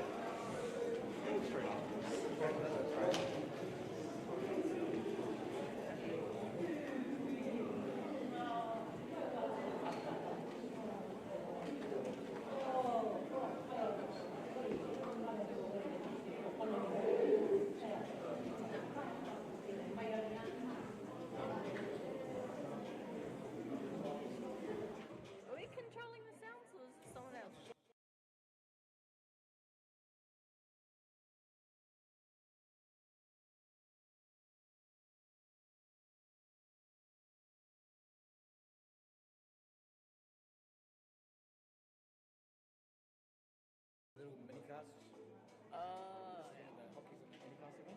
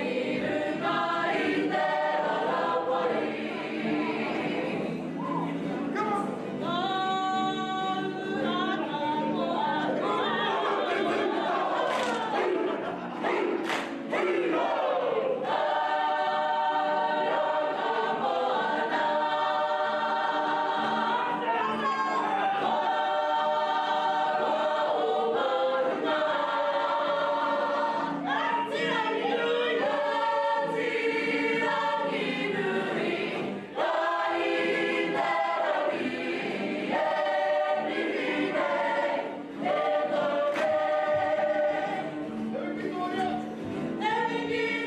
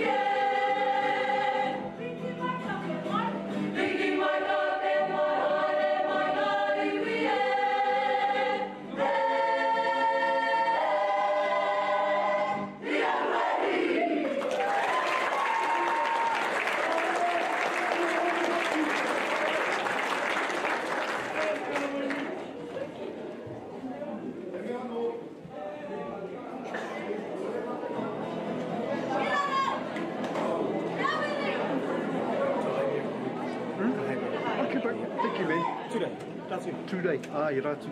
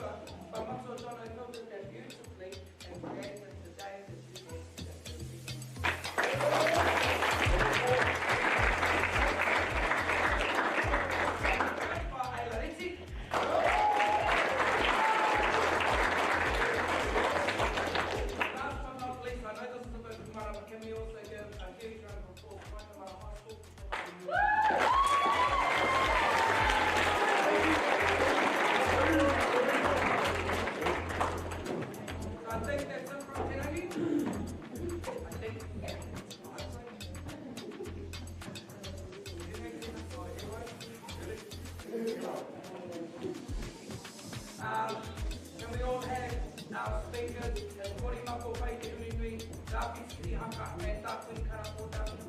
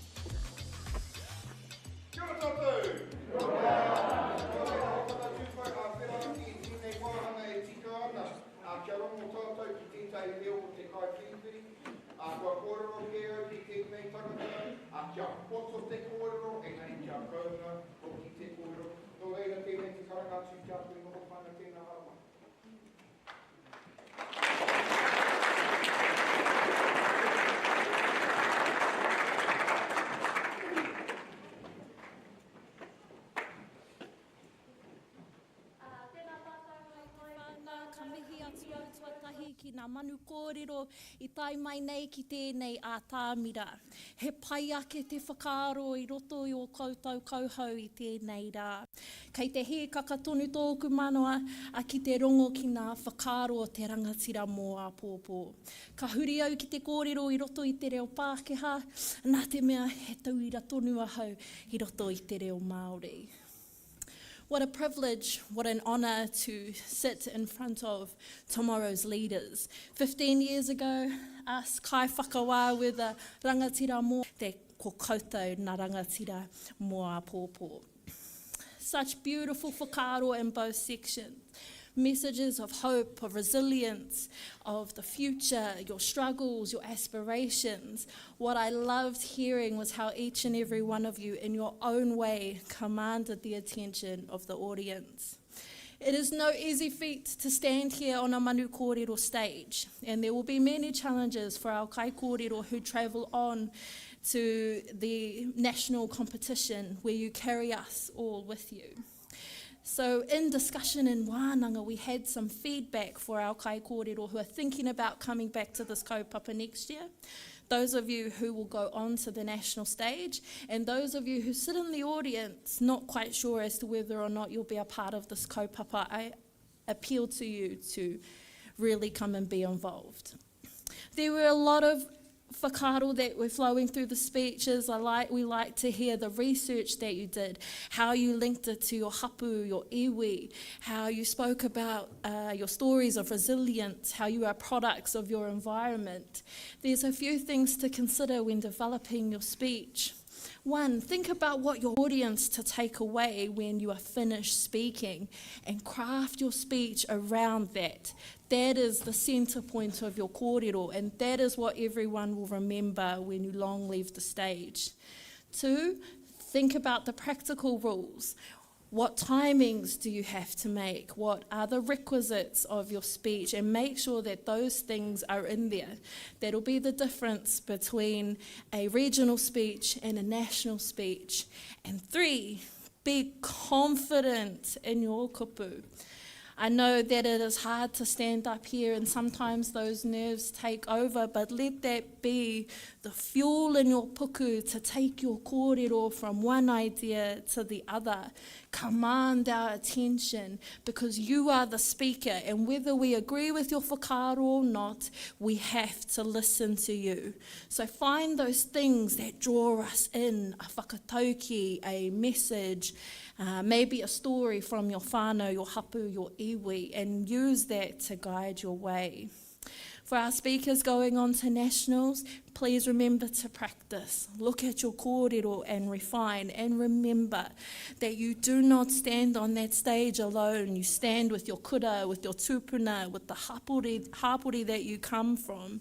And know this, some of the greatest speakers come from Te Awa Kairangi, and I am so fortunate, as we all are, to have bared witness to maybe 25? I can't remember, I'm not very good at counting, but you get the idea.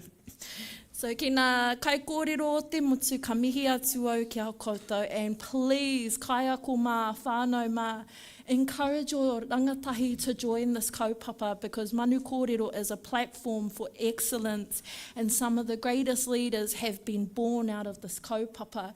Do not give up, kia kaha, kia maia, kia manoanui.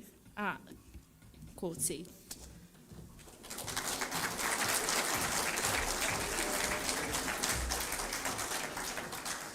Tēnā koe noho kāinga e tika ana kia rongo atu ki te reo te kai whiriwhiri. Nō reira e mihi ana ki a koutou katoa ngā pai kai whiriwhiri o tēnei kaupapa. Ka mutu katoa tika tātou ki te tuku atu i ngā taonga. We're going to go straight into handing out and the awarding of the sections. We will start with Sir Turi Carroll section, the junior English section. We will announce them from third to first. If you have your name announced, please kia tere tere mai te hara mai ki te atamira. If your name's called, please quickly come to the stage where you will receive your certificate. And if you're really lucky, a book and a taonga. Nō reira. I te tūranga tuatoru, third place for Sir Turi Carroll. From Wainuiomata High School, Angela Monu.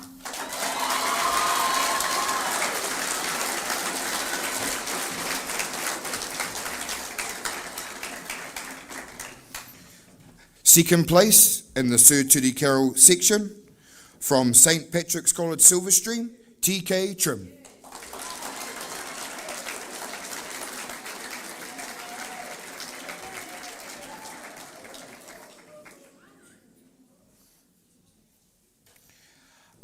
And the first place getter this year was Sir Turi Carroll, who will be representing the region of Wairarapa ki te awa Kairangi in the Sir Turi Carroll section in Auckland, Spark Arena, later on this year.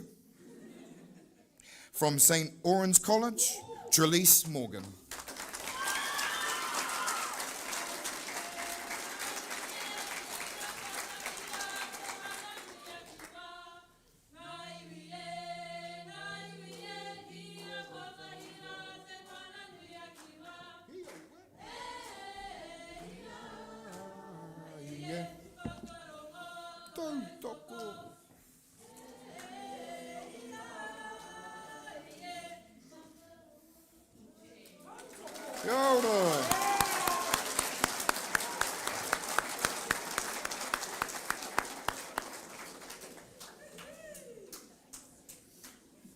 E mihi ana ki a koe Trelise.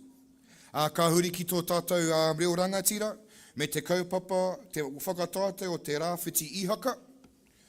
Koera te whakataetae mo te hunga teina i roto i te Reo Māori.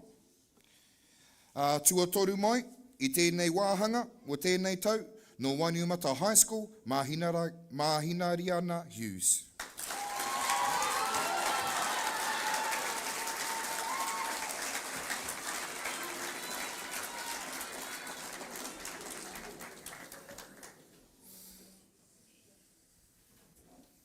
Tuarua i tēnei tau, no te ara whānui kura kaupapa Māori o ngā kōhanga reo o te awa Kairangi, Waimari Balzeki.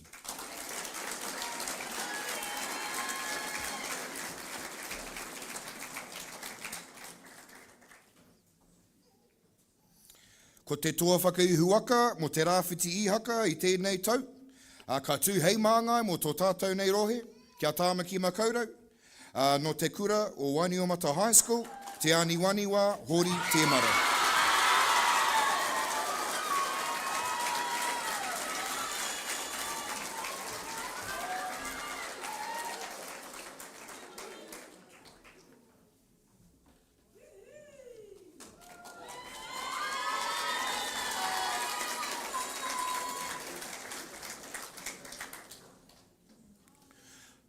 We now move on to our senior speaking sections. Just to announce, we will be announcing the winner, the first three placings for the impromptu section, the prepared section, and then the overall section. We will be starting with the impromptu section for Te Korimako, Senior English, third place, from Upper Hutt College, Olivia Wallace.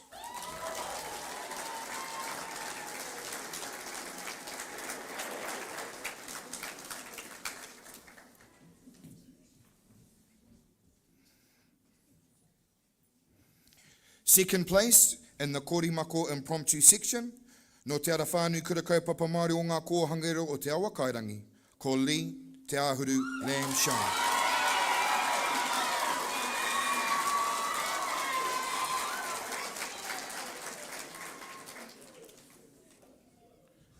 The winner for this year's impromptu Korimako section, no Wainuiomata High School, Anahera Eru Solomona.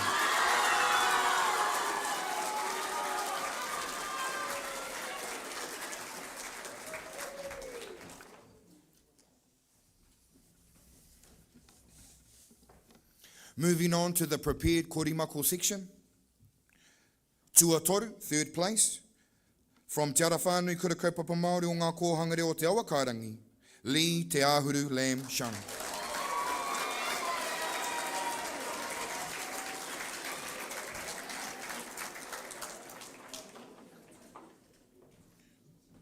Second place for the Korimako prepared, from Upper Hutt College, Olivia Wallace.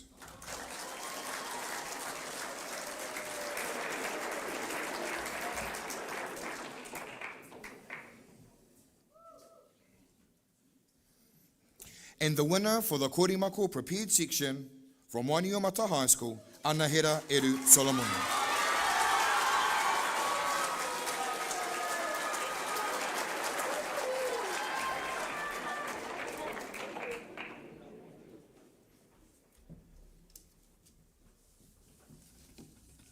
We now move to the overall for the Korimako section.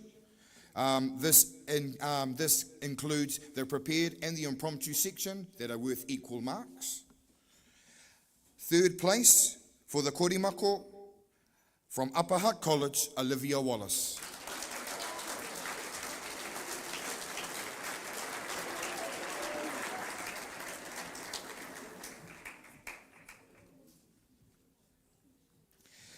Second place for the Korimako section, from Te Ara Whānui Kura Kaupapa Māori o ngā kōhanga reo o te awakairangi, Lee Te Ahuru Lam Shang.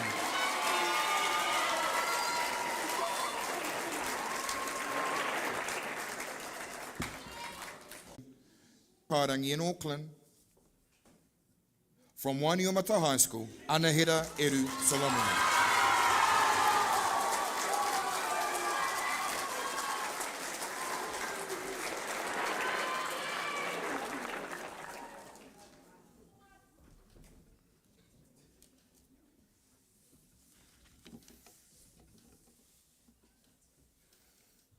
Ka hoki anō ki tō tātou reo rangatira, me te whakataetae o Pei te Hurinui Jones, kia ōriti ki tā te Korimako, he toa mo te kōrero ohorere, te kōrero ōkawa, o tira te Pei te Hurinui Jones.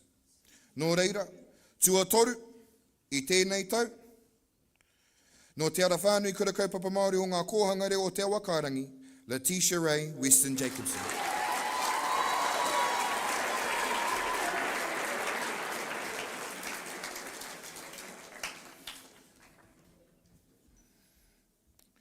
Tuarua, mō Pei te Hurinui Jones, kōrero ohorere, no Te Ara Whānui Kura Kaupapa Māori o ngā kōhanga reo o te awakairangi, mā Tāmua McLean.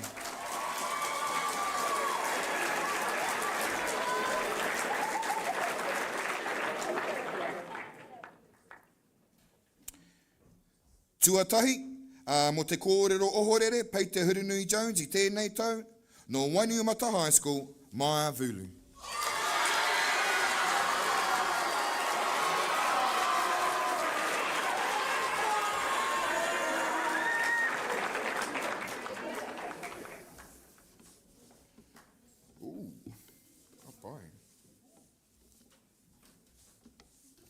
Ka koke whakamua ki te kōrero ōkawa mō Pei te Hurinui Jones. Tuatoru he ōri tētanga. Tuatahi mō te tūranga tuatoru. No Wainuiomata High School, Maya Vulu. No Te Ara Whānui Kura Kaupapa Māori o ngā kōhanga reo o te awakairangi, mā Tāmua McLean.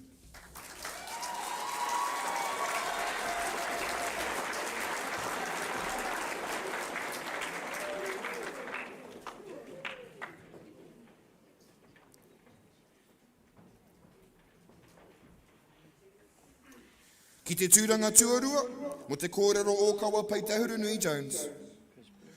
No Wainuiomata High School, Keelan Renata.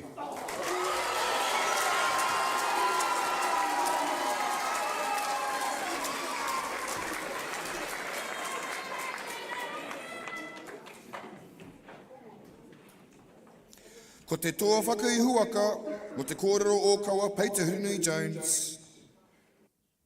No Wainuiomata High School, Reihana Te Rauna.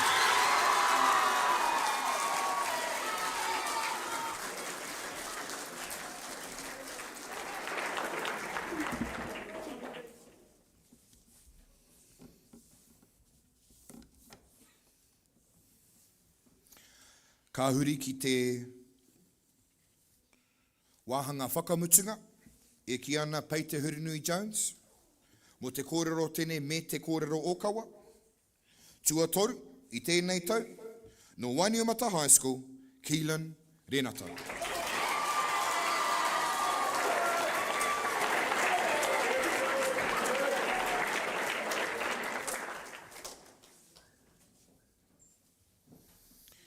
Ki te tūranga tuarua, He ori te tanga anō. Nō reira, i te tūranga tuarua, no te ara whānui kura kaupapa Māori o ngā kōhangare o te awa kārangi, ko mā tāmua McLean, no Waniumata High School, Reihana te rauna.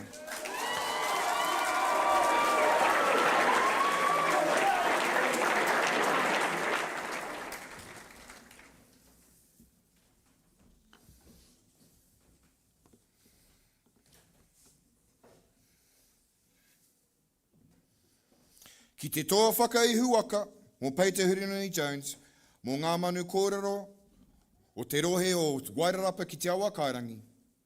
Ka tū, ki te whakataetae ā-motu, ki Tāmaki Makaurau, ki Spark Arena, a tērā wāhanga, hei te takiwa o te wiki o te reo Māori. No Waniumata High School, Mai Vulu.